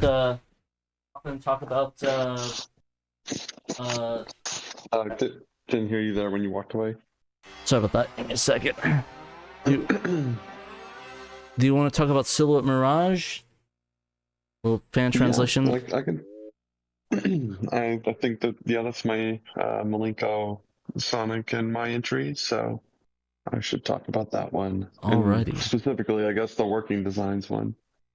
Alrighty, yeah. So did you do work? Did you do work on the new one that just dropped today as well? Yeah, I was given the script in November. Reached out in November, and the script was finalized probably late December by Wired Crackpot. So they gave me a script, and then I did the entire hex editing myself. Nice. So do you want to talk a little bit about why you went about doing this? I think is this one of your first projects? This is my first project. So I decided to try and translate something because I was feeling like a freeloader, and there's so many cool things coming out on Sega XTREME and from SHIRO and everything, and I had just been benefiting kind of by existing from all this awesome Saturn dev stuff. And I was like, I don't want to feel like a freeloader, so I'm gonna try and my hand at translating. And I have absolutely no, at all, any kind of coding experience. So I stumbled upon, or I went searching for like how to translate or how to ROM hack a Saturn game, and I found Malenko's guide, or non-guide as he would call it. And I read through it, and I started fooling around with, I kind of looked for like low balls, or like I should say low-hanging fruit, and I saw that Silhouette Mirage already had a PS1 translation, so I was like, you know what, I'll just use the PS1 translation, I'll see if it works. And I was able to like do stuff just based off of Malenko's guide pretty quickly. I hit some stumbling blocks when it came to like figuring out how to do window calls and stuff like that. And I reached out to Malenko to see if he could help me with that. And he pointed me in the right direction. And he also, I think it was him at that point in time, or it might have been, I don't remember who, but someone around then mentioned that Sonic CD123 had been working on a Silhouette Mirage project. So I was like, oh, awesome. Maybe I can team up with them. So I reached out to Sonic, and they had put their project on hold, or essentially indefinite hold, a few years back. Like they had just been sitting on it with just the tutorial and the first stage done. I think I remember that too. Like I think it was just like a short demo of it. Yeah, they had done something, and then like real life got in the way, and they hadn't touched it in a long time. And so they gave me their kind of documentation for how they figured out to do text calls or like window calls and all that, which is where I was like still trying to figure out. And once they had given me that, there was nothing stopping me from translating the whole game. So I did. And Malenko continued to be Sensei supervisor. Anytime I had a stupid question, he was there to help. And he also came up with a custom font for working for this patch as well. So yeah, I just wanted to give back to the Saturn community because I was feeling like a freeloader. And so I decided to sit down and do this. And yeah. I would like to say that no one is a freeloader unless they are bothering people about a Princess Crown translation. Yeah, honestly, like Gregory, like you also, I think I forgot how to dash. It's not dashing for me, or I think I might be running to because I'm hitting the L button. It's not the. Oh no, you pressed twice in the same direction to dash. Oh, I'm dumb. Yeah, I should have wrote that. My bad. But yeah, I like how you said you're freeloader, and you literally did not only a slant passing. You literally created the community thing with everybody. And it's like you've done all this and like contributed a shit ton. Not to mention the guy to how to play Virtual and give like tips on it. So yeah, to be fair, I was a lurker for a very, very long time. Where because I got a Saturn pretty late in the game. Like I got my Saturn in like 2015, 2016, something like that. So I don't know, I felt like a bit of an outsider. I didn't know anyone, and I was just taking advantage of stuff. But then I, eventually spoke up, and I was like, oh yeah, these guys are cool. Nice. But yeah, I don't know. It's a really cool community, so I want to keep giving where I can give. And I do want to say, like this, while I'm the one here talking about the project, this would not have been possible without that initial kind of hacking that Sonic CD123 did, because I spent like over a month kind of stuck on how the heck do I like change windows without crashing the game. And Sonic figured that out, and they also figured out how to change the like text from it was I don't know the exact vocab, but bytes or whatever. It was like 4 bytes, shift JIS or whatever. But that was just not enough space to do that for the English. So he figured out how to make it just 2, and then everything fit. And Malenko came up with the font and was also constantly answering stupid questions that I had. So it would not have been possible without them and their help. No, it's always great to get advice and stuff like that, and have people to work with. I think that's, to me, the best way to go about doing stuff and getting into the scene. 'Cause I know that Sam did the same thing when he started doing Gun Griffin stuff like that. And I know that's a great way to go about getting to the project. And I'm glad you're able to get that sorted, and now you have this under your belt for any of the future ones you want to work on. I think you're working on another one too, right? Or is there some other ones in the work?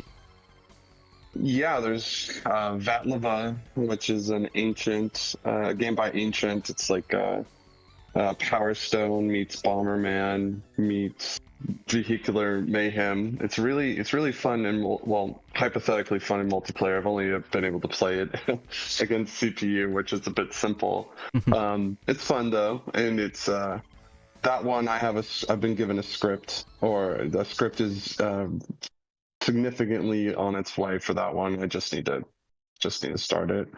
I mean, I literally just submitted another Silhouette Mirage one like 2 days ago, so maybe I'll take a small break. But I kind of don't want to break. And then I was messing around with Willy Wombat as well. Ooh, interesting. Even though that one's in English, like the spoken dialogue's in English, but the subtitles are in Japanese. So I was gonna just replace the Japanese subtitles with English. So I don't know.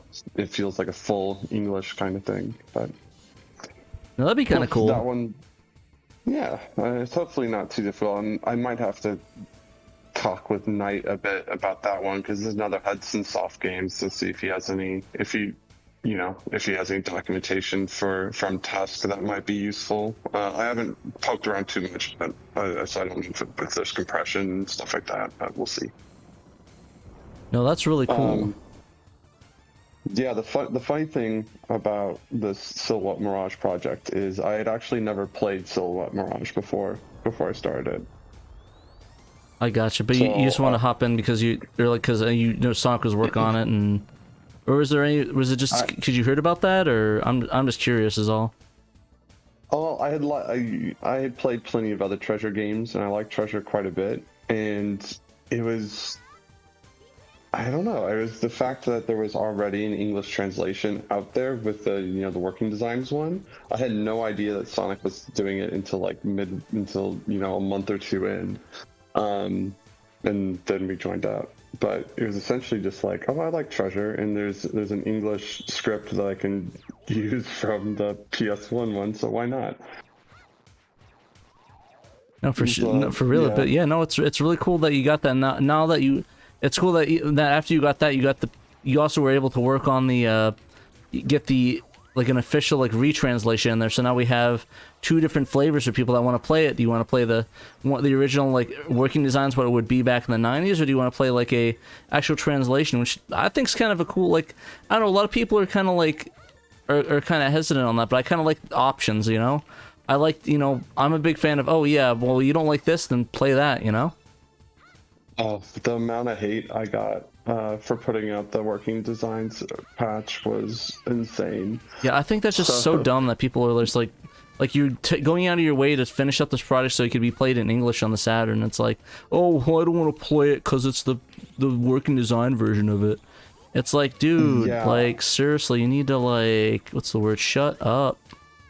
Cause yeah, people. Yeah. I would get DMs from people asking why I even bothered, or saying okay, now do the other one, do the one we actually want to play. And it's like, oh god. It's like I'm working on it, dude. Shut up. Yeah, well, I didn't say that at the time. I wasn't gonna give them that kind of gratification. You shouldn't, yeah. Be like, no, screw you. Leave me. You know what? Now that you specifically said that, we're not getting it. You're stuck with the Working Designs copy, so go fuck yourself. Yeah. Or put the retranslation behind a paywall or something. Yeah, you gotta join the SHIRO Discord to get it. Yeah, you get the Working Designs one for free, but the other one you pay for. You gotta pay up, yeah. You want the second hit, you gotta pay up, baby. Oh, that would have been funny. I'm having a really hard. Well, speaking of there being two patches, romhacking.net is giving me so much pain about that. They actually took down the new patch. Why? Because first off, they thought it was a duplicate post for the other one. That's not surprising. Yeah, and then I reached out and I had a conversation with some of their moderators, and then they're like, okay, so you should remove your old one and put in this new one. No, why can't they both? It's different. Why can't I have? Yeah, I was like, it's different, and I spent months I started the Working Designs patch, started poking around in Silhouette Mirage a year to the day ago. So I spent the last year working on these two patches almost daily, and they were like, oh, you should just have the new translation, and they were trying to say that the Working Designs patch shouldn't be in the translation categories because it's not a translation really, because it's based off of the PlayStation script. So they're saying, oh, you didn't translate anything really, so it shouldn't be under translations. And I'm like, what? Okay. Okay, well, just yeah, well, I'll put it under ROM hacks. I don't care, but you should at least have them both up there because that's where most people go. Yeah, not to mention it's like 2 different patches, like, you know, kind of like the point of it. I don't know, like, I mean, I don't know. I don't know. So these online communities with Saturn, like, you should ask Malenko the trouble he went through when he was trying to get Cutting Room Floor to like append the article on what was it, on the NBA Jam having different characters in on the Saturn version of it, because like they just couldn't believe it. It's like, are you serious right now? Also, how do I get up this bitch? You dash. Get to the bottom and then just hold dash. You can go up the walls. You just hold it. I'm like really dumb. Sorry about that, dude. Sorry about that, broski. No worries. I feel like the guys that are messaging you and the ROM hacking people right now trying to do this. No, but no. But seriously though, I just don't understand. Yeah, I don't understand either. People are really weird. Yeah, Malenko is cool. Why they could. With the ROM hacking community, I mean, that's kind of the reason why Sega Extreme has the resources pages, because you know, at least you have somewhere to hold something without too much executive oversight. Yeah, I have both the patches on Sega Extreme, and I actually the ROM hacking posts, the ROM hacking pages just linked to the Sega Extreme, so that I could generate visits and views for Sega Extreme as opposed to ROM hacking exclusively. But it's just so many people go to ROM hacking; it's hard not to have it posted there. I saw that you posted links to Sega Extreme on your ROM hacking page. I was like, oh, I didn't realize you could do that instead of posting it on ROM hacking. That's a good idea, because like I never put Bulk Slash or Stellar Salt SS on ROM hacking because like I wanted to have them on Sega Extreme, and like give Sega Extreme that traffic. So it's like, maybe I'll put them on ROM hacking if I can do what you did where they link back to Sega Extreme. Hopefully they wouldn't give me a hard time like they've given you a hard time though. That's pretty ridiculous. But Dan, you gotta put up the two. You can't put up the two. You have to put up the 2 different translations though, Dan, with the subtitles. There's no subtitles on this, so it's a ROM hack, not translation. Yeah. But honestly, the issue isn't that I linked to Sega Extreme. That's actually okay. That's cool by their like policies. They're just having a debate whether or not using a PlayStation script on a Sega Saturn game counts as a translation. And they're acting like they have like limited server space. Yeah, I don't know. They're acting like they have limited server space, like hosting two pages for different hacks is like it's like 3 megabytes. Like, oh, the translation is like with a couple kilobytes for the script itself. Like, oh wow, like isn't the SSP hot linking to SX? They're literally just hosting 2 different pages with hot links. Yeah, I don't know, but I've been back and forth with them all day, and it's annoying me. I'm really glad I posted them on Sega Extreme so people can still get to them.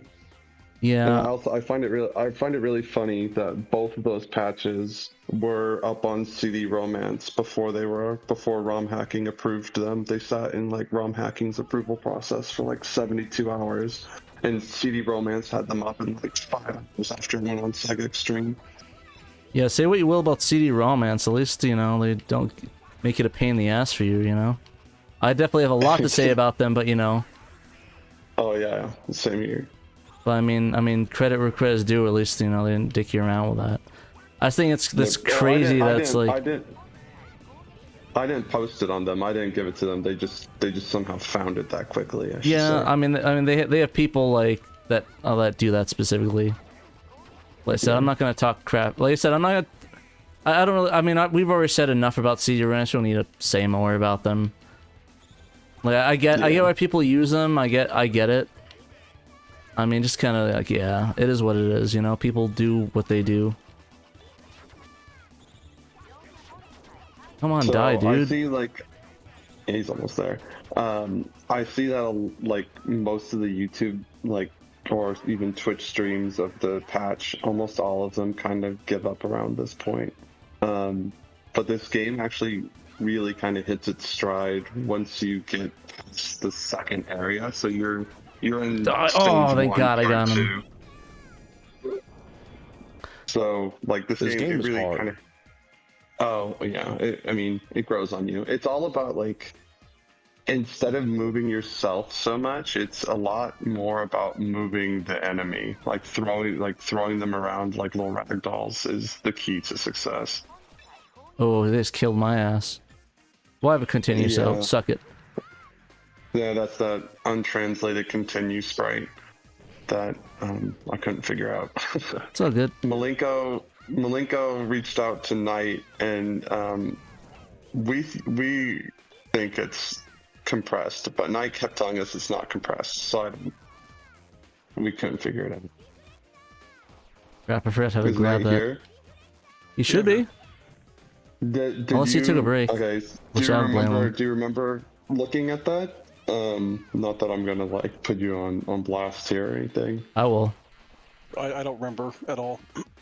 Okay, yeah, I know you're busy. Whatever that day Zach. was, that's all I remember. Okay, it's all good. It's such a little I remember thing. talking to Malenko, I don't remember what it was about. Yeah, it's that dang continue sprite.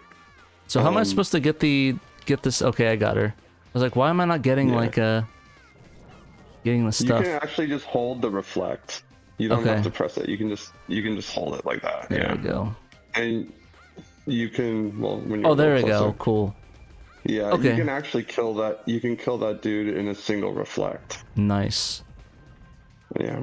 But yeah, this game it starts out hard, but then it's pretty easy to cheese. You can get like a level 6 weapon on the second stage, and then that I don't know.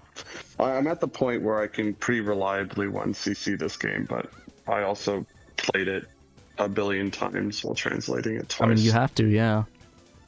Yeah. So I was curious about the ROM hack I think you're talking about. Grandia is on there, Trekkies translation, and he uses the PSX script. It's under translations, not ROM hackings. So they're giving you a hard time. Damn reason. Yeah. It's not well, like I'll Trekkies use. hiding it either. Trekkies is like, this is from the PSX script, like the first line. Yeah, honestly, I think they're just dumb. Like I don't mean to be dumb, but mean, but like, come on, guys. Like it takes you 5 seconds to read it, or maybe honestly, maybe there's some bias. Honestly, every working design is like a plague on that site, or just in general. Anyone saying it's like, what? I don't. Why are we doing this? Like, what are we doing here, guys? Like, seriously, it's like, come on. I don't know. Yeah, I don't know, but I did tell them, like, they were like, we don't know if injecting a PS1 script counts as translation. And it's like, okay, maybe inject was the wrong thing, because I worked on this, this specific patch took me like 5 months of daily work, or I don't remember exactly how much more. It's like, what do they think they did? Just copy pasted it into there? Yeah, it was not. It does, like, the spacing's all different, and I had like I took the script from PS1, but like even the windows are different. Like it doesn't fit in the same space whatsoever. And even the call, like the commands in the PS1 version are all wonky compared to the Saturn one. So you can't even use the same command. So if you copied and pasted, you wouldn't get anywhere.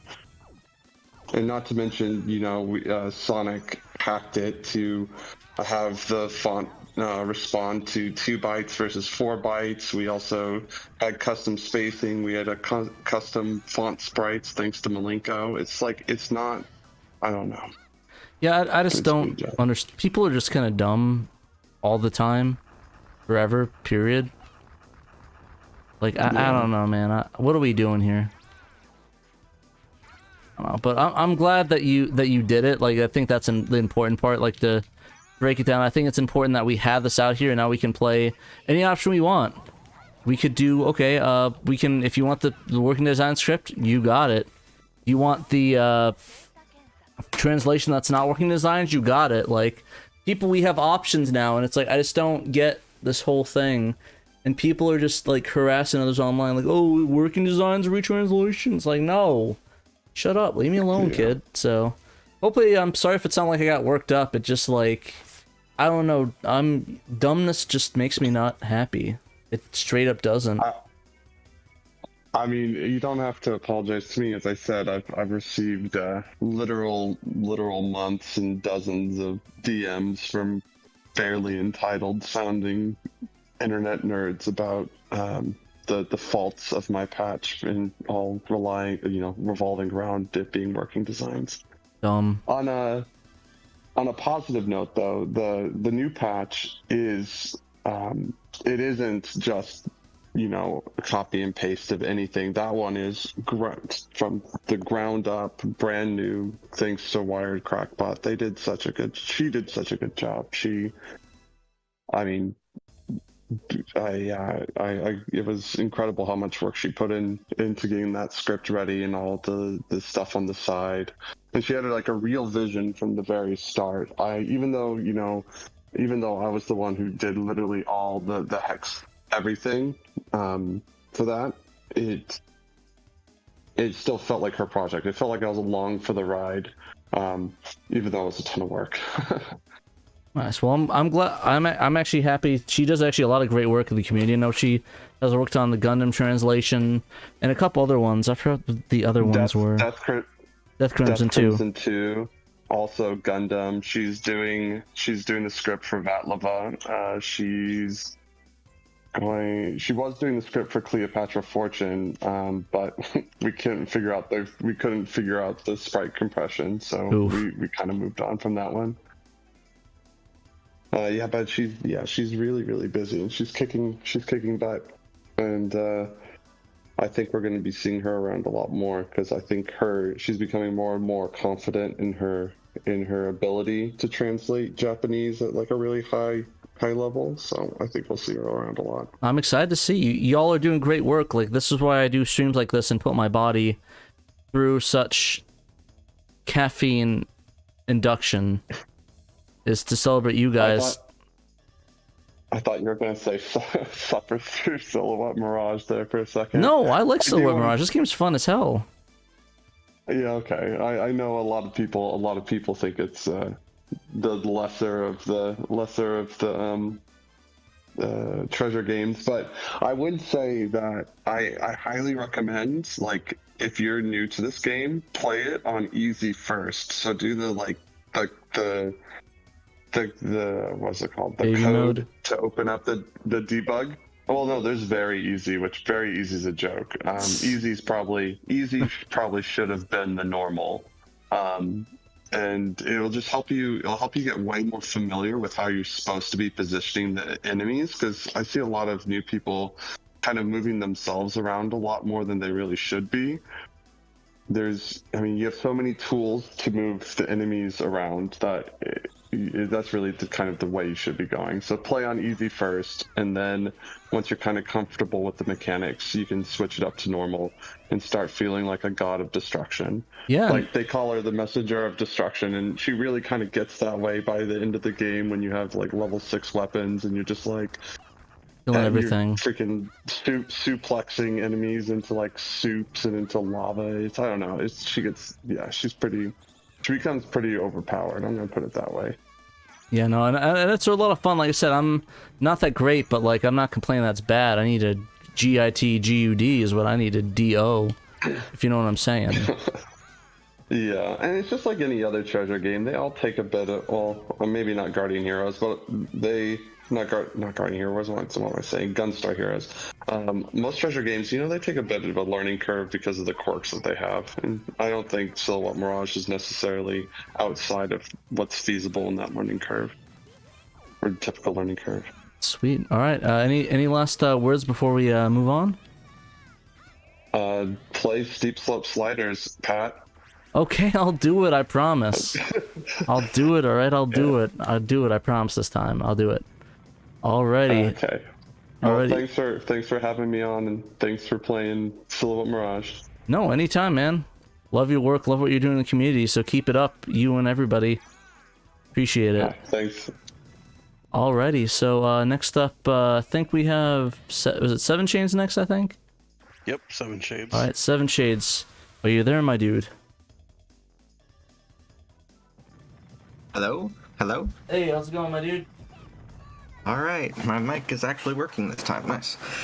Sweet, alright, so we shall hop in and play some CubeCat, your new build, which I've been really having fun with. Oh, that's great to hear. Yeah. Well, we don't know what build you have. Yeah, we'll check it. That's true. It might not be the newest build. It'll be one of the builds. It's certainly a build of it. Yeah, the competition build had a few unfortunate bugs and visual errors and stuff, like some random text appearing on screen and text being broken in general. I would suggest anyone who wants to try the game for themselves download the newer versions on the Sega XTREME resources page. But yeah. Okay, well, I'm not getting a game so far. Or does it just take a little bit to load? Shouldn't take.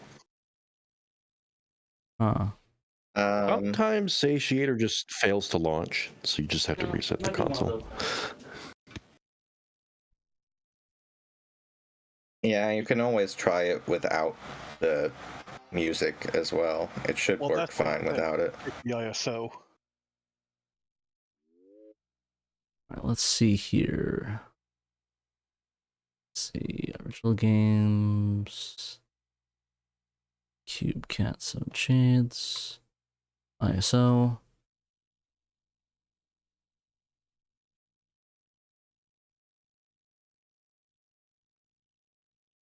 Yeah, because I know this was working before. Okay, there we go. Yeah. Sound effects on. I think the only sound effect that's in the competition build is the cat? meow, but yeah, I was having some weird issues that I still don't know if they're just emulator specific or my computer specific, or if they actually cause crashes on the real system, because I've never had a crash on real hardware, but I was getting weird crashes sometimes when sound effects would play. I do really want to say, first starting off, that I really like the cheers falling off. The new open world sort of system, like Spyro. Feels very Spyro. Oh yeah, the hub world. The hub world. It's very Spyro-esque, which I think is kind of a cool little new feature in it. And there seems like to be more pony sound. Oh, I'm guessing that was in the sound effect, the music for that. Or the pony sound was used for the music of this? No. Gotcha. It's just like default SGL Sega library functions for PCM sound effects. Honestly, the sound is... There's your problem. Oh, Yeah. Okay, he was saying to use it, okay. Yeah, the sound is probably the weakest part of the game in general, just the sound effects. I just haven't spent a lot of time working on them at all. They're sort of an afterthought, and I do definitely want to use pony sound. I was gonna say, I know a guy if you need that. Yeah. I got a guy, but no. Like I said, I've been It's on my to-do list. But yeah, I really enjoy the new changes to the game. Like, I like how there's multiple. I know before a lot of it was getting the ball and the yarn into that slot, but now there's a lot of different mechanics, which I think are really cool. Which I think like different objectives.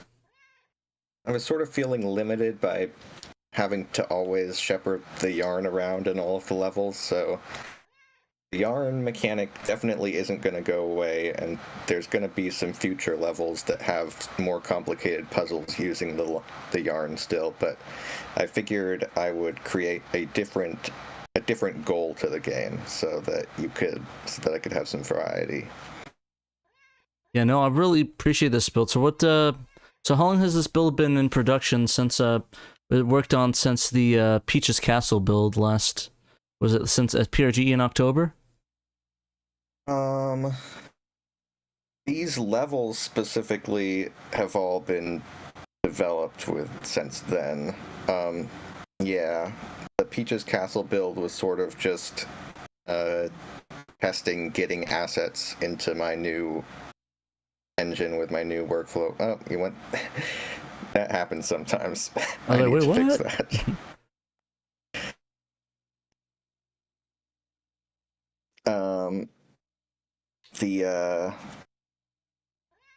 Yeah, that was sort of to test assets and stuff, and I was thinking of including it in a demo eventually, maybe, but I don't know, Nintendo kind of scares me. Yeah, I don't blame you.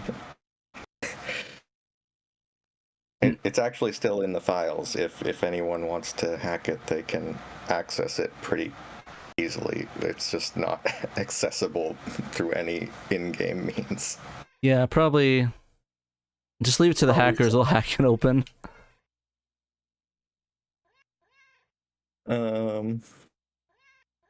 But yeah, no, I really, like I said, I had a lot of fun on the Peach's Castle build that we played at PRGE, which was a ton of fun and great seeing you again there. Always love seeing you at PRGE, and hopefully we'll see you again next year. Or Yeah, basically this year, right? Yeah, I guess it's this year now. Sure, now, yeah, I hope to meet a lot more people eventually from the community too. That would be amazing. Yeah, no, there were a lot of good people that were really praising your stuff, both on the video that Nick put out, and then the just online in general, and even at PRGE, there was a lot of people asking about it, which was a lot of fun. It was really cool. Yeah, so the Hub World was a very, very last minute addition. I have a friend. She's a very talented 3D modeler, and she wanted to make some assets, and I said, well, I was thinking of putting a hub world in, and I didn't have time to make it, and she just threw this together in like a couple days using the textures that I had and stuff, and turned out amazing. I was like, oh my gosh, I have to get this into the game now, so I scrambled at the last minute to like get the hub hooked up with everything. Yeah, I think it turned out really well. Yeah, no, I really like it. Like, I think it really brings it together and like removes the need to have like the because I know before you just had like a level select code. It's like select level, and it's like you just pick between the levels. Well, this one, it's like a cool like natural, like you can explore, get the different, have a little hub world out there. So I think that's kind of a cool little featurette of the game, and it feels like more like a Spyro-esque experience, which I think a lot of people would appreciate. And then having like secrets on the hub world too would be pretty neat. Yeah, definitely. I wanted to ask you a question about your textures. They look really great. Like, I guess, did you draw those? And also, what color mode are you using? So I did draw most of them. I also had my friend who helped with the hub world. JC Miller 3D is her name. She helped sort of touch some of them up too and create a few that I didn't have time to make. A lot of it was done. One of the early ones were done in MS Paint, honestly. Like, it was like really simple stuff. Yeah, and I totally get that. And some all of them stuff is drawn in MS Paint, so yeah. And some of them, like I think this bark texture, some of them I used reference, so I sort of got a higher resolution texture of like sort of a different like of yarn patterns and kind of drew over them in a more stylized way to try to see how different like weave patterns would work, because I want to kind of get the feeling that everything could be made out of sort of like woven materials. It really shows though, like, I don't know, even like it's MS Paint, it really is easy to almost kill myself there. It's really cool to see like the different, like the cool little simple, oh god. Well, look like I checkpointed. Cool to see like little textures and stuff, and it's very cute. I like it. I'm surprised y'all didn't get on the GIMP meta yet. The color mode, it's 4 bits per pixel, so 16 colors. Yeah. It's very cute. Yeah, it looks like I use really Pink great too, use of yeah. color. Yeah.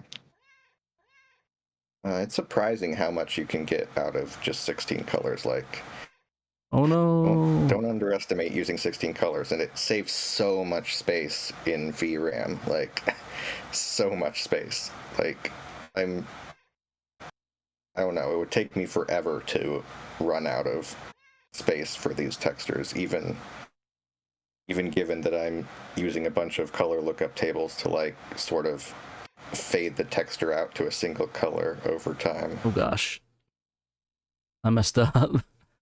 But no, this is yeah, it's very pretty. Even with the color palette, it just works. It's very cool. Yeah. But yeah, no. Yeah, so sequence. Sorry about that. This version of the engine,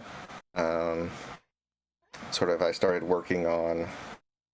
I guess I skipped last year's competition. Like, I had most of the tech for this engine iteration done, but the editor was just falling apart at the seams, and I couldn't build any content at the time. So once I got that up and working this year, it's become a lot easier to get content in there, and I'm hoping to add a bunch more in the coming months. That'd be really cool. If the editor's simple enough, maybe like Dave and I could design a level or something like that.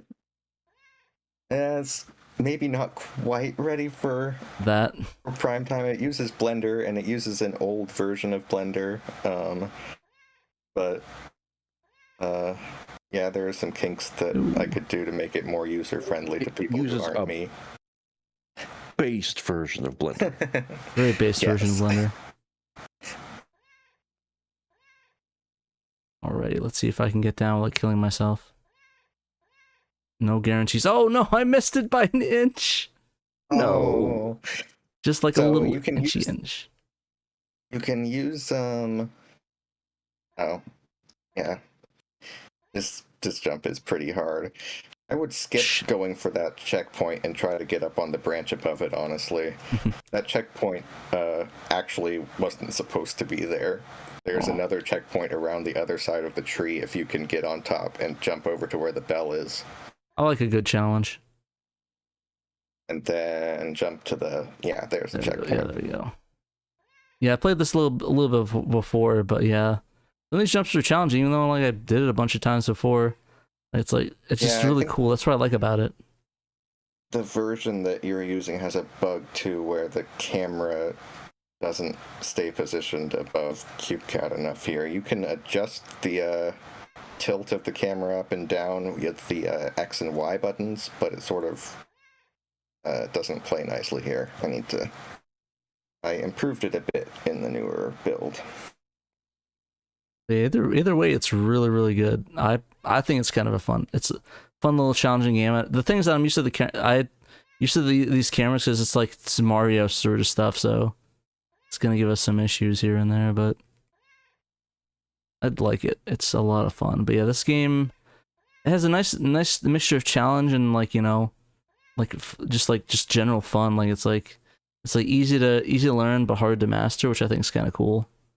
And can lead to a lot of cool combo moves. And making you think, okay, do I want to dash or just regular jump? Yeah. Oh gosh. I'm kicking my ass. The rats. Rats. I We are the like rats. the animation where she gets hit and it's flat. Oh yeah.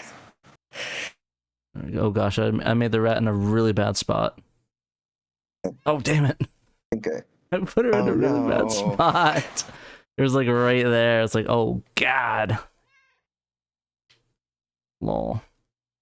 The issue with Blender is version inconsistencies. I'm actually not really familiar with Blender. I'm guessing there's a bunch of issues with it here and there. I understand sticking with an old version. I've tried to learn it, but it's I do 3D modeling for work, not that kind of modeling, but I could not figure out Blender. Yeah, it's annoying when you're trying to integrate your own tools into it too, because the versions keep updating and making all the old features incompatible, and it's a hassle. It's like trying. It's the bigger problem that Knight's getting at too in the chat is from 2.7.8 to 2.9 and 3.0 and above. There's a hard break in the feature set, the hotkeys, how it even works. Yeah. And that hard break means if you say, "Oh, I made a tool for Blender," and they say they see it's 2.7.8, they're like, "Well, why not 3.0? I use 3.0." Like, no, excuse me, I use 2.7.8. Well, actually, these are separate programs. 2.7.8 and 3.0. They're I don't even know why they're both called Blender anymore. But whatever, they're both by the Blender Foundation. Anyway, carry on. Yikes. I can see definitely. I mean, I guess it's not like a Photoshop thing where it's like, oh, you can use CS2 forever and it's not going to really matter. No, like everything, the interface is all changed, and the way that everything is handled under the hood, if you're trying to write a script, is also all changed, and it's difficult. I can imagine.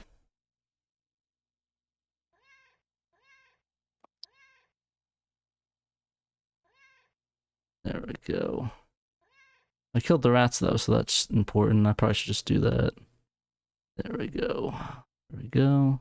Yeah, you've basically seen everything in the demo, besides just getting that final thing. I need to. I feel like I need to get to it. I killed the rats. All right. I believe in you. You can do it. This Don't is work too hard. This is the one.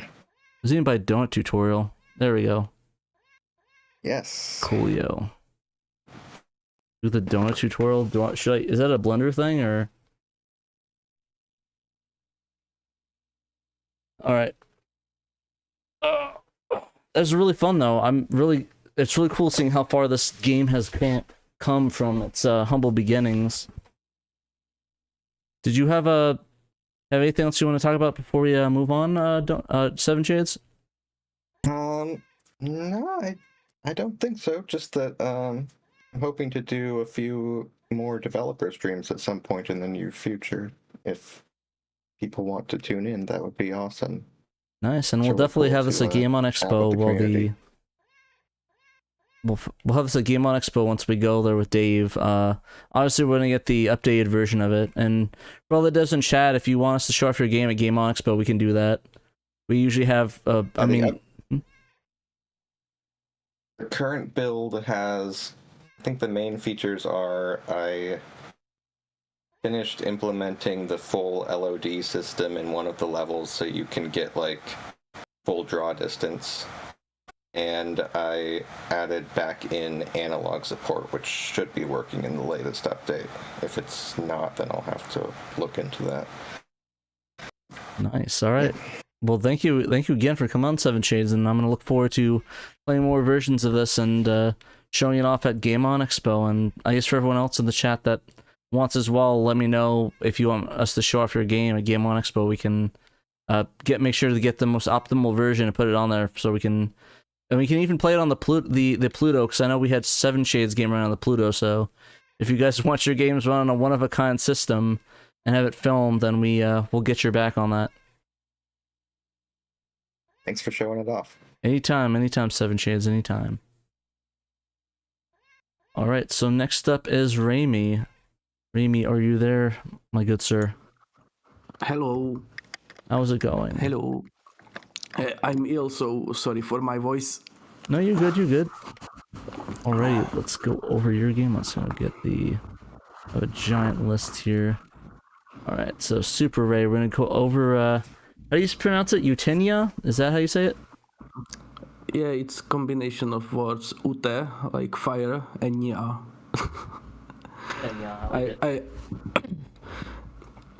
I was watching Girls und Panzer one day, and I thought I will make a new tank game. And then I was watching the Reincarnated with Swords, and I thought well, let's add cat girls to the mix. And that's how Utenia was born, basically. Nice. I'm excited to check it out. I was playing this a little bit before. Obviously, I don't have a second player with me, so it's kind of hard to test it out. Yeah. There was much more planned, but the game was in a bit of development hell. We first started with Danny making it on top of YAO, but then YAO changed a lot, and in the old version of YAO some stuff did not work at all. So we moved to Joe Engine using just the old C, and then we thought, well, let's take the compiler from YAO, slap Joe Engine on top of it, and make the whole thing in C++. And that's when the problem started, basically. Because I know the start off as Tank Game, right? Yeah. Which is also a pretty fun game. I do, like I said, I do really like this concept just because it's cool. I like the cat, the cat character. So, and more cat games, I say the better for, right? Yeah. AM25 drew the cat girl characters. I did the title screen logo and some of the ground tiles, and Henry Fox did the rest of the ground tiles for the 3D models were also done by me, and some of the maps were done by Henry Fox. Nice. The map editor for this game is actually bigger than the game itself. That's actually kind of funny. Yeah. I know we're definitely gonna show this off at Game On Expo and have a lot of, and I'll see if Dave can bring a multi-tap or we find one and hook that up so people can actually play this 4-player there. That'd be really fun. Yeah, I'm working on a new SDK, so I hope I can port Utenia over to that and complete it to how I envisioned it at the start. Nice. Do you want to talk about how how exactly I guess it evolved into cats? It was just like a cool idea that you came up with, or is it something you always wanted to sort of have? Well, people always wanted the new version of the tank game because the original tank game is kind of broken and you have only 2 players and it's really limited in what maps can do. So I thought about making a new tank game, but I did not know what concept to use, how to make it look good actually. And as I said, I was watching an anime with cat girl and I thought, well, let's make it cat girls in tanks. That sounds funny. And that's how Utenia was born, basically. That actually is kind of funny though. I do like that concept. And I love the little drawings that that AM25 did. And I imagine that imagine you had Random do some of the music for it. Yeah. Random did some music. Nice. The sound effects were partially made by me and Henry Fox. Nice. There was a bit more in the development builds, but I was not able to get it working. Basically, the game was not even running on real hardware until like hour before deadline. Oh wow. That's crazy. So, and then it was crashing, so I after I got some sleep, I managed to fix that. But Danny was a really big help. He set up the compiler and taught me a lot about the C++, so we could actually make finished games somehow. It was really hard to get the thing not to crash. Yeah, no, but it turned out really well. I really enjoy the concept, and I'm actually a big fan of like the tank game mode, and I love how it looks very Bomberman-esque. Like, I don't know if maybe you get to see it, but it feels very like Bomberman, which I think is really fun. I love Bomberman, so more games like that I'm all for, really. The map editor is available for download on my GitHub, so it's even pre-built, so you can try to make your own levels and I can add them to the game. It's pretty complete. I like that. I think I might have to hit up and make a map. Yeah, I wanted to say. There's a bug in the game with the physics. You sometimes notice that the bullet will go over the other players. That's because the bullet should bounce off when there's a hill, so you can actually try to hide behind the hills. But it's kind of broken, so the bullet does not fall down. Gotcha. I'll have to try that out. In the next one, I lost, so I tried to blow myself up with the mine, so I did it. Hey, I just wanted to say the game looks really pretty, like actually like the colors and stuff. Yeah, I just wonder, like, would it be possible to make it rotate like the playfield of the left and right sticks? Yeah, that would be possible. I don't know how to do that with 4 players so that you won't rotate each other's view. Yeah, it'd almost have to be like a link cable or netlink game or something. Yeah. But one player can do. Well, it certainly lends itself to be a netlink game or the serial cable game. It does. I actually would love to like have competition with this online, like have a 2-player, even a 4-player online session with this. That'd be a lot of fun, actually. Well, first thing first, it needs to move away from Joe Engine because it's broken in more ways than one. Gotcha. I feel your pain. Yeah. The boxes that fall down, originally they just were made to spawn in the place, but I thought making them drop down like a with a parachute, like in Worms, is much better. You know, I was thinking the same thing. They also make the sound of opening parachute and closing parachute, which is nice. So, you know, I thought the attention to detail is really cool in this game. I really like the just the game concept, and the only thing that bummed me was I didn't have another couple players to play this, as my friends don't really play Saturn, so it's not like they really want to hop on it. But I do think it's a really cool concept, and I really do enjoy playing it. And I'm gonna see if we can get some FaceTime a Game on Expo and play this with a couple people. Because I'm a friend of I also wanted to have a single player campaign, but as you might know, there was not any time. No, that's understandable. Yeah.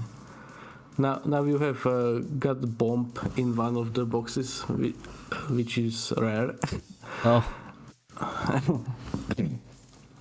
The chances for that are kind of broken. I'm getting some good luck today, I guess. I got the gold on Ponut stage, and I got the box, and I found that glitch you're talking about where it goes through it sometimes, the terrain. Yeah. Yeah, it either goes sometimes through or just over. I kind of like that as a feature, just like, oh, sometimes you just get a lucky shot where it's like you get a good angle and it goes over it. That'd be a cool exploit where it's like, so if you're hiding behind terrain, you can just like, if you do enough shots or get an unlucky, like a randomized chance, it goes over and hits them instead, which would be kind of cool, like effective at jumping over and hitting them, which I think's kind of cool. It'd be cool to randomize it so that way it's not like, oh, the train's pointless. It's like 99, it was like a 60 or 80% chance of saving you, but there's a 20% chance of the bullet flying over and hitting your character if you get unlucky, which I think is a cool little feature on that, which I haven't seen in other games. I think it would be cool to add some more like power-ups in the boxes. Currently there's only mines, bombs, and health. So that would be really nice. For example, like a special kind of shot or something like that. Or like a spread shot or something would be kind of cool, you know? Yeah, something like that. There just was no time. That's understandable. I was stressing a lot because it did not run at all or was crashing constantly. My suggestion is a flamethrower. for the power-ups. You and your flamethrowers, Dan. Oh, now you can see the bomb. Yeah, I was able to find a bomb. Suggestion. The only thing I would suggest is the characters on the right mirror their faces, so they're facing each other. Yeah, that's a good suggestion for the next version.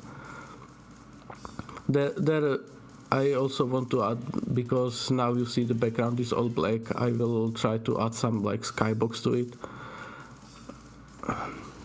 Yeah, I hope it'd be cool to pull people towards you. That'd be neat. Or like a shoot over the fence sort of shot would be cool. So there's a lot of options, and like I said, I'm happy this has been innovating a lot since we last played it back up. Was it 2 competitions ago you submitted it, I think? Yeah, I think it was or 3. Tank Game was the first game I made. Yeah. So, and then there were 2 Sky Blaster submissions, so yeah, it was 3. Yeah, no, I love Sky Blast. I love these little games. Sky Blaster is really neat as well. Definitely one of my faves. Yeah, I'll try to move that one away from Joe Engine as well, because that one is also just scraping the rest of the free memory space in there with all the buffers Joe has.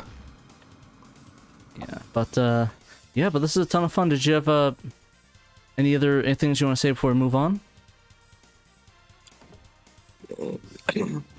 Thank everyone for great help with it, especially Danny with helping with the compiler setup and stuff like that. Cool, yeah, and big shouts out to Ray and Random AM25, and who's the other developer we were talking about? Henry Fox. Henry Fox, he's yeah. a friend of mine. And then Danny as well. So big shouts out to everybody that worked on this, and thank you again, Ray, for making this happen as well. This is a really fun game, and I'm excited to get more people in front of this. Hopefully at Game On Expo we can get a 4-player game going with this and just have a blast. Yeah, you can try to design your own levels for the expo. Ooh, that'd be kind of cool. I will add them to the game. I'd be down, but just thank you again. All right. So do we have any other developers that are in the chat or in the? We do. Who do we got? Dan. Oh, Dan. Oh, I'm such an idiot. I keep forgetting my friends. All right, Dan. Are you here, Dan? How can I help you? We're going to talk about your submission. Stellar Assault? Yep, Stellar Assault double S. Or okay. SS if you don't care about the ramifications of saying it that way. Alrighty, let's go. Stellar Assault.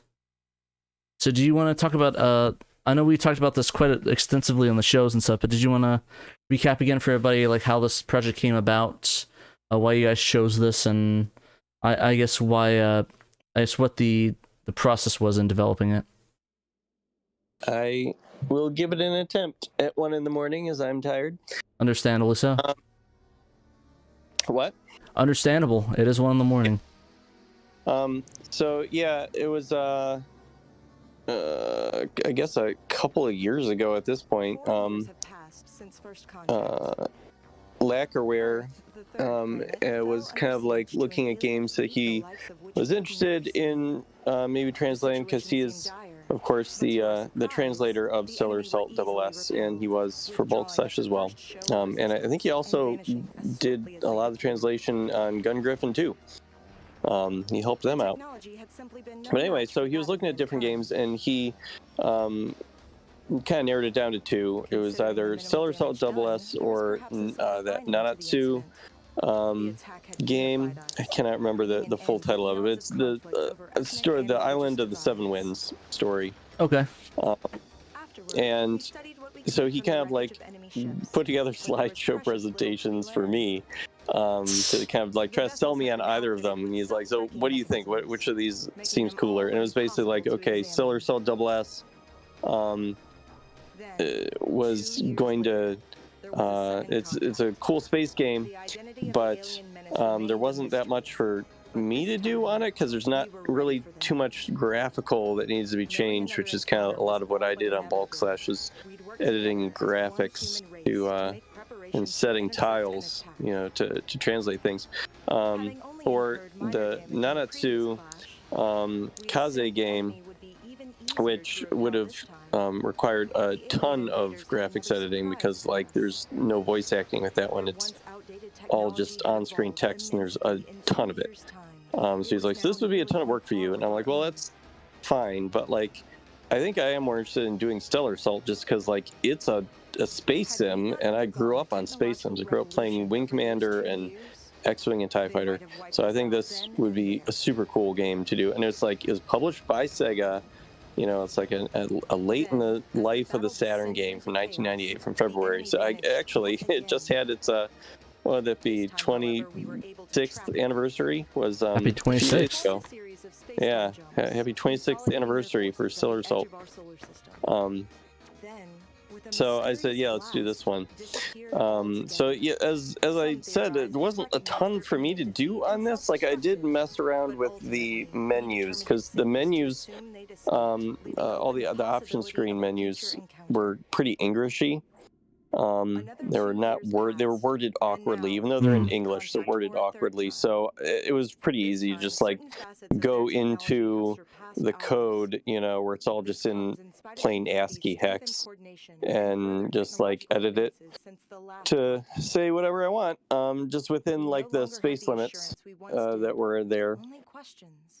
And then I edited the script that Lacquerware came up with. But I mean, here's the thing: like, everything we translated was all spoken dialogue in this game, and there's no existing, like, text script of it.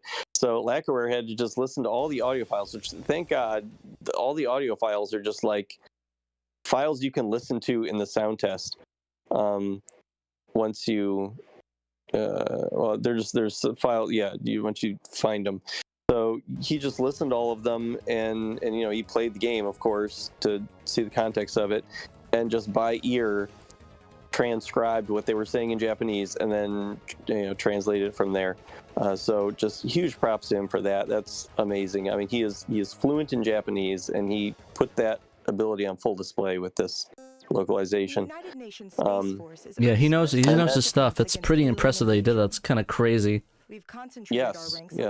And so then, you know, we had Shadow Mask involved as well, for his audio editing skills. Yeah, audio editing and audio, you know, mastering, with fixing the sound balancing and that sort of thing. Shadow Mask is in the voice, the text Yep, he said a bunch of boring AIF files. Yeah, boring AIF files, but he did a lot of work with those boring AIF files. And then we also had Cargo Din, who is also a translator on other projects. Didn't do anything, any translating on this, but Cargo Din did do a lot of editing of the script, a lot of copy editing.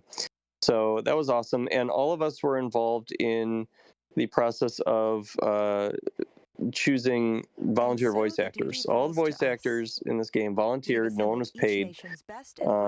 We just put out a call on Twitter and in Discord saying, you know, we need voice actors to volunteer, and here are the different parts, and here's kind of the little bios for each character that we need voices for, and here's, you know, how much work they're going to do, because I mean, there's really only two large parts in this game that have, like, a ton of talking, and that's I guess three.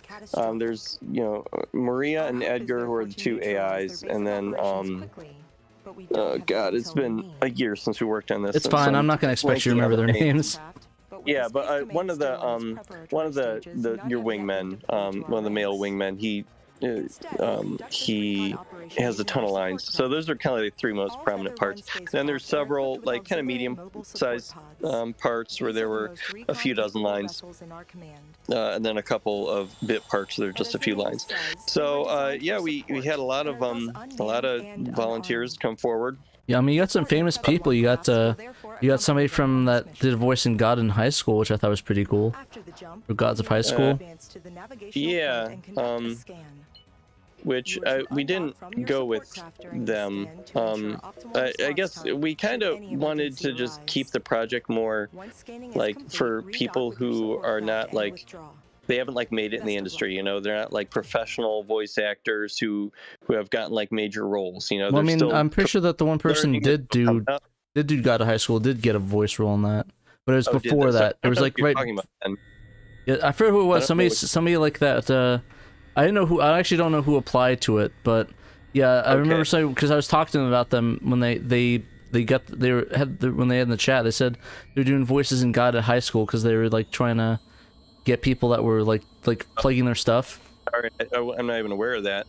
No, I was thinking of a couple other people who had voiced interest in maybe doing acting for this, but we kind of like decided maybe not to pursue them because they were like established voice actors, and it's like, well, they're gonna sort of take, you know, all the like headlines and the precedence over everybody else, and we sort of, I don't know, we just didn't want to go in that direction. Could you tell me some of the stuff that they worked on? You don't have to out them. You just tell me like some of the stuff they probably were in. No.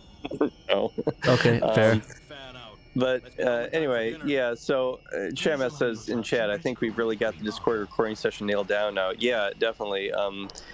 Between Bulk Slash and this game, Lacquerware became a pro at that, and I give all the credit to him because he was not just translator of this game, but he was also the vocal director and the vocal performance director, and he just slid into that role naturally. He's very good at I think making actors feel at ease and telling them what he wants of them, and if they're not giving him a performance that he was kind of imagining, he has a very good way of telling them that without hurting their feelings, and being like, you know, so I kind of want it this way instead, and just he's a very good job working with people, working with the actors. So, and he had to be there for every single session, while my lazy ass only showed up to maybe half the sessions. You know, and I mean, I wasn't necessary to it because I'm not the director, and I mostly, when I was sitting in, I tried to stay out of their way. I didn't want to be a pest, you know. That's working on the project. You're definitely not a pest, Dan. Well, no, I mean, because they're doing work, and I'm not going to butt in and start giving my opinions on every damn line. Like, that would slow things down, and it's unnecessary, and it would be a pest to them. So I mostly just stayed quiet, unless I really had something I thought was a good suggestion. And Shadow Mask, you know, mostly stayed out of everybody's way too. Yeah, Shamas said I regrettably missed a few as well, but I felt the same way about it. Yeah, so like, but it's cool sitting in on it and listening to them work and just do such a good job. And all the voice actors who volunteered for this were awesome to work with, and they turned in great performances. You know, like everybody says, well, you know, these are yeah, the voice acting is really good for these games. It really fits with the 90s cheese. It's like, well, I don't know. I think they actually legitimately did a good job. It's not just like, oh, good for the night. Like, no, I agree. They actually did a nice job for, you know, the characters. And the fact that they're just like faceless pilots that are just in your ear throughout the whole game. Like, you know, I think they really brought the personalities of their characters out just through their voices. It was awesome. Yeah, and they kept that anime style. Like, I know there's a specific style of anime voice acting, and they kept that style of it, which I think is pretty cool. Yeah. Which I like. Chanamas said, once I felt good about people's recordings not sounding like shit, I was happy. That's fair. Yeah, which Chanamas was, you know, he would often, you know, be there at least for like the first session of a recording, because a lot of these, there were so many lines for some of these parts that like we had to split it into several sessions. And so he would sit in on at least the first one to like make sure that their audio was sounding good, their audio levels and stuff. So once he was happy with that, then usually they were, as long as they didn't change any settings in Audacity, which is the program we were using to record with, then we'd be golden from there. You know, and then once the recordings were done, they'd export their Audacity projects and ship them off to us to like a Google Drive, and then Shadow Mask would grab them and work them, and then pop them into the game. Just replace the original AIF file that had Japanese in it. Now with these, what we're watching here is an FMV, these mission briefings, and so these came with music and sound effects, all baked together with the voiceover of the commanding officer, and so we couldn't just replace only the voice with these. Well, we can during the mission. During the mission, those are all individual sound files, basically each person talking. So we could just replace each sound file. But with the FMVs, we had just like with Bulk Slash's endings, we had to just totally wipe out all of the audio and rebuild it. Thankfully, the mission briefing music is a track in the game, a track that you can just rip. So That's pretty awesome. Rip the music and put it back in, and then just sort of redid the sound. I forget if the sound effects were also in the sound test. I think they were. I think the sound test has the sound effects that are used in the mission briefings. So you just had to kind of rebuild it with the same timings as the original Japanese audio, but using our English voice actors, because there's a couple of missions where it's not just the commanding officer. Maria and Edgar talk in some of them. So yeah, no, it's really cool. I like the work that's been done on this, and just the intensity. People think that there's just a lot that goes into this. It's more than just recording stuff and inserting into the game. It's just a whole process. And on top of that, it's just insane.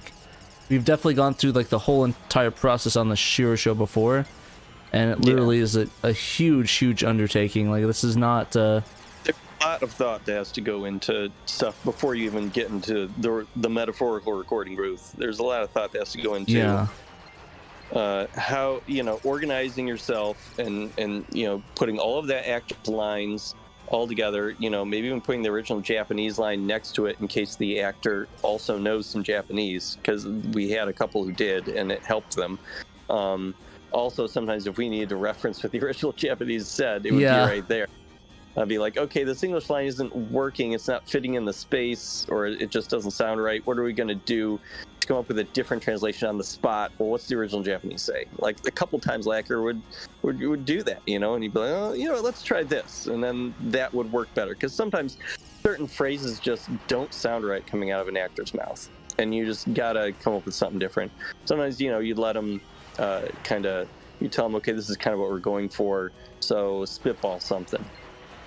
Come up with something on your own, and then after a few different ideas, we'd pick one.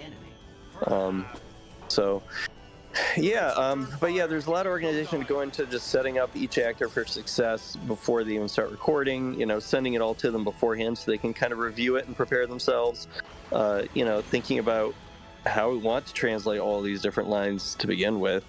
And what exactly is going on in the game, because sometimes just looking at or listening to the voice clips on their own might sound like they mean one thing, and then when you actually play them during the game, you realize, oh no, this was happening, they mean this instead. So and different tones and inflections. Well, not even just that, but the meaning can be different depending on the situation. There was a case where your player ship gets disabled, and there's an enemy ship that's bearing down on you, and it's going to kill you. And then at the last second, you regain control. Your AI gives you control back, and I forget exactly what was confusing us about the dialogue in that section, but we thought it meant that one thing was happening, and then we actually played that mission. It's one of the later missions, so it takes a little time to get to, and then we realized, oh no, you're the one who's disabled. I think we weren't sure if they were talking about the enemy being disabled, just the way the Japanese was phrased. It's oh no, you're the one that can't move. Okay, we gotta change how this reads. So did you do that before you recorded the lines, or after you recorded the lines? Okay, then so you didn't have. We're still coming up with the script. Okay, so you didn't have to we have to get you back in the studio because I kind of messed up on that one. Tried to keep that as minimal as possible, just to save on time. I think total recording took a few months for everybody, 3 or 4 months. I forget exactly what the timeline was. It was a long process, though. A lot of that was, some of it was over the holidays too. Like we had to take a break for a couple of weeks for Christmas and New Year's because like nobody wants to, everybody's busy. Exactly. You don't want to be doing work on Christmas, It's like, Yeah. But I'm glad that you guys did what you did with this project. It's just amazing, and I love all the projects y'all worked on. Oh, I need to go. I thought I was still locked into that thing. But yeah, yeah, I guess a lot of people are gonna be asking, do you guys have anything planned? I know this has been a big undertaking. This has kind of been the whole thing. But you guys have anything that you're looking at recently or wanting to can do another one, or? I'm not as a team. Shadow Mask kind of moved on to start looking at Mobile Suit Gundam, and I'm technically in his channel for that, and I guess offered a little advice or whatever, but like I haven't really done any like serious work for them on that. Although if he needs me to, I wouldn't mind helping out. And Lacquerware has kind of I don't know if you've noticed, but he's been pretty quiet in the Saturn community since releasing this game. I think there was a lot of work for him, and he just kind of needed to step away a little bit. I mean, also I guess his personal life got real busy with work. He's sort of like, he doesn't have like a super steady job. He sort of has gigs translating like manga. Mm-hmm. And, so like it's kind of feast or famine, and I guess he hit a real feast period where he had to really buckle down and get a lot of stuff done. And I don't know, I can see him. Studio Mappa driving him crazy. I see him post on Twitter now and then talking about like different video games he's playing and stuff. So like he's still alive and around, But yeah, he has not really expressed interest in doing another Saturn game. But who knows? Never say never, I guess. Maybe he'll want to swing back around for another go at something. And as for me, I have been so busy writing stories for SHIRO. I was gonna say, yeah. Oh, I know what you're up to. I don't really do translations anymore, which I kind of miss, though. I miss working on games. I have like messed around with stuff a little bit here and there. Like I messed around with I think it was that Baku Baku Animal when Bo Bales uncovered the extra mode that was hidden from the English version, but it's like just easily accessible, normally accessible in the Japanese version. Yeah. But they didn't translate it though, because they figured, well, nobody's ever going to see this, nobody's going to play it. So I started messing around with trying to translate it myself. And I just didn't stick with it. But I was getting a little bit of headway. So, all right, like I said, if you ever need to step back or you want to look into doing that, it's completely fine by me. Like you said, if Blackware is like the next day, like tomorrow, it's like, oh yeah, I want to work on your project. It's like, yeah, you could definitely more than likely step back and come back to that, because like, honestly, I think that's probably more important than SHIRO, to be honest with you. Well, SHIRO is important to get the word out about projects. I mean, look at Silhouette Mirage, and I wanted to mention this earlier when Gregory was on your talking, Rasputin. But you guys were busy saying your spiel, which is fine. But like, he was talking about how he wanted to get his patches up on ROM hacking, both of his patches, the working designs and the retranslation, because he said that's where everybody goes to, find their patches. It's like, well, but despite that, like, they were just sitting in their approval process for hours while it was like already on CD romance. Yeah. And I think they're you don't necessarily well, I was going to say I think SHIRO, when I wrote a story about the retranslation and then we put it up on various social media channels today, it has gotten what you pointed out, Pat, that it's gotten like thousands of views and tons of reposts and likes and whatnot. And I posted my own thing on Twitter, and I have gotten a ton of response from it too. People bookmarking it and liking it. So I'm just going to see how's it doing right now, actually. like SHIRO, writing that one story about something that came out 2 days prior and was already on CD Romance, and was on ROM hacking briefly, still was new news to thousands of people. So I think it's, and that's really good for the team that now with their efforts are now known and hopefully being enjoyed by a ton of new people. And that's what SHIRO and other media outlets can do, is, shed that light and get that, get them out there. Yeah, I know this is gonna sound weird, and the thing is that I don't like, I don't know, like, I never liked thinking, because I never liked thinking, that's about right for me. But, like, I guess my thing is, I was always worried with SHIRO when I did that my biggest worry is that I was co-opting what you guys are doing, and, like, it's like, oh, why didn't, we get get that info. So that's why I was a big worried, especially when we started doing bigger things like bulk slash and, getting the first press, the first, translations. I was always worried that, I was jumping on jumping on it, like, oh, hey, here's this and that. But I come to grow and realize that I guess people really appreciate that, because, I mean, unlike a lot of people, we're crediting, like, every single person. Like, still to this day, when I write an article, I make sure that everyone's name, little or small, is in there. Like, even on the, when we did the Soccer Wars one in 19, I made sure to call everyone out that worked on it. CJ Urokora, Bowl of Lentils, and everyone else that worked on it. Like, I can't really name off the top of my head. It's like, I'm, like, dying right now, but still, you get my point, though, is that I kind of overlook that, and I never realized that, oh, that stuff is important, and getting the word out to people and getting their credit where credit is due, or people being overlooked on it, Yeah, because, I mean, that's the thing, we're in, a real niche with this stuff, and, your average person who might still be interested in the Saturn and plays Saturn games here and there on their console or on an emulator or something on the Mister, they might they're not going to necessarily be in tune with keeping up with every single post that goes up on Sega XTREME, or they're not in 20 different Discords to see what gets, what interesting project gets posted each of them. So that's our job. Our job is to be tuned into all that and then blast it out as loud and as wide as we can, so that those more casual people or busier people who don't have the time to look that stuff up themselves will hear about it, and then they can know about it and enjoy it.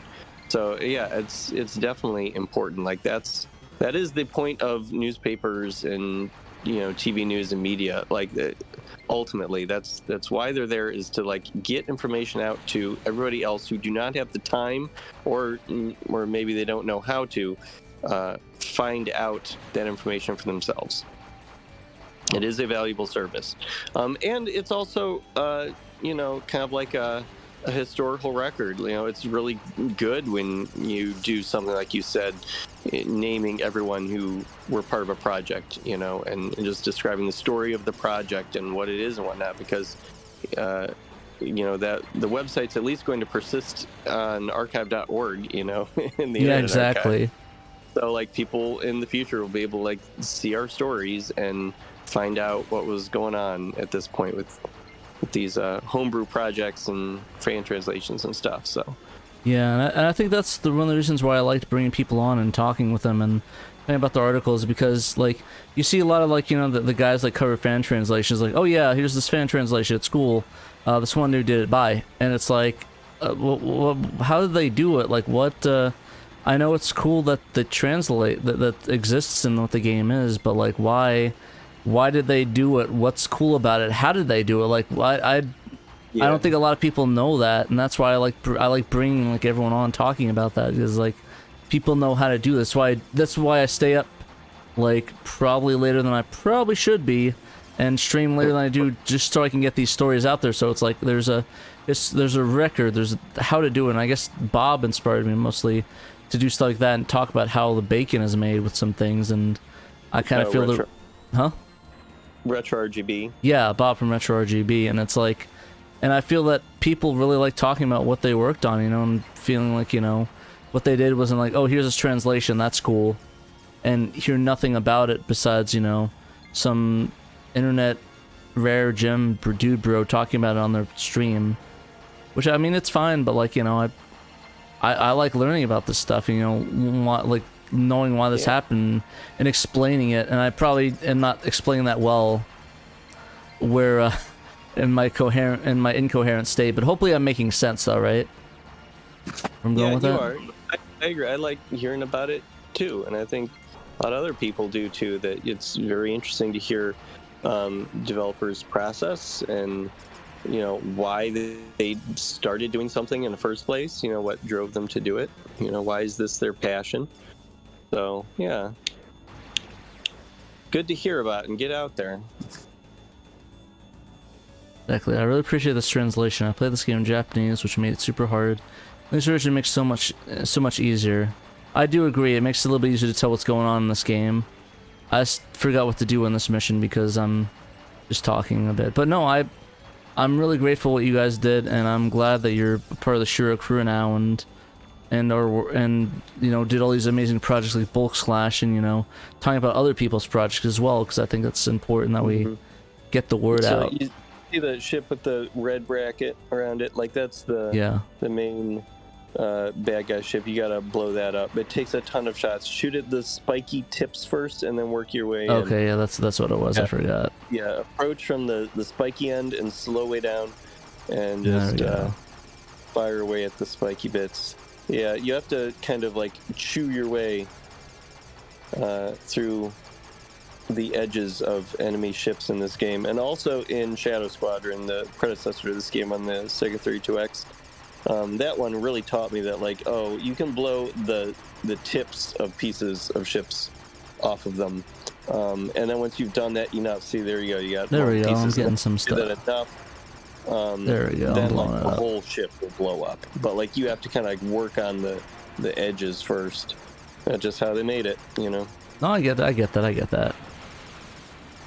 So, but yeah, like I said, I really love these games, and I'm glad that everyone is out there. You guys are out there doing this, and, you know, making a difference, because this does matter. And I just like people knowing that this isn't getting thrown into the void for, like, it's going to be thrown on, oh, hey, here's this cool hidden gem video game. That's good. That's good translated. I got to mention Silos. I don't know how I didn't mention this. We had like a couple of stretch goals on this game that, like, we did not have the programming prowess to accomplish, and that was we wanted to add mission stick support, because this game does not support the mission stick.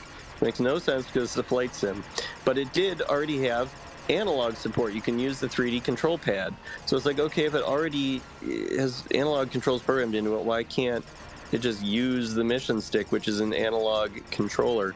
And then the other thing was that this game is hard as balls, as you are seeing, and it only gives you 3 continues. Like, you die 3 times, or maybe it's on the 4th time you lose, and that's it. You gotta start from the beginning, like it's a bloody arcade game. There's no saving. So it's like, okay, can we do something about that to give players more lives, or unlimited lives, or whatever? And so Silos was like watching one of Lacquerware's live streams on Twitch. He was just one of his regular viewers, and he like said, you know what, I wouldn't mind like taking a look at it and seeing if I could figure that out. So we brought him onto the team, and he figured it out. He first his way with the mission stick to solve that was to just literally enable every controller type. All of them. Just all of them are allowed. You can use whatever you want. Some of them work better than others. And so that inadvertently also, you know, just collectively enabled the mission stick as well. And the mission stick works great. Allegedly, I haven't been able to try it. I don't have a mission stick yet. But neither do I, don't worry. Didn't you get one, but it was like broken or something? Yes, I got one and it didn't work. It was like rusted. Rip. So I had to send it back. So that was annoying. And then he also he tracked down the bit of code that governs how many continues you have, and he set it to just never go down. It just stays at 3. So nice. Yeah, you have unlimited continues in this game, which makes it a much more modern experience. You can just keep retrying at the spot you're at over and over, which is awesome. Nice, but no, you guys did an amazing job, and I'm really happy that That you guys had the thing for Bulk Slash, you had the twin stick support, and for this one you had the mission stick support. So it's cool. That was kind of a fun like parallel between the two. Yeah, and that's sort of why I liked about you guys' projects. There was like more than just a fan translation. It was like a full quality of life fix, a cool control implementation. It was like you made the American version, like how they add more to some of the different versions of the game. Yeah, it's like there's more of that, which I think is kind of cool. All right, did we have? I am very happy with how both of them came out.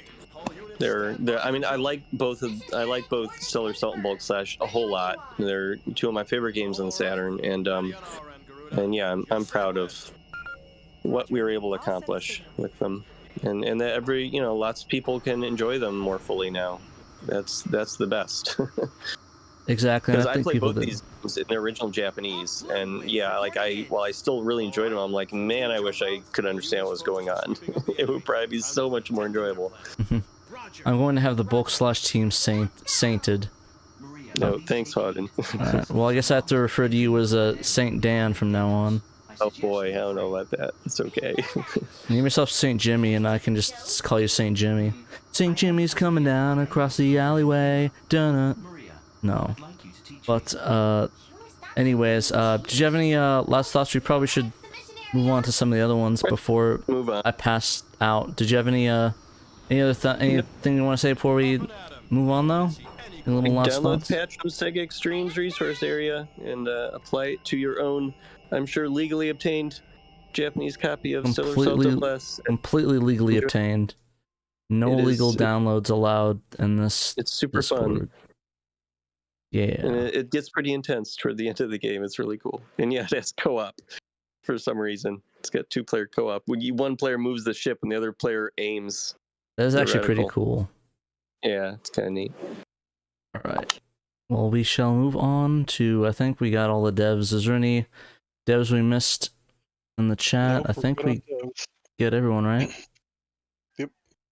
Alrighty, we'll go down by the list now. We'll start You sure you want to do something quick to knock a few of these out? Just so you have a note here to go by, we've been at this for like 5.5 hours. Oh, I noticed. I see the timer in the bottom left corner. Like I said, I'm just saying, I don't think anyone's gonna blame you for cutting the stream in half and picking this up later in the weekend. I could do that, but I also could put my body through torture and not do that, which I think would be even funnier. But I think I'm gonna do that option because that'd be funny. But anyways, let's do let's see what one we got on here. We'll do Maria Renard's Revenge real quick. Let's see, I think it's the queue. I think that's the one. Alrighty, we'll do Maria Renard's Revenge. This one I played before. We can go a little bit quickly through it. That would be possible. All these stories are so inspiring. So this game is kind of interesting. This was originally a Amiga 32, I think, game. And it's obviously this is actually a port of that same game. The company that actually worked on Z-Team actually did this game as well. Or like this little port of it. And this is a cool little fun project. I played this on a video for SHIRO and embarrassed myself beyond belief because I didn't realize I forgot the pause button did that. It does not pause again after you pause it. Oh, okay, I'm level 2. I guess it skips levels to do that. But anyways, I'll go kill myself so that we can play it legit. Oh, I guess I'm starting level 2. In Minecraft. You have to add in Minecraft to that sentence. Oh yeah, I want to kill in Minecraft. That's right, you're right. But anyways, this is a really cool little demo game. You don't want to, like I said, this is very janky, so like first you can actually move around, or I guess you fixed that. You can't do that anymore. But you're able to move around in the pause menu, which I thought was kind of funny. Okay, now I'm dead for real. Okay, so I think that's still in there. Did they update this the last time we played it? I don't think they did, though. Oh no, they did fix that, so I cannot move around and pause time anymore. So, this is indeed a fixed version of it, so I'm excited to see how they changed it since I last played it. Side of screen scrolling still kind of not my favorite, but I mean, we'll deal with that. So yeah, before you can show, if you saw my other video, almost died there, I was able to actually move in the pause screen, which I thought was kind of funny. So I was able like to cheese a lot of the level design of that, which is pretty funny. And I was wondering like, why does it say level 2 all the time? And you're like, oh yeah, it's because you need to unpause it. So I didn't realize you had to press the start button, but now they fixed it to where you don't move around it anymore, which makes it a little bit more clear that it's you need to hit the start button to get it going. So very cool. I'm liking it so far. Okay, that was a little bit interesting. Jump over the lava pits. I said, I think the original things I like this, I just wish it was less glitchy. And it looks like they fixed it for the most part. It's a little bit less glitchy this time. Which I can dig, But, you know, this game... What were you saying? I was gonna say, has anybody played the original version of this? I definitely have not. Like, I wonder if Maria happened to be that forward in the original game. Because that's not something Castlevania does. It looks like they made this a little bit more forgiving, where you don't die instantly, you have to go to the beginning, so... Okay, let me get another bird. Oh, I just get fight dragon. Yeah, I think I agree with his criticism with the camera. It does not allow it to get close enough. Like, I had the same issue when I was playing it before. Oh gosh, bird. Make sure I don't fall through there. Nice. Oh, you can just go straight forward. Okay, there we go. Yeah, they need to really fix the camera on this one. I'm not really a huge fan of that scrolling, because it's like you have to hide. See, I just blew up my health. Oh no, I got it. I thought I blew it up for a second. I would have been incredibly pissed. Play Sonic, Udong Shark Sonic? What are you talking about? What the heck is that? Anybody can clue me on what can you, Stranger Moon, can you give me like a more of a hint than that? I don't know what that is. So in the original game, Maria stays in the middle, and it looks like you have hearts for life. Hey, can I not? Oh my god, dude, bruh.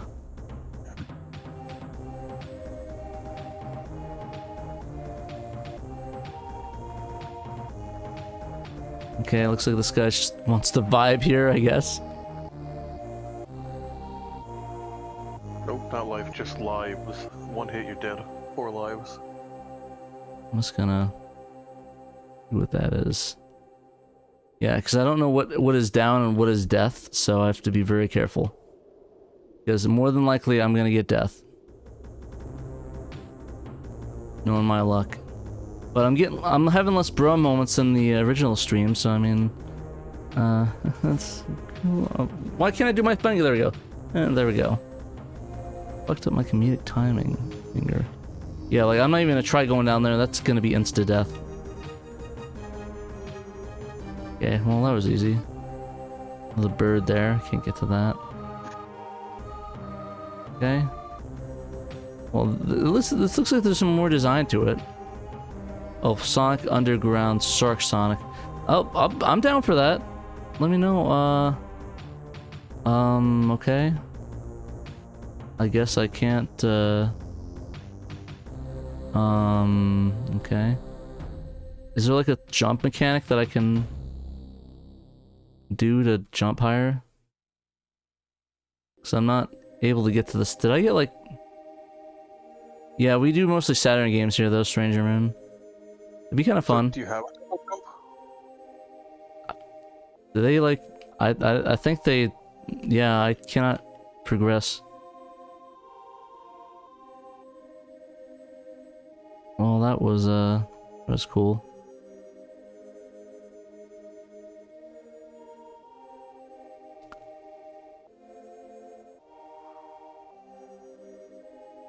Okay, I'm gonna go down here and I'm just gonna die. Or not. Cool. I'm actually stuck. Oh no, I'm not stuck. Nope. No, I'm actually stuck. I'm for real stuck. or not. Never mind. I'm good.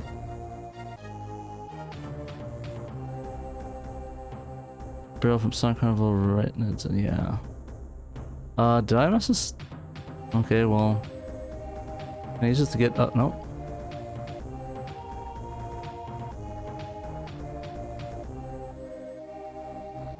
I mean, it looks like you double jumped to the left platform there. It's not letting me double jump though. You're doing some weird double jump here. Yeah. Yeah, it's not letting me double jump up to the thing. Yeah, that's weird. I feel like I'm getting DSP'd right now. This game is still bullshit. I don't know what to do. Come on, let me jump up, Phoenix Man. Oh, damn it. Oh, there we go. That was weird. Well, now I'm scared to go over there now. It's gonna kill me, dude. Oh god, we're back to square one. Oh, can you jump on the birds? Oh, okay. Or not. That's weird. Holy crap, die. Okay, there we go. I think Danthrax probably went to bed. Okay, there we go. That was annoying. Okay. No, I'm still here. At least for now. There we go. Okay, did they add hitboxes? No, we're still...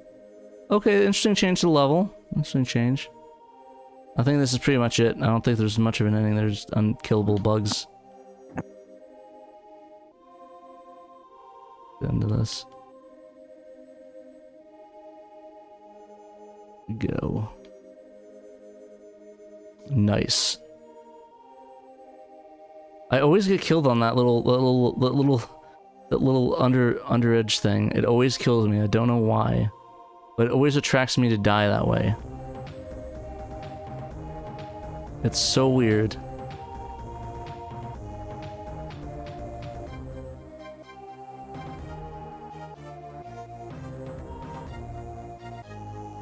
What kind of skin software do you use for your graphics editing, if you don't mind me asking? Is it really MS Paint? I figured you use Photoshop or something. Oh, you mean on the games? Okay, I thought you meant like... Yeah, I think he means on the games. Okay, and so yeah, I was like editing graphics for Bulk Slash. I did a lot of that just in MS Paint. Because I mean, it's simple and easy, and I know how to use it. It does not fight me.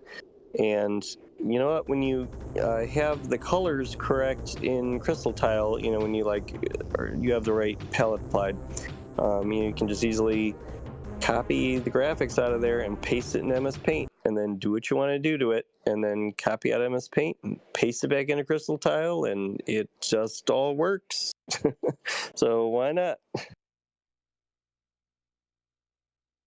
Nice. All right. Well, that was it for Maria Nard's Revenge. We'll show a little credits real quick. By Domkid, Z-Team. Thanks to Johannes Fetz for the SDK Joe Engine. This game was created to learn. Thanks to that dude. These dudes I can't for great graphics, map, and sprites. Special thanks to members of Z-Team. Brody, I'm not pronouncing that right now. Not for resale. Cool. Alrighty. Big thanks to Z-Team for this amazing game. And whatever that Peter, is. Stardew Valley used MS Paint too? That's awesome. Damn. You're in the big leagues, dude. Heck yeah. Big league Dan, look at you. It works. Go through the original games while we're already on the roll. Keep some order. Oh god, I can't put my leg up. There we go. Saturn Photo CD. That sounds like fun. Original patch, Red Moon, Slide Hop, Cool Case. Zen Wordle, I can't play that one technically. And this Pony, Jackie Car. We'll do Jackie Car real quick. Huh? Good night, Emerald Nova. Oh, good night, Emerald. Yeah, I didn't want to like hijack the stream say, but I'm just saying, yeah, it's been 6 hours. It's midnight local.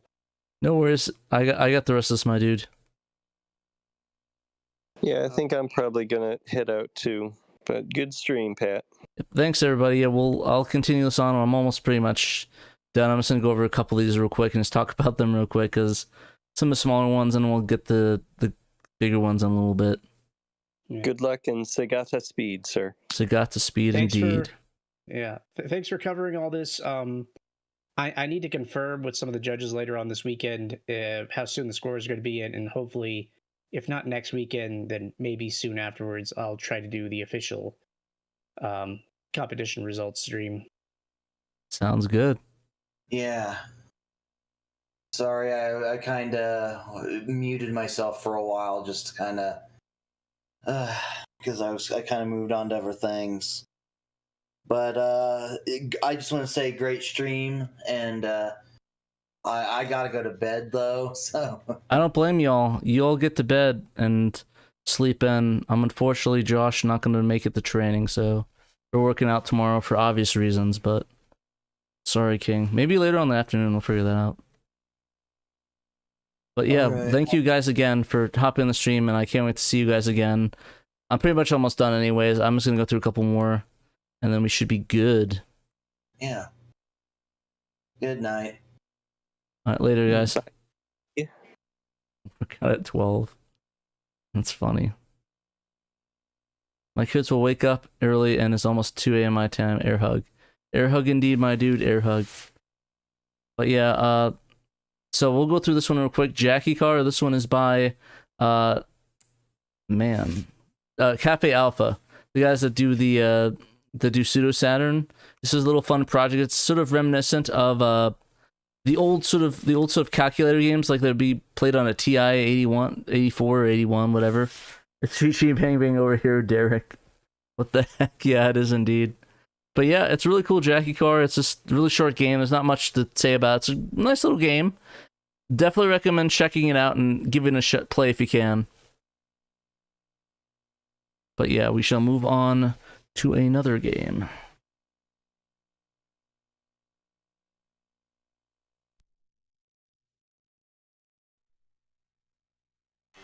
Okay, if any devs somehow happen to hop on, I'll be able to talk with y'all. Yeah, so does the calculator. It's sort of inspired, I think, as well. I don't know for sure. There's like between those two. Okay, we did that. Light Hop, Flashback, Jackie Car, Sonic Boss. We'll do the Sonic Boss tech demo. So I'm just get the details on this. I just want to make sure I don't get everyone's name wrong. So this one actually was a 24-hour, I guess, Game Jam-esque demo. This one was by Shadow Jackal and AM25. There's a game over 24 hours called Egg Hover. Pretty much just the first boss battle from Sonic Adventure 1. It's quite a basic demo, but it's still pretty cool. If it loads up.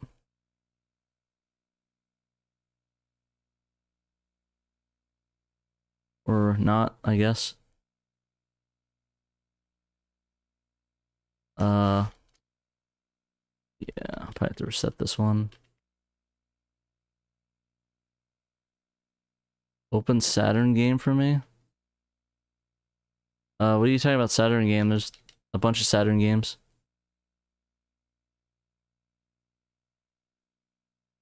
Game with Kekrin? I don't have that one, sorry, my dude. We're doing the game competition today. Bust. Other one.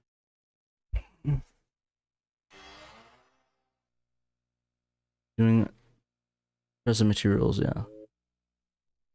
Let's see. 4 original games. I'll try Sunk Bus Tech Down. We'll try the ISO.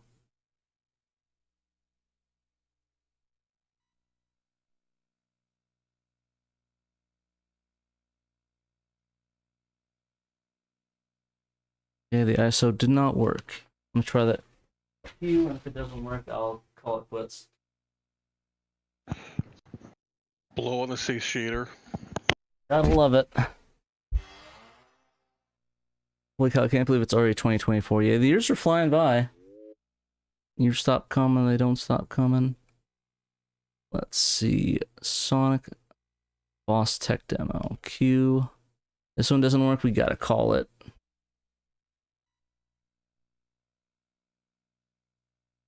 Alrighty, so it looks like oh, there we go! Baba Booey, it was the Q file.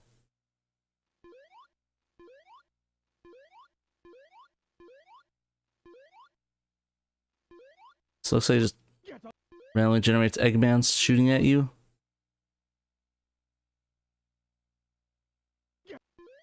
The heck? Is he not saying the line? Oh, there it is. So this is a really cool demo by Shadow Jackal and AM25. 24-hour game demo. It's this cool little demo from Sonic Adventure from the first boss battle. It's basically based on the Egg Hover boss battle from the Dreamcast. They were just the basic controls, no hitboxes really, but it's a neat little demo by them. I like it a lot. I think it shows a lot of promise, and I'd love to see this become a full-fledged game with hitboxes and stuff. I think that'd be pretty cool. But yeah, not much to say besides that. Thank you and Shadow Jackal and AM25 for giving us this really cool game. It's very neat. Little cool models and stuff like that. Sonic looks pretty cool. Just jumping around like that. Jumping around all over town. Boop, boop. Yeah, it's basically a tech demo, a lot more to fix the game, but it's pretty much a great start. I like it so far. It's a lot of fun just to jump around. The physics are all there. It feels really nice, and it feels like there's like momentum to Sonic. Like you see how he's like slowing down. So I think that's really cool of it. Zen's official concert, PS1 not come officially. Understandable. But yeah, no, definitely recommend checking out this demo, and hopefully they flesh it out. If this is a 24-hour challenge, I'd be curious to see what like a week or a month or almost a year of development would look like. This is pretty sick. So yeah, thank you again guys for doing this, and I'd love to see what you guys have in store for the next competition.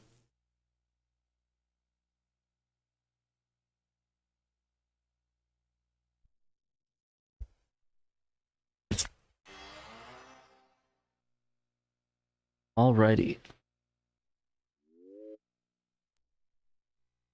Let's see, 2024. The original games again. So the slide hop. Jackie Car, Sonic Boss, VTT, Utena, Pico. We need to do Street. I think we have we have Sweeper left. We have Translocation Game. And we have Wordle, as I can't play, unfortunately, and then Cold Case and Red Moon. So we will do Sweeper Squad real quick. This one's pretty cool.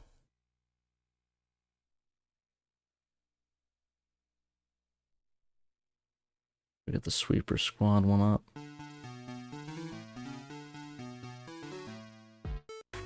So this is another cool Slinga multiplayer game. Well, he did pretty much last year. He did I forgot what it was last year, but he did Flicky's Flock and those other multiplayer some and this one's a really cool multiplayer. It's like 12-player Minecraft game, which is a lot of fun. I think it was Lunatics. Oh, you're right. It was Lunatics. Do normal mode. So you pick your flags and then everyone blows up. Basically, you pretty much have all the players go on the sides, and it pretty much just knocks everyone out that's not playing. There's this cool little effect that's really neat. And then, yeah, let's play some Minesweeper. 2. I don't know what that means. I'm probably gonna die. 2. This probably kill me. Nice. That means there's 2 bombs adjacent to it. Okay. Okay.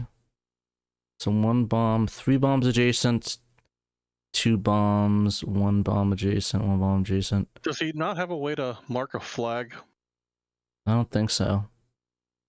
Oh no, he right does. Now, okay, because right now, if you look at like the one that only has 1 square next to it, you know that's a bomb. Yeah, I don't know what the 2 means. That means there's 2 bombs next to it. How is it? Could be there. How... Yeah, get rid of all those flags. Yeah. And then I'll explain it to you. Okay. Just leave the 1 flag that's next to that one at the bottom. Okay.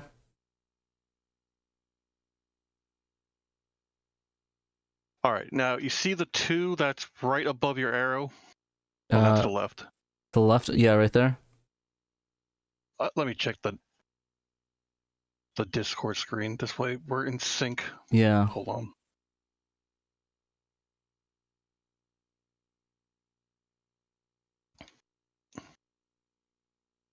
All right. What that means is, of those 3 tiles to the left, 2 of them are bombs. Okay. So you don't know which one is not the bomb yet. So you don't want to touch that yet. You want to find the ones that guarantee bombs. So the easiest one is if you go up 1 and right 4, you'll see a 1 there. Yeah. There's only 1 square that could be a bomb. So Right you there? can put a flag there. Yep. And now, since you know that that's a bomb, the one below you, you know the one to the top left is not a bomb. And it's just a game of logic as you keep Okay, I knocking see. out squares. Yeah. Okay. Like, so everything around that one is not a bomb. So these 2 would be bombs then, right? The top one is a bomb, but not the bottom one. The bottom one is not a bomb. How do you know the bomb was not a bomb? Other way. Because if you go up 2, left 1, you see a 1 there. Yeah. That 1 can only be that one that you flagged. There's no other square around it that can be a bomb. Okay, so this one represents everything and it's in this arc right here, right? Right, that circles around the number. I see. So then that's not a bomb. This one would have to also not be a bomb. These 3 are probably all bomb. No, 1, 2, and then one of these ones are bombs then. Okay. If you look at the 1 at the bottom there, Yeah. that'll give you the answer. So go left 2. Okay. Now, because the one above you is flagged, you know that's a bomb. Yeah. You know the one to the right of it is safe. That can't be a bomb. 'Cause Okay. otherwise you have 2 bombs that say 1. I gotcha. So then these 3 are probably bombs as well, right? The 2 at the bottom are bombs. To the bottom. And how come this one isn't one though? I'll get to it in a second once you mark them as bombs. Okay, there we go. Yep. All right, now you go left 1 and down 1 to your 3. Mm-hmm. If you look around, you see you have 3 flags. So Yeah. it means all other squares can't be bombs. I see. So then this one has to not be a bomb then. Right. And then if you look at that 2 to the left of it, you know that 2 already has 2 bombs, which means the one up top also can't be a bomb. So this one can't be a bomb because this one's a bomb, and then that one's a bomb, right? Oh, we don't know about that side yet. We just know the 2 at the bottom Yeah, are these bombs. 2 are bombs. Yeah, so it's those 2. Yeah. So this one can't be a bomb then, right? Correct. Yep. Okay, I see. Then yeah. Okay, then the 2, yeah. So in this arc around it, there's 2 bombs, but we don't know that. But there's one right here, and that was a bomb. Oops.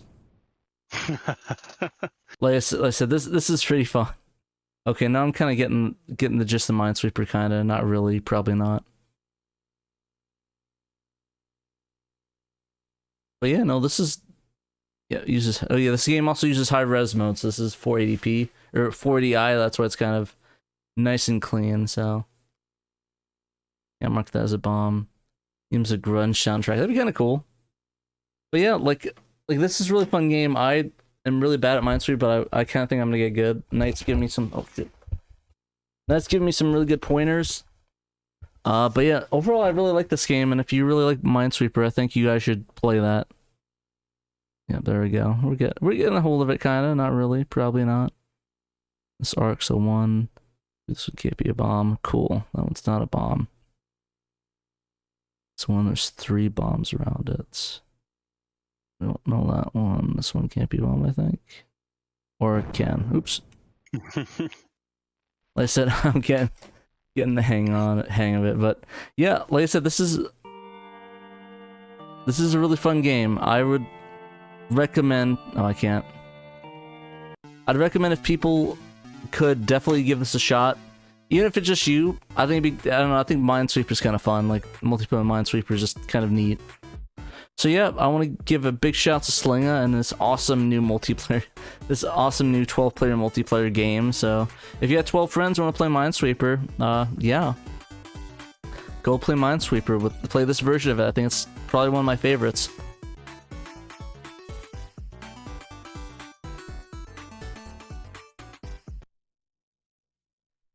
Games left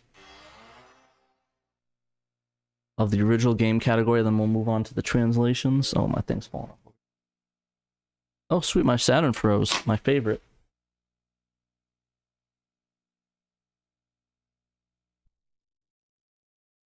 Minesweeper Online.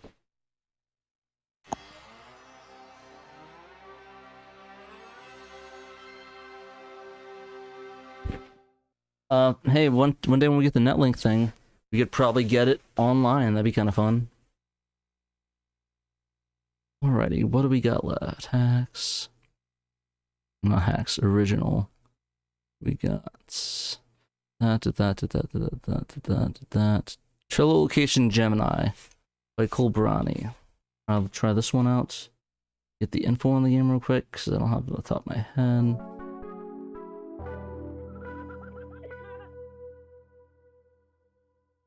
Yeah, games.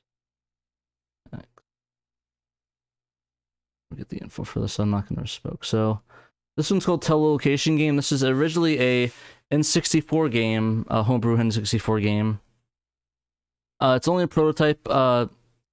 It was by Cobra Dial, which I believe is the first time that they have entered this in the. No. This is the Santa Claus guy. Oh, this is the Santa Claus guy? Yeah. Oh, this is the Chris Mingle guy? Oh, I didn't even know that. That's crazy. But yeah, this is the guy that behind Chris Mingle. He stepped up his A game and is doing this cool 3D game that is a port of a N64 game. So this game is pretty interesting. It's pretty much bare right now at this second, but like, it's just a basic prototype of it. There's no sound effects, but there is some music going on with it, so that's kind of cool. I was sure in the chat to talk about that. That'd be kind of fun. But yeah, I've not really played the original. It seems like you can stop and move around. I think it's pretty much just a platform right now, right? Unless I'm missing something. And then I fall forever.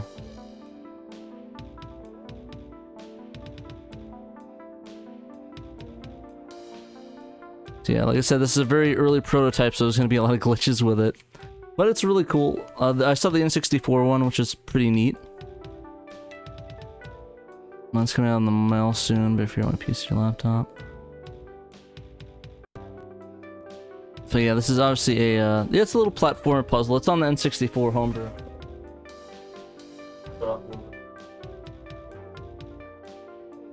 Reset button does not work.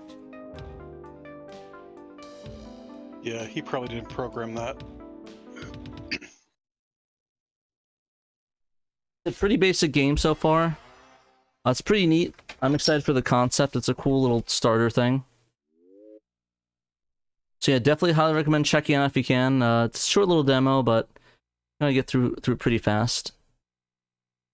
Alrighty. You again. Let's see, we got left. So we did that one. So Poppy, Marie Renard, Flashback, Set a Whirl. So I'm only gonna be able to show this one because I can't play it. It requires a keyboard. You're reading my mind, man. What? I was gonna say, just throw it up for a few seconds just to show them, and then move on. Yeah, so this is basic Wordle. I'm gonna recommend that if you guys want to play this, check this out a little bit more in action. Pandemonium played this on his video recap, and it's pretty much Wordle on the Saturn, which is kind of cool. I really think it's kind of neat to have these different type of games. It's by a developer called Not AI Generated. So basically, it's just Wordle for Saturn. The only downside is that you actually, if you want to play this on real hardware, you need actually to buy the keyboard for it, which Dave had it. If he was on here, he probably would play it. But you can't play on an emulator through MedDefend, the other ones that can emulate the keyboard. So if you guys want to play Wordle on your Saturn, or at least, and you have a keyboard, definitely recommend checking this one out. Big shouts out, not AI generated. Really neat game. I really like having these different sort of these games on here. Also, I really want to play Wordle now for some reason. I saw Nick's thing and I was like, I never played Wordle before, so I kind of want to try it out. I wish I had more to say on some of these ones, but the devs aren't here. So it's kind of hard to talk on like more detail on what they developed and interviewing them a little bit. But either way, definitely recommend checking it out. Yeah, it's a shame they didn't add controller support. Yeah, maybe it's a stretch goal that they're working on. Maybe. I'm fine with. It's all good. Alrighty. Let's see what we got left. I believe the last two are Cold Case and Red Moon Lost Days. Let's see. We'll probably go through Red Moon Lost Days real quick. So this one is pretty cool. This has been entered before. This one is by Sansagolo, of course, who's done the Lost Coast. What's it called? Games like what's the name of the game? I forgot the top of my name. But he did other text-based adventures before. This one is probably his. This one actually had a physical release, so you can actually buy it, and it's cool. You can play it either Portuguese or English, which is kind of neat. And this is a basic sort of a text-based visual novel, RPG visual novel that follows the Kaio Tanwa, a pilot who after the contact with an army general friend, sets on a journey to Egypt to investigate his disappearance. So I played this before, in the couple years before when he entered this. This one's kind of a cool one. I really enjoyed the story on it. Like I said, this is a visual novel, so a lot of this is just going through and playing. He has great art. He stepped up. He got an editor for the English, so it could be a little bit. Because I remember before we played it, the English was kind of a bit off because he obviously is not a native speaker. But since then, he's got somebody to help with the English on the story, and yeah, he has these awesome, cool little featurettes on the story. And you can play this for free if you want, or you could buy it physically, which I think is cool. And according to Nick, this is the first. Well, I guess according to everybody, this is the first physical game that's been released in so many years for the Saturn physically. I don't think anyone's really tried because of the issues with the there's no the CD support. That's the what was it called? The copyright protection on it with the wobble. But this one does require, if you buy it physically, that you need to get the pseudo Saturn or some other way to mod chip that's able to play this game. But yeah, it's a really cool text-based adventure. I'll play it for a little bit. But yeah, it's a cool story. It's changed a little bit since I last played it, because the first one we played was a demo. But this is it's pretty cool. I'm always down for more text-based adventures, and he's done a lot of really cool ones in the past, so I definitely recommend if people could try it, I definitely would recommend that. A light gun? Oh, light gun would be fun. Light gun Wordle actually sounds like it would slap. Only back tears, never forget that day. So Cray, you little wiping away tears from arm, kept walking. 9 months later. Oh damn. I don't know if you could use a light gun on your setup. I have a CRT. I could play it because I have the CRT splitting. I still have it set up. Okay. But I theoretically could, but it would be just kind of weird because I'd be looking this way, like playing the game. So I'd be like facing the other direction. I do want to get a new stand though. That's a new desk and have I have a 12-inch CRT, and I would probably use that for that and play on that for now. That way I can use the 3 monitors for SHIRO. Are you passing it through some kind of upscaler? Yeah, it's pretty much a. Yeah, I'm using the RetroTink 5X right now. Yeah, so who knows? I mean, you have to test the delay on it. Yeah, the thing is that if I'm playing on the CRT, it'll be fine. It's not really that big of a deal. But yeah, I have like the SCART, the SCART G SCART, which has two SCART outputs, so I can have one to the CRT and one to the Saturn, or one to the upscaler, so I can play on the CRT and the upscale at the same time. I'd like to get that set up eventually. Honestly, I probably should invest in a new desk. Maybe this weekend, actually, I can stop by IKEA and see if they have the desk combo I want. Measure it out, and yeah, be able to, that's be a hell of a lot of work, though. And yes, get a new desk. So wait, was the other game the prequel to this? The Casa de Boca Vista or whatever it was? It was like a spiritual, this is a spiritual successor to this, but this is the game he made after that. Because, yeah, I don't think the other game had moving sprites like this. No, this is a new addition to it. That he didn't even have this when I first played this back in, it was like 2 years ago, I think. Was it 2002? Right, it was just all visual novel. Yeah, which I think is a really cool addition to it, and I'm happy that they're adding more. He added more to the story and fleshed it out a little bit more and added some cool elements, you know.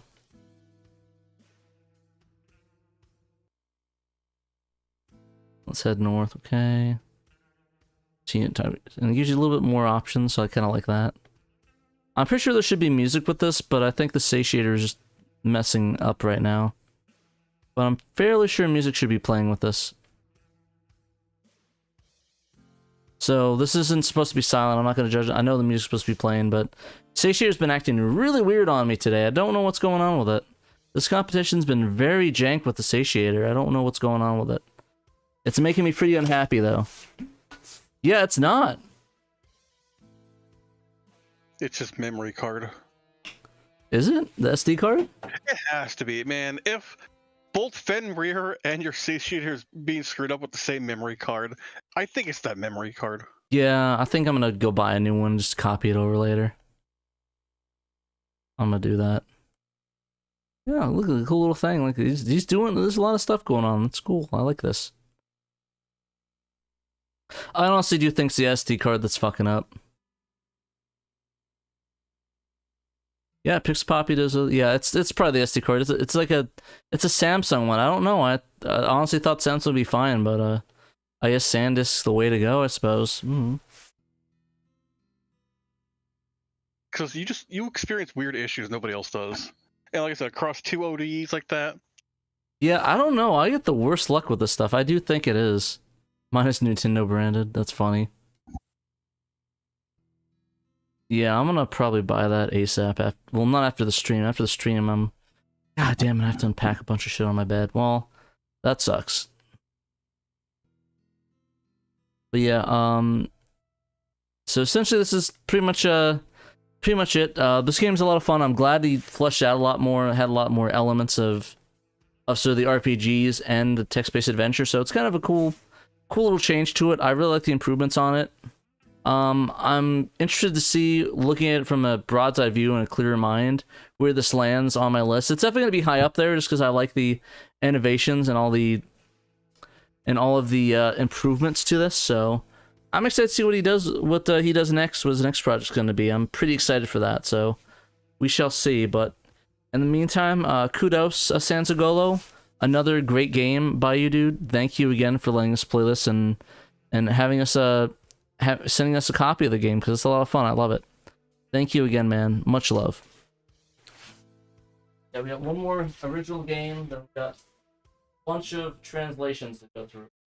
I think we have a few translations left. No, there's not that many. You have 6 translations, and are you going to do the 240p suite? Oh shit, is that on here? Yeah, I've been there utilities, I think. Okay. Yeah, I have Cold Case, the 240p suite, and then 6 translations. Well, 5 ROM hacks, we'll just say. Yeah, not all translations. I also have to do Cold Case as the last one, I think, on this one.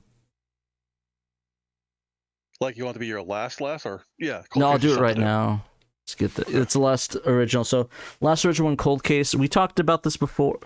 This one is by what is his name? Oh, Zygo. Jay Beretta, who did Zygo. Sorry about that. Jay Beretta, who did Zygo in the past. This is a big a big difference compared to the Zygo one. Originally, he did the two D-score Zygo in a previous competition. Then he started work on a 3D Zygo, which I thought was really cool. And then out of nowhere, he gives us this game, which I thought was pretty cool. So Cold Case, we did a playthrough on this on the SHIRO channel. It's essentially a Silent Hill / Resident Evil inspired horror game, which I really like. It's really neat. You pretty much explore rooms, explore different things, go into different worlds, investigate. So like you do this to go to this mirror world area. Just go out here, and then your room is turned into a hellscape. And you want to shoot this thing. How the hell do you reload again? Okay. Why do I always get the weirdest stuff? Oh, there it is. I was like, where did I go? There we go. I want to reload my gun. There we go. And I'll shoot this dude again. So we smoked that SOB. We got evidence. So this is the big crux of the game, is evidence. So you want to find the evidence, and then once you do, you examine it in your menu, which I forgot which button it was to get to that. Give me a sec. There we go. Go to your evidence, and it's a picture of a church, and you click on it, and what happens? You are at a church courtyard. It's like, what happened? So this is the main way you teleport against the game, across the game, is you find evidence and you teleport to the levels that it represents. Maybe it's like a flashback thing. I don't know exactly where he's going with that, like what way he wants to go with that, but I do like the mechanics. There's that. Gonna go over here. If I can get over here, get some shotgun ammo. Oh, I'm getting a shotgun. Let's find where the shotgun's at. I forgot where that actually is, because I haven't played this in like a while. Has it been in... Oh god.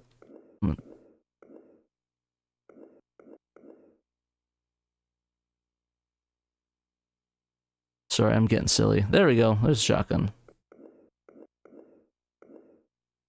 If I can... There we go. I got a shotgun. And it hurts. Gonna equip the Shogun. Go outside, I'm gonna blast some people in the face. I have kids and 6 cats fancy coming out with a magic eraser. You never know. The resemblance is very Pat. Yeah, maybe that's where he got the resemblance from. He just looks at me, he's like, damn, Pat's ugly. Damn, Pat's ugly. Baba Booey. He dead, got the tower key. Get this little hole right here. Wiggle my arm around a little bit.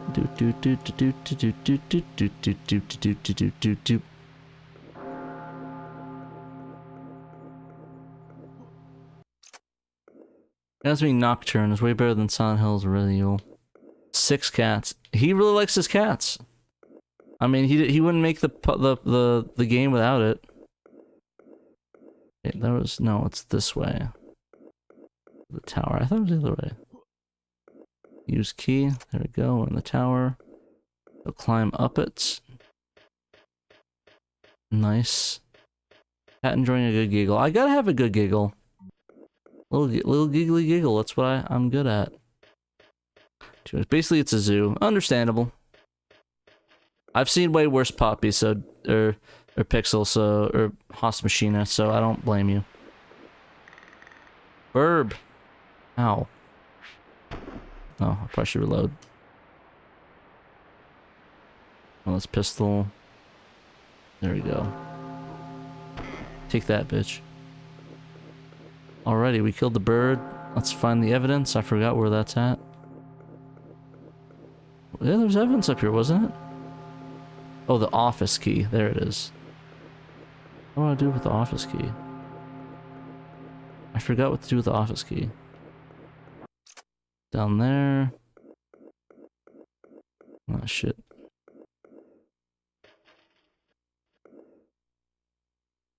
Just the number of cats, but not the number of kids. The cat count is important. I believe he actually is Joe Engine. At least last time I remembered. There we go. That way. And then, yeah, I forgot how to get out of here. there more evidence? I think it was more evidence we got. Or church. Key to unlock church. I did unlock the church though. Just some kids, but the cats.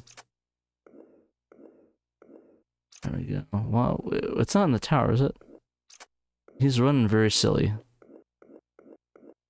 There we go.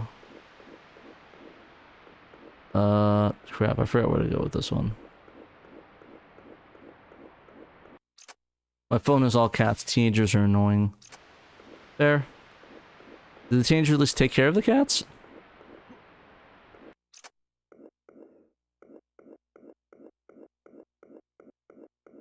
Oh, fuck. Alright. No, stop. Stop. Stop. Okay. I'm pretty sure there's a way to go. Because I remember I went to the tower and I got the ending. I still don't remember how to... We're up here.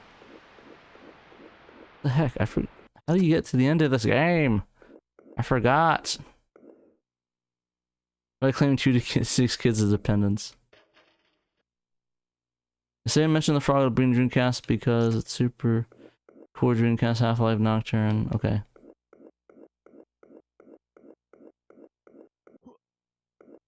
Yeah, port Nocturne, that'd be cool. Oh, is it this door? Oh, there we go. I'm stupid. Sorry about that, guys. Oh, this is new. I don't remember this in the demo. Okay. Okay, he's throwing me a curveball in this one. He had another level. Oh, gosh. This is cool.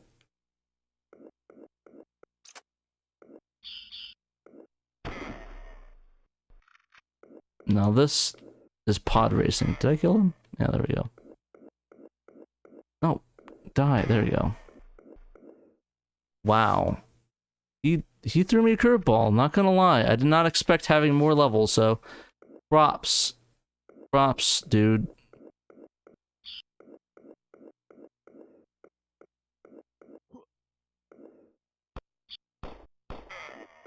I'm bored. Okay, we need to get... Oh, shit!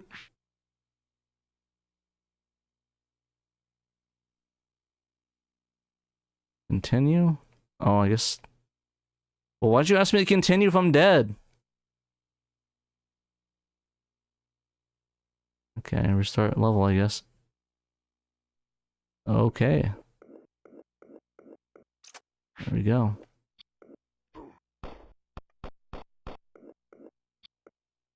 Die, burb. Okay, I'm out of ammo. No, I didn't want to go back to church. Oh god, I'm stuck. Hey, Sega guys, welcome to the stream. Oh god. Oh god. There we go. You want to help in the chat, Sega guys? Everyone else went to bed. And I am awake. You can get in the chat and talk to me as well. We're having a good old time playing stuff. My eyes are bleeding at this point, but hey. We ballin'. Oh god. Lagola. We ballin'. Can I get a we ballin' in chat? Yeah, I really love this game. This game is so cool. Right, I'm out of ammo. There we go. We got a wee ballin' in chat. No, I probably should resurge myself. I'm out of ammo now. Now I gotta run like a bitch. Okay, that's locked.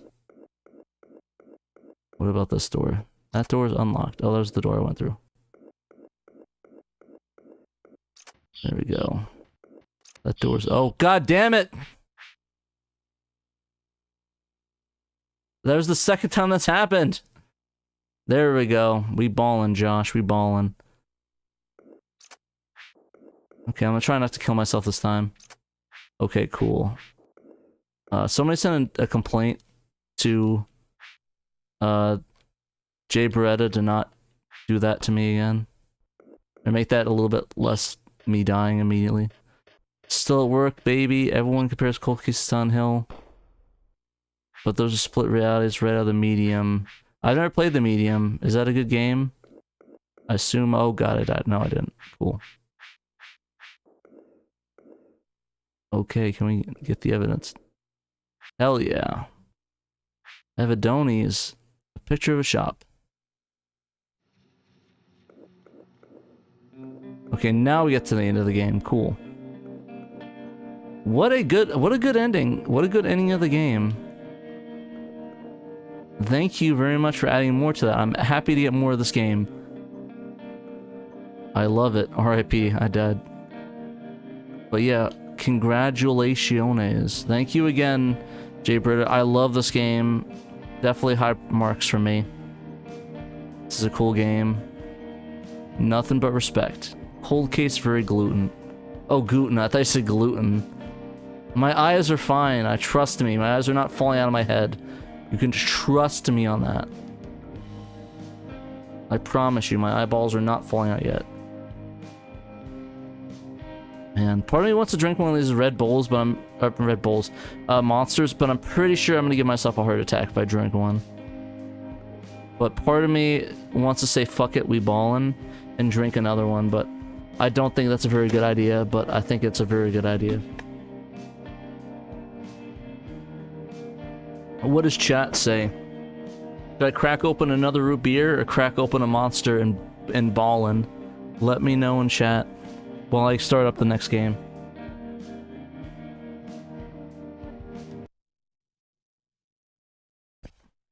Root beer. No more ballin'. Shut up, Pickle. I want to be ballin'. Crack open both. I need to pick one. Root beers all around. Okay, I'll do another root beer. Well, we're doing the Zia one. It's a little bit warm though, so.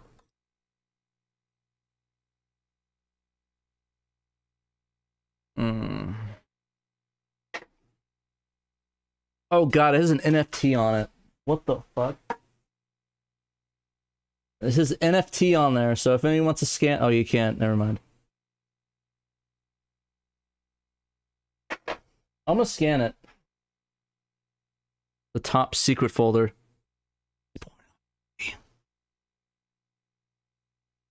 Alright, scan the NFT. Let's see what this does. What NFT did we get, boys? NFT pre-launch. What did we get? Oh, hell yeah, we got a bottle cap NFT, boys. Look at that, it spins. Man, I am messed up. Look at that, it spins, boys. NFTs. Everybody take a screenshot of that. You can have my NFTs.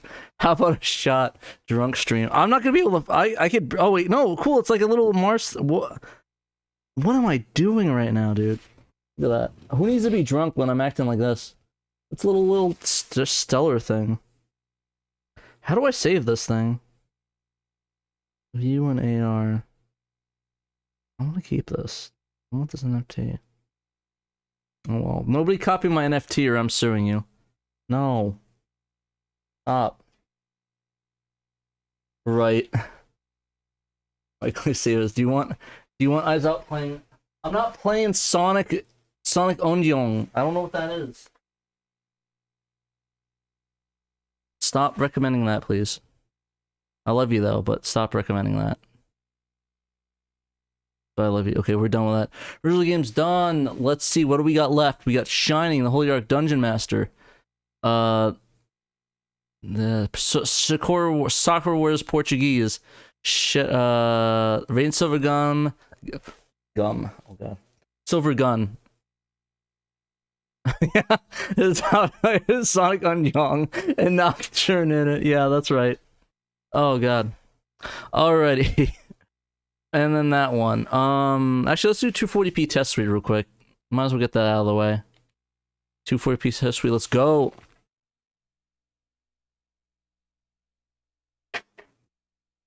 Nice. Also, I'm not drunk. This is just regular root beer. If this was a drunk stream, I would be passed out on the ground right about now. Test patterns. Let's see the cool things. Color black levels. Nice. Color bars. Nice. Shut up. Jail bar, or different bars. Smt bars. Nice. This is really good if it was on my CRT. I really like this. It's not really necessary for a thing though, in an LCD screen. Yeah, I'm still going, Silos. We ballin' out here. Okay, I'm gonna stop saying that. I'm sorry, guys. Very, very cool. I'm really glad this 240p test suite exists. Hardware tests, controller tests. Oh, cool. This one is useful. A, B, C, X, Y, Z, L, R, up, down, left, right. Shoot, shoot, shoot. Left plus start. Okay. Oh, left plus start. I'm stupid. System information. BIOS, CRC32. SM area code, Japan. VDP color system. NTSC.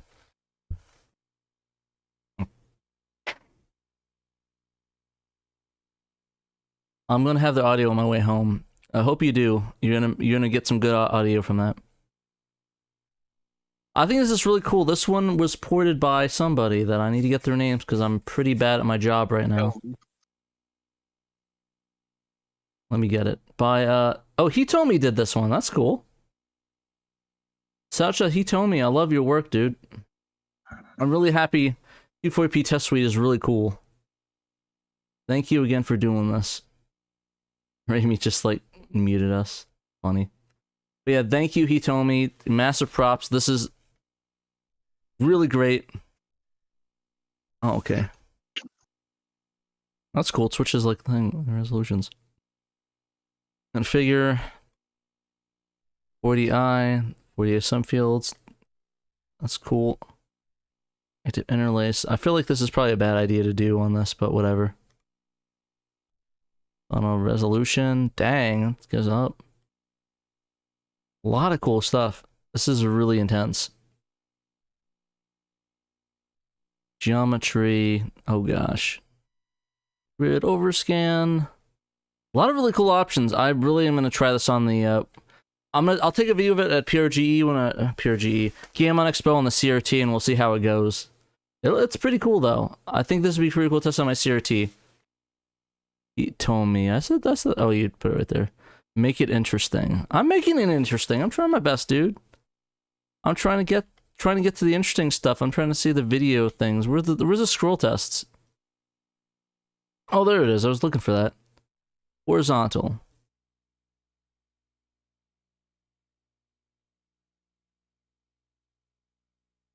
Yeah. Vertical. Nice. Oh god, we're 6 hours in. We've already surpassed the last stream by a lot. Grid scroll test. Ooh, that one's hurting my eyes actually. Horizontal vertical stripes. Ooh, that one's awesome. Missing my eyes. Checkerboards. Backlit zones. Diagonal test. You're turning this into a job. What do you mean turning this? I mean, SHIRO is my job. I do it full time. I do it 9 to 5. Standing by the moonlight. This is what I do. We out here. 6 hour stream. Yeah. Oh, yeah. That back sailing diagonals. Yeah, that's pretty cool. Well, it helps. It's an LCD, so that's also a good thing. This is the thing I like about this version of this. It doesn't have jail bars. Like, I think there's a jail bar test. I forgot what it was though. But yeah, this one does not have jail bars on it. Which I play Power World. Shut up. I'm not playing Power World in the stream.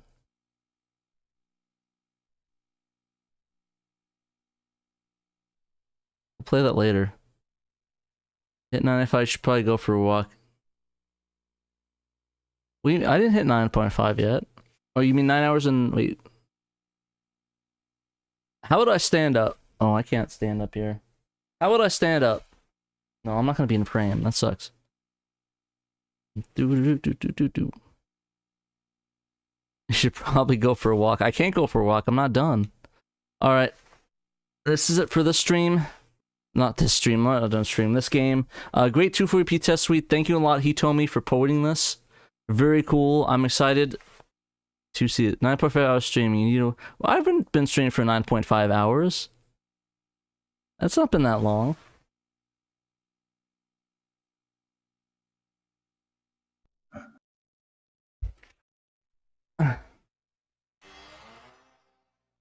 Power World, Power World, Power World. I know you're tired, Dragon 7. You've been on since the beginning, my dude. I don't know why I keep going to that. Okay. So we're almost done with this. We shall do Dungeon Master Nexus. This one is cool. Oh, that's the wrong one. Oh gosh. What did I do?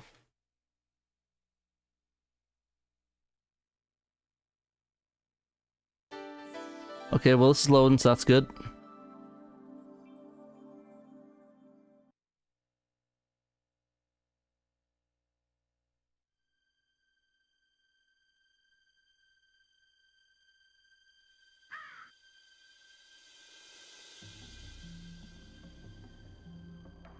Okay, let's get the info on this one. Okay, so this is Kristoff X, going to be called Dragon Master Nexus. So this game was only released in Japan originally, but I mean, like most of the games, we never got this here in the States. They'll not be able to save your progress. Do not care. Do not care. So this was this is really cool. This is not only an English translation, but also a French translation, which I think is pretty cool. That we got 2 for 1. At least I think so. And this game, this one is a big fan of Paul Borte. Is a big fan of this. Loves this one. He really likes this game a lot, and I can see why. It's a cool dungeon crawler. It reminds me a lot like Kingsfield, by the guys that do Dark Souls that I forgot off the top of my head. If you guys know the people that do Dark Souls did this game. It's pretty good. Get some I know you've been getting some PSO on the side. I wish I could. What is going on in this chat right now? FromSoft, that's it. Thank you. So I think this is a really cool translation. They did the full text on everything, so there's all text, and they even have a tool that I haven't shown off yet, but it's like a tool that has it's basically a tool that what was it? That it allows you to translate, so you can translate to other languages. So it allows you to edit menu items. It's really cool.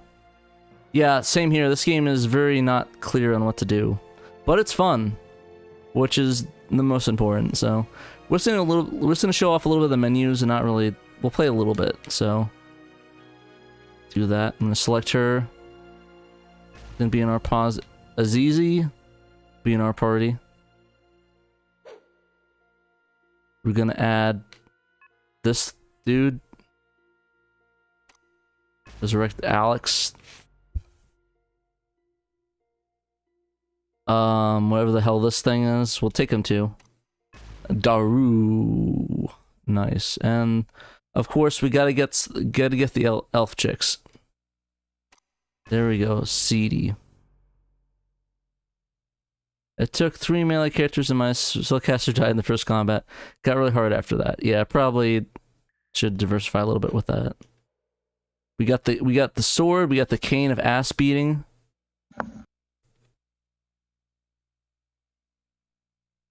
Oh, Shadow Mask, what are you doing, dude?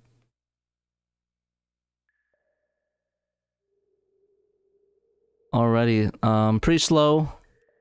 Isn't there like boots I can give myself to make it so fast? Oh well, it doesn't matter. Dude, why'd you throw your knife for? Pick that shit up, dude.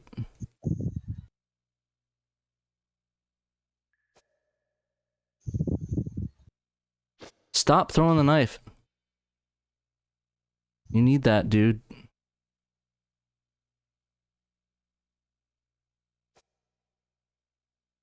There we go. Open the menu and give your knife back.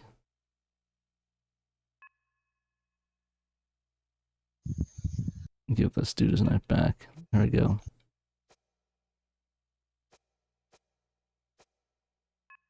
You give Azizi her knife back. Stop throwing that shit!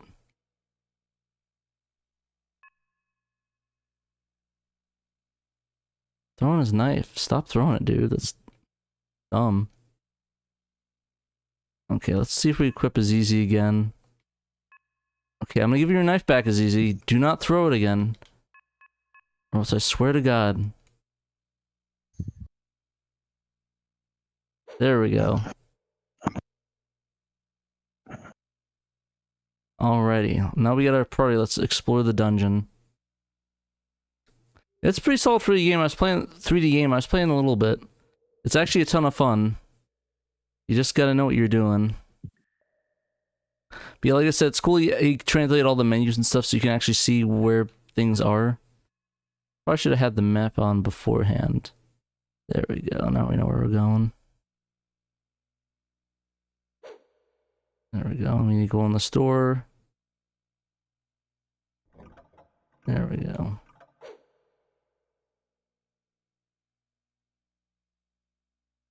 Apple, why do they keep dropping it? Yeah, the B to pick it up is really dumb.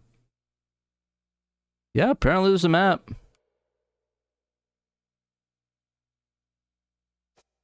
Let me have the bread.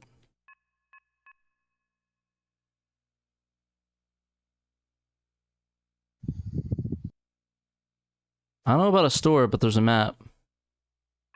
You hit B and then hit that button, but I guess the map went away. Yeah, you toggle it like that. Yeah, Saturn can do transparent. Why'd you throw your knife again, dumbass? Well, now you lost your knife, so guess who's gonna be punching people? Yeah, that's right, you. Think you're throwing your life, dumbass.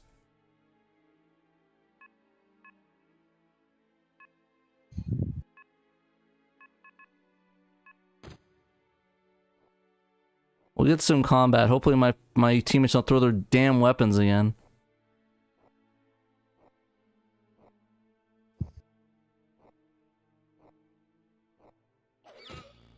Well, now you get to fight him barehanded, Azizi, so have fun.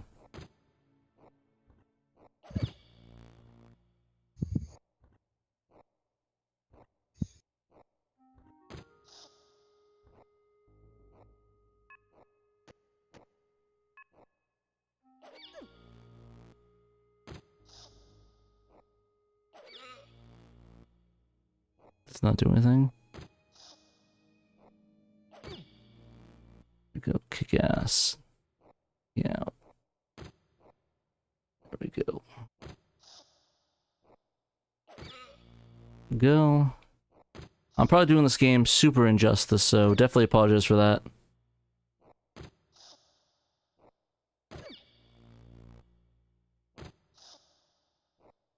An auto attack.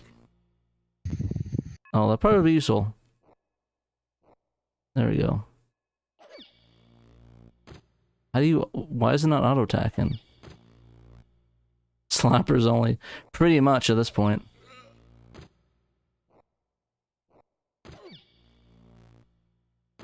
Already we lost half our health. Oh, he's dead as hell.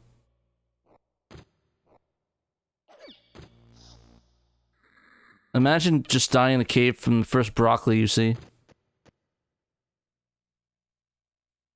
Yeah, you probably needed that one. Oh yeah, like I said, I just want to show out some of the cool translations. I'm not gonna claim to be good at this game, as I am not. But yeah, I'm very happy that people that know how to play this game can play this in English. It's really cool. So I gotta give a mass shout out to Christoph F. for this amazing game. Thank you again. Also, Pat. Close second experience, forgets about time. Yeah, pretty much me in a nutshell, honestly.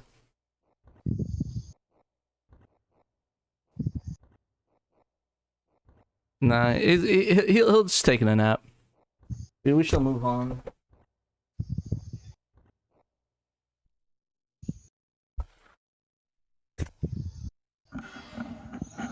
It probably is, but a better gamer will learn how to do it. See you later, Captain Hawden. Thank you for staying on for as long as you did, homie. Alrighty, so Shining the Holy Ark hard mode. We'll try that one.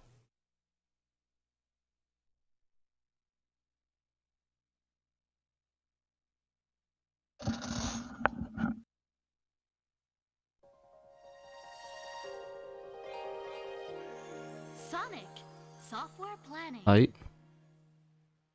Alright, so this one is by Recapso. This one's Shining the Holy Ark hard mode patch. So this basically, huh?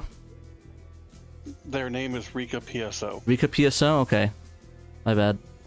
Rika PSO with the Shining the Holy Ark hard mode. Pretty much just ramps up the difficulty, but makes unusable items attainable, changes treasure chests and shops, and change the monster spawn drops, fixes some minor bugs, and unlocks sound tests and some shortcuts in the world map. Also allows monsters to have difficult stats depending on the area they're found in. So I'm pretty sure I'm not gonna be able to get into like the big differences in this game because Oh boy, do you have a save? I do not. Then let's skip this one. I like them, but we've got a long way to go with the intro. I gotcha. Yeah, so this one I can't really play to my heart extent, but for people that know how to play this game, definitely props, and hopefully they can try this out. And yeah, thank you, Enrique PSO, for making this happen.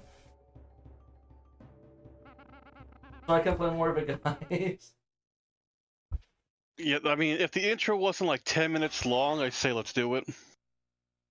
Yeah, it's a pretty long game. And I can attest to how cool it is, because he's played it longer than I have. Or knows more about the game. 30-minute intro? Holy shit. I don't know, it's 30 minutes. It's about 10 minutes, though. And then you're in the dungeon where you can actually showcase the harder mode. Gotcha. Alrighty, but yeah, massive props to Rika PSO for doing that. People that enjoy the game, glad you can enjoy that more with that patch. I just wish I could show it off more. Well, alright, so the next one's Sakura Wars Portuguese sub, so that's gonna be cool as hell. Alrighty, warning in Japanese. Oh, I probably should have showed the intro off. Oh, you picked Sakura Wars, okay. So this one's pretty good. This is also by Sansagol. This one is pretty impressive. This one is essentially a Portuguese translation of Sakura Wars, which is pretty cool. There are some things missing, like the intro's kind of don't use the original one, but usually the original intro. But everything's, yep. Voices, stereo mono, controls are pretty much there. Do Novo Yogo, new game. Got loading. So this one is a pretty good labor of love for people that speak Portuguese. I do not, even though I am Portuguese. It's pretty sad. But I can assure you, it's cool that it's in Portuguese. We'll show off some of the... We're obviously not going to play the entirety through the game. I just want to show off some of the cool translations of it. Unless Sanzagol is in chat and wants to talk about it, which is fine. I'd be down for that. Damn, we have 25 viewers? I'm surprised we have any viewers at all left. It's just a text translation, right? Yeah, pretty much. I just want to showcase it a little bit to people that that would like to see it. I think it's really cool, though. There's some stuff missing, though, so I'm kind of interested to see if... I'm guessing he didn't use the one by crap, what's his name? By Noah Steam. I don't think he used that one because it doesn't have the intro changed. I wonder if this is a new version of it or just using the base of what he used pretty much. I mean, it's based on their tools. I gotcha. Oh, so just use the tools, okay.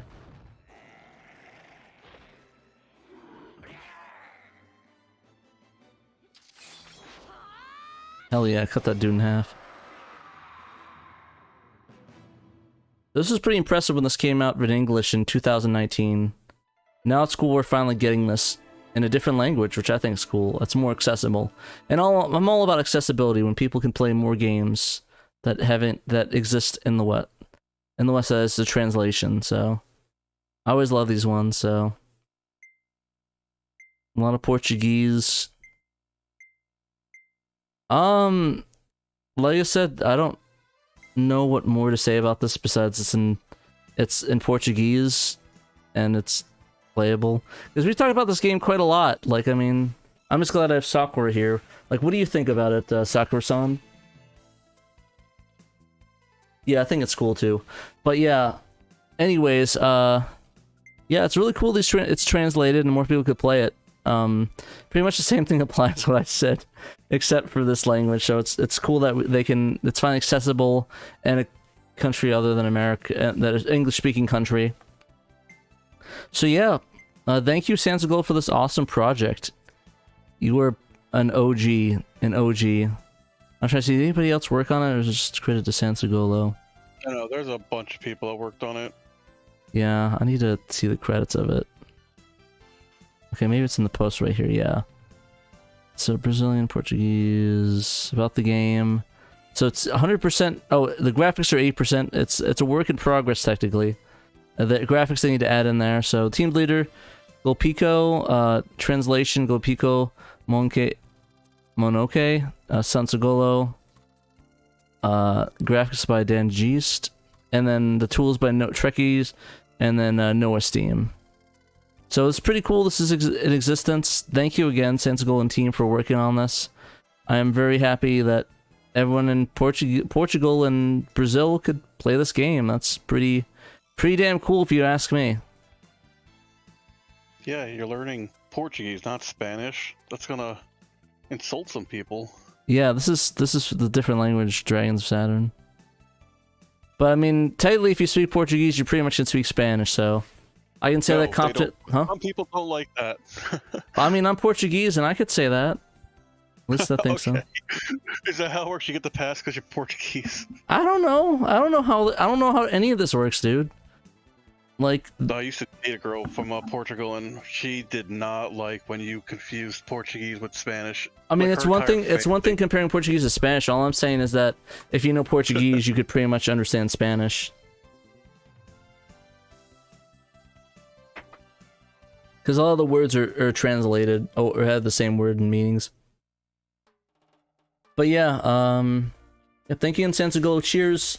If I offended anybody in the chat, let me know, or in the comments when this goes up. Still shocked we have 25 viewers though. Thank you guys for watching. That's huge dedication. I was surprised we had more than one person watching. So massive props. Did we drop down 20? Okay, I can deal with 20. 20 is still a good number. We still ain't done though.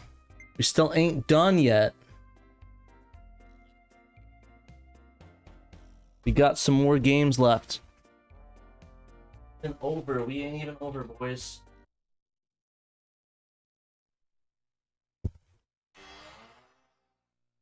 I'm gonna check my phone real quick.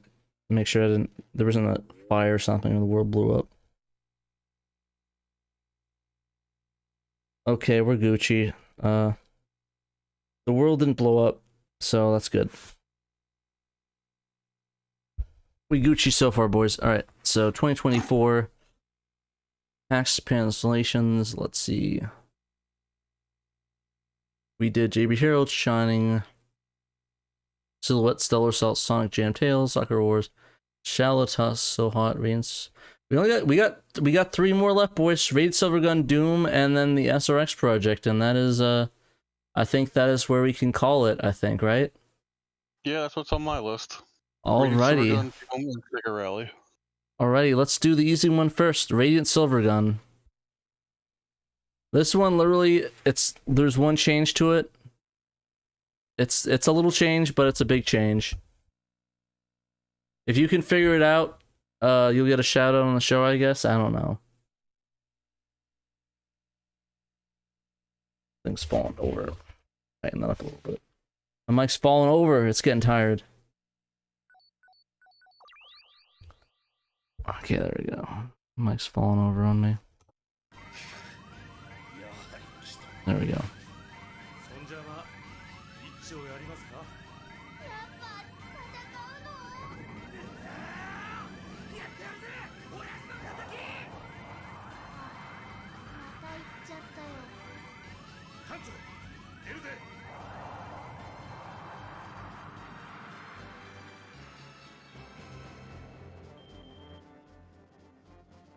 Alright, this one is by... I'm gonna get their names real quick. This is Private Eye. This is a Private Eye one? Yeah. This one's a pretty basic change. It's not like a major world-ending one. It pretty much is a simple fix. It's just pretty much if you guys noticed, the start button is not there. The press start button and the please wait. So that's cool. Cool little change. Makes it a little bit cleaner, I guess. Yeah, I mean, annoying flashing. Yeah, it's not annoyingly flashing at you, so that's pretty good. And then you can pause it, and there's no flashing on there, so you can get a clean screenshot of it, which is kind of cool. But yeah, I think it's pretty cool. It's a first step in maybe a translation of it or something like that. Maybe some translations. I don't know. It's a text removal thing, so... I said, one step. I'm always good for any cool project, so thank you very much. Again, I guess we'll play this for fun. We'll take a little break. We'll play this level out. I'll show you my... Oh, I died. Never mind. Okay, we'll just end it there. No, I'll keep playing it. Yeah, the flow actually does get annoying, so... It's cool that he removed it. So it's a cool little change. Nothing like world-ending, world-shattering, but, you know. 4 levels later, there's no way I'm playing that much of that. There we go. Destruction rate. State. Oh, we played like 2 stages. Okay, that was a little bit. I only want to play 1 stage, but we played like 3 or 2. Anyways, let's continue on to the next game then. Remember, like 20 years ago, attempting to translate that game. That seems like once. Oh gosh, I have to. On me.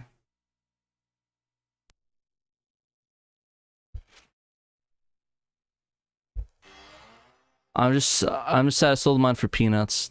Oof, yeah, I'm sorry to hear that, man. That sucks.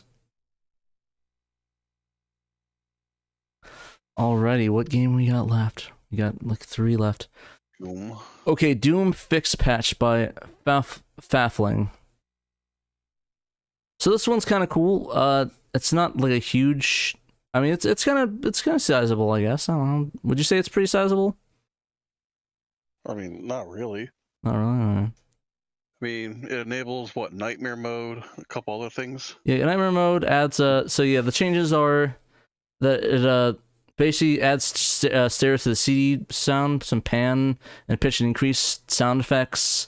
Adds a PSX menu music. Automatic exits to title screen after 30 minutes. Activity is disabled. Have to be able to view the full soundtrack. So there's and then apparently this this gives us small changes in performance for frame rate. Oh gosh, I did the wrong difficulty. I'm just gonna get myself killed real quick. Or actually, can do. Okay, I'll just go back to the menu. There we go. I want to play Nightmare. Let's do this. Can I beat the first level of Doom on Nightmare on Saturn, being the sleep deprived? Let's find out. At the end of the day, still want to wait for Entropy's version. Huh? I said at the end of the day, we still want to wait for Entropy's version. Exactly. No matter what Baffling fixes, this is still the Saturn port of Doom. Yeah. Nothing I'm saying this E1, M1. Oh, I killed them both. Cool. Alrighty, we're on Nightmare mode, boys.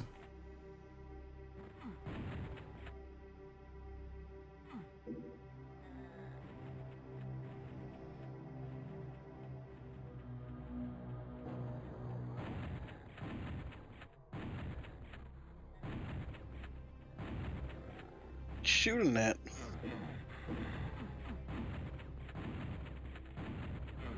Oh my gosh, die!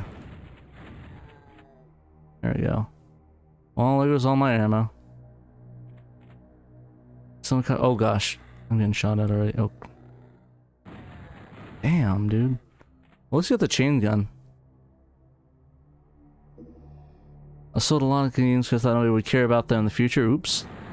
Oops indeed, dude. Oops indeed.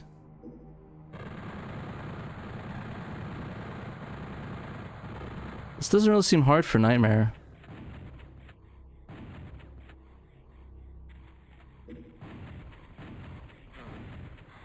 Okay, I'm just gonna say fuck that demon.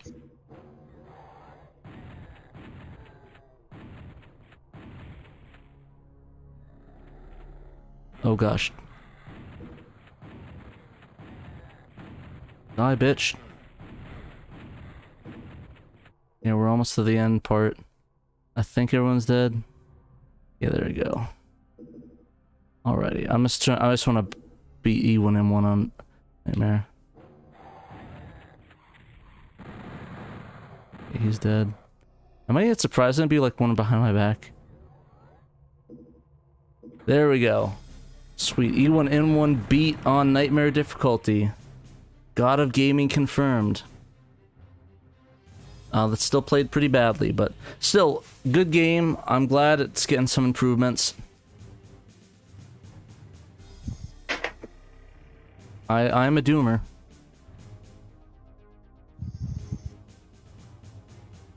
Alrighty. Last but not least, we have Ross's entry. I think that's his name. ROS. Well, Rings of Saturn. Rings of Saturn, yeah. It's changed. Basically just a Sega Rally hack. Oops, not a hacks. There we go.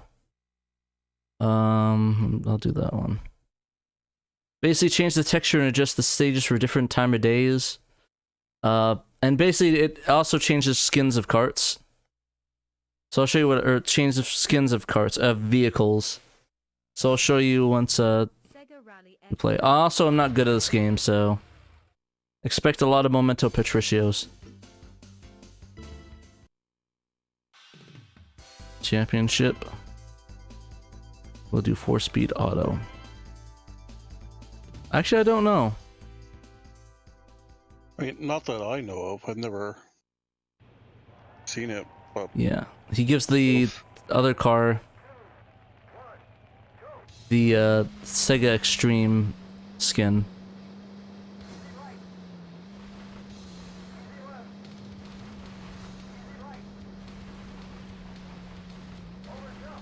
Yeah, Rings of Saturn's been on SegaXtreme for decades. He's a OG or somewhere around there. I'm really good at this game, guys.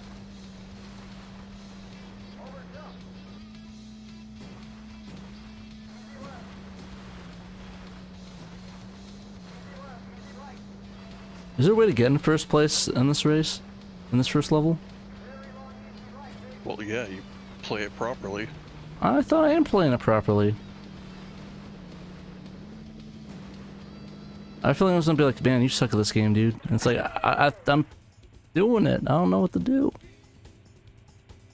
I mean, Rings of Saturn's a popular term. Just like you have the satiator rings also because of the Saturn.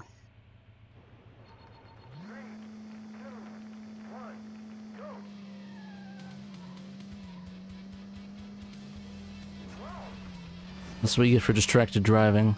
I looked at chat while driving.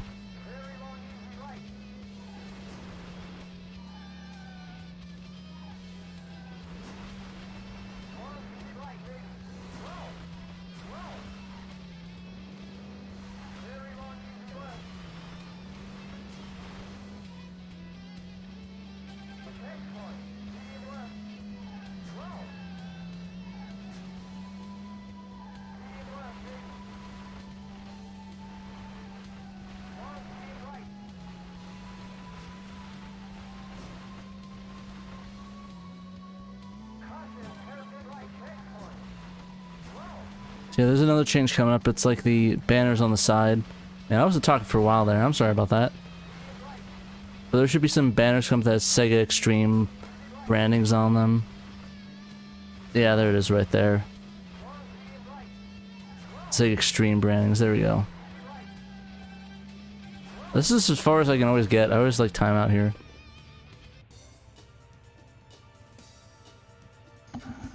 Retired. Speaking of which, we'll race until the mountain course. Don't bother to race till the mountain course. I don't. No, that's pretty much it. Yeah, but yeah, I think that's it for the games to play. There's also the cool tools that we have as well. Not to Wait. Was it the other one that has the helicopter you get to play as? Wait, what? One of the cars, it's the helicopter. I didn't know you could play as a helicopter with the one. Wait, in the hack? Yeah. Oh, I don't know. Is it the other one then? It's not one of these cars. Well, no, I meant the other demo you have, or the other hack you have. Yeah, let me go check.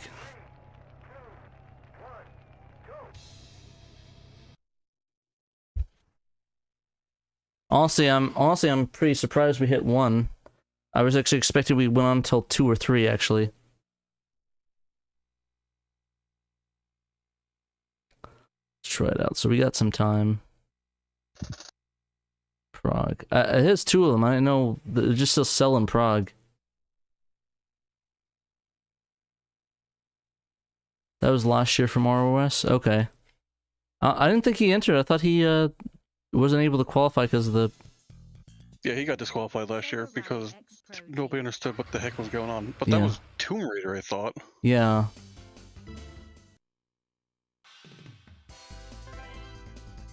We'll try one of these cars maybe. I think this is the PAL copy of it too.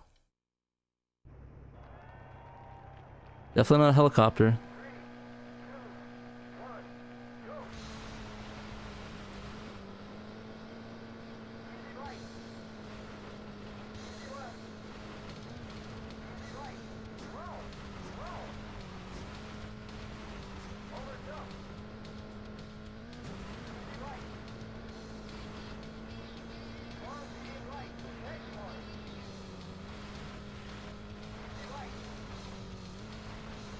SRX Pro, new Pro cars, low poly, and a new secret bonus vehicle, which I believe was the helicopter. But yeah, that was 2022. Okay, so that was last year then. So what's new in the Proj version from then and now? I guess he's just submitting it. I guess.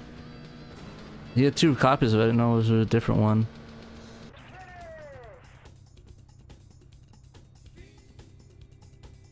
Oh, that was 2 years ago? Well, 2022, so it would be last year. Yeah, the last year in 2023 we judged it, but he submitted for the 2022 competition. That's always weird to me. That's when he released it, December 25th, 2022. Yeah, so we would be judging it for the competition in 2023, but he didn't submit it for the competition though, right? Yeah, I don't think so. Okay, yeah, so then did it really matter?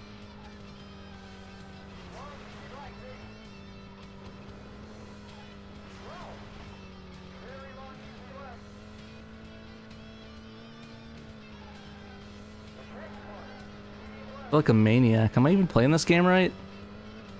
Give me the chat, tell me if I'm playing this right or am I messing up? I feel like I'm playing it right, but I don't know if I'm playing it right. If anybody knows, let me know. Oh, maybe he didn't release it publicly and had it private to Brett your dad. Yeah, I have no idea. I don't watch that channel. I'm just trying to see how to unlock the helicopter, but I'm not finding anything. Like I don't know how are we supposed to. I assume you just race it like this. Is there like a thing you have to do? I don't know. Is there like secret techniques? I have no I don't know if idea. people are like trolling me. So does the low poly mode change the weight of the car? Fuck, I don't know. More speed. Are you guys trolling me? Stop trolling me. I don't know. Am I playing this game right?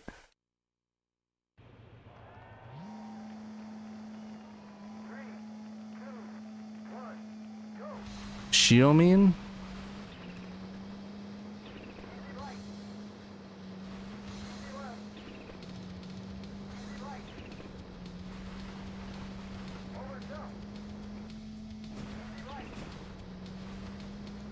Is this better? I'm like taking it a little bit better. Oh.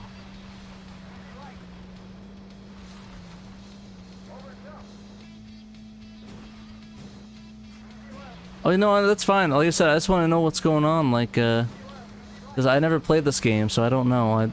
I played Daytona and just hit the button that makes it go fast.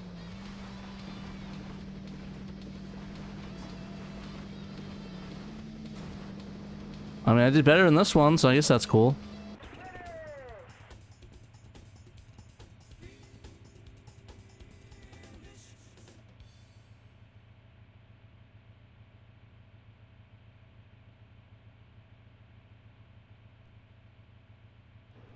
Holy shit, we hit 7 hours, hell yeah!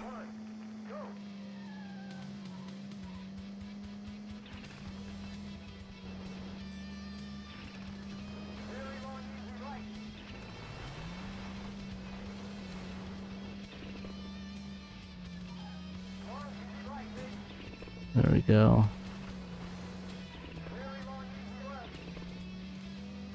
Ooh, bitch. There we go.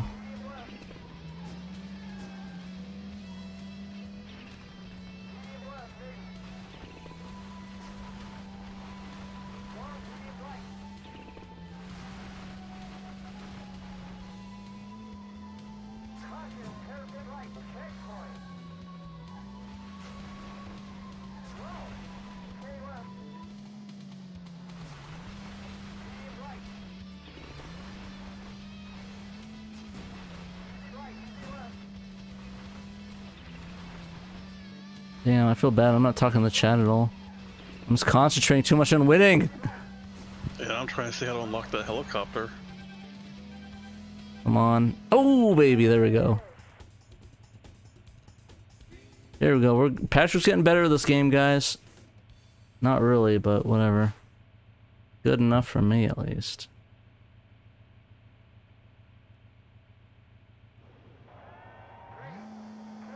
Dave would be proud of me. Probably not, but hey. You gave me 10 seconds, dude? Come on. I ain't gonna make no fucking checkpoint. Well, I just lost. Oh. Checkpoint. There we go. Move your ass.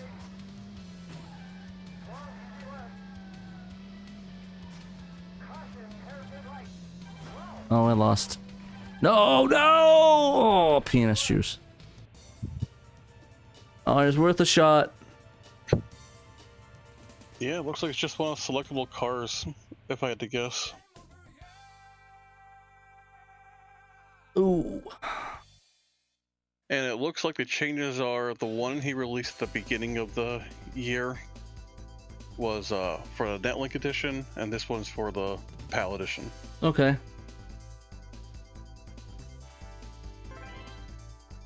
Let's do practice. They did better than this car. So is there now a way to pick a third car? The only ones that it gives me options for is the two cars in the manual and automatic.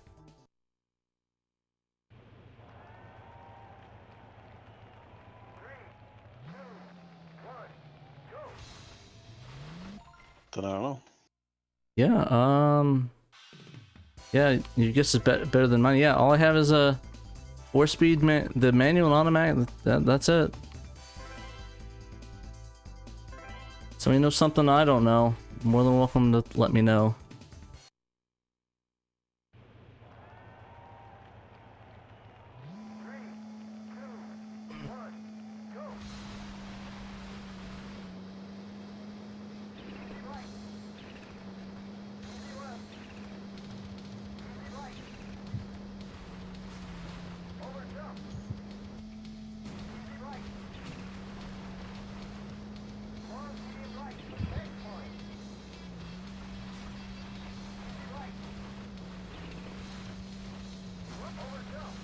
Oh, there goes my lead.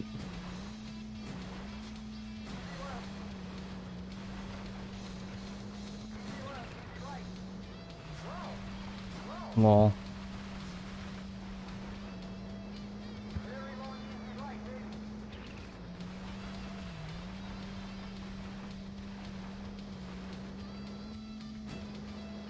Alrighty. I think after this race I will call it because I cannot see. Well, I can see, I'm very tired. I think we got everything right tonight. Is there anything that I forgot?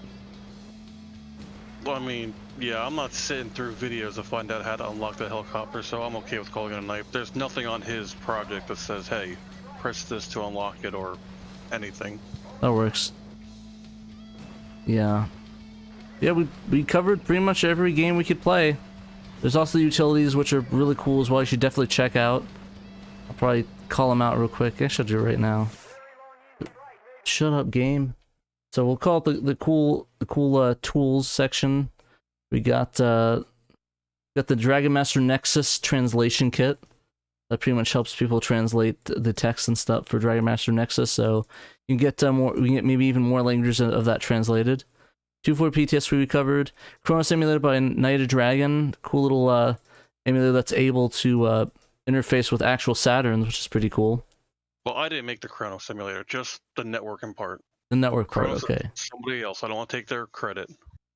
Gotcha. FKR and Benjamin Sisko, and probably other people as well. Sweet. Continue.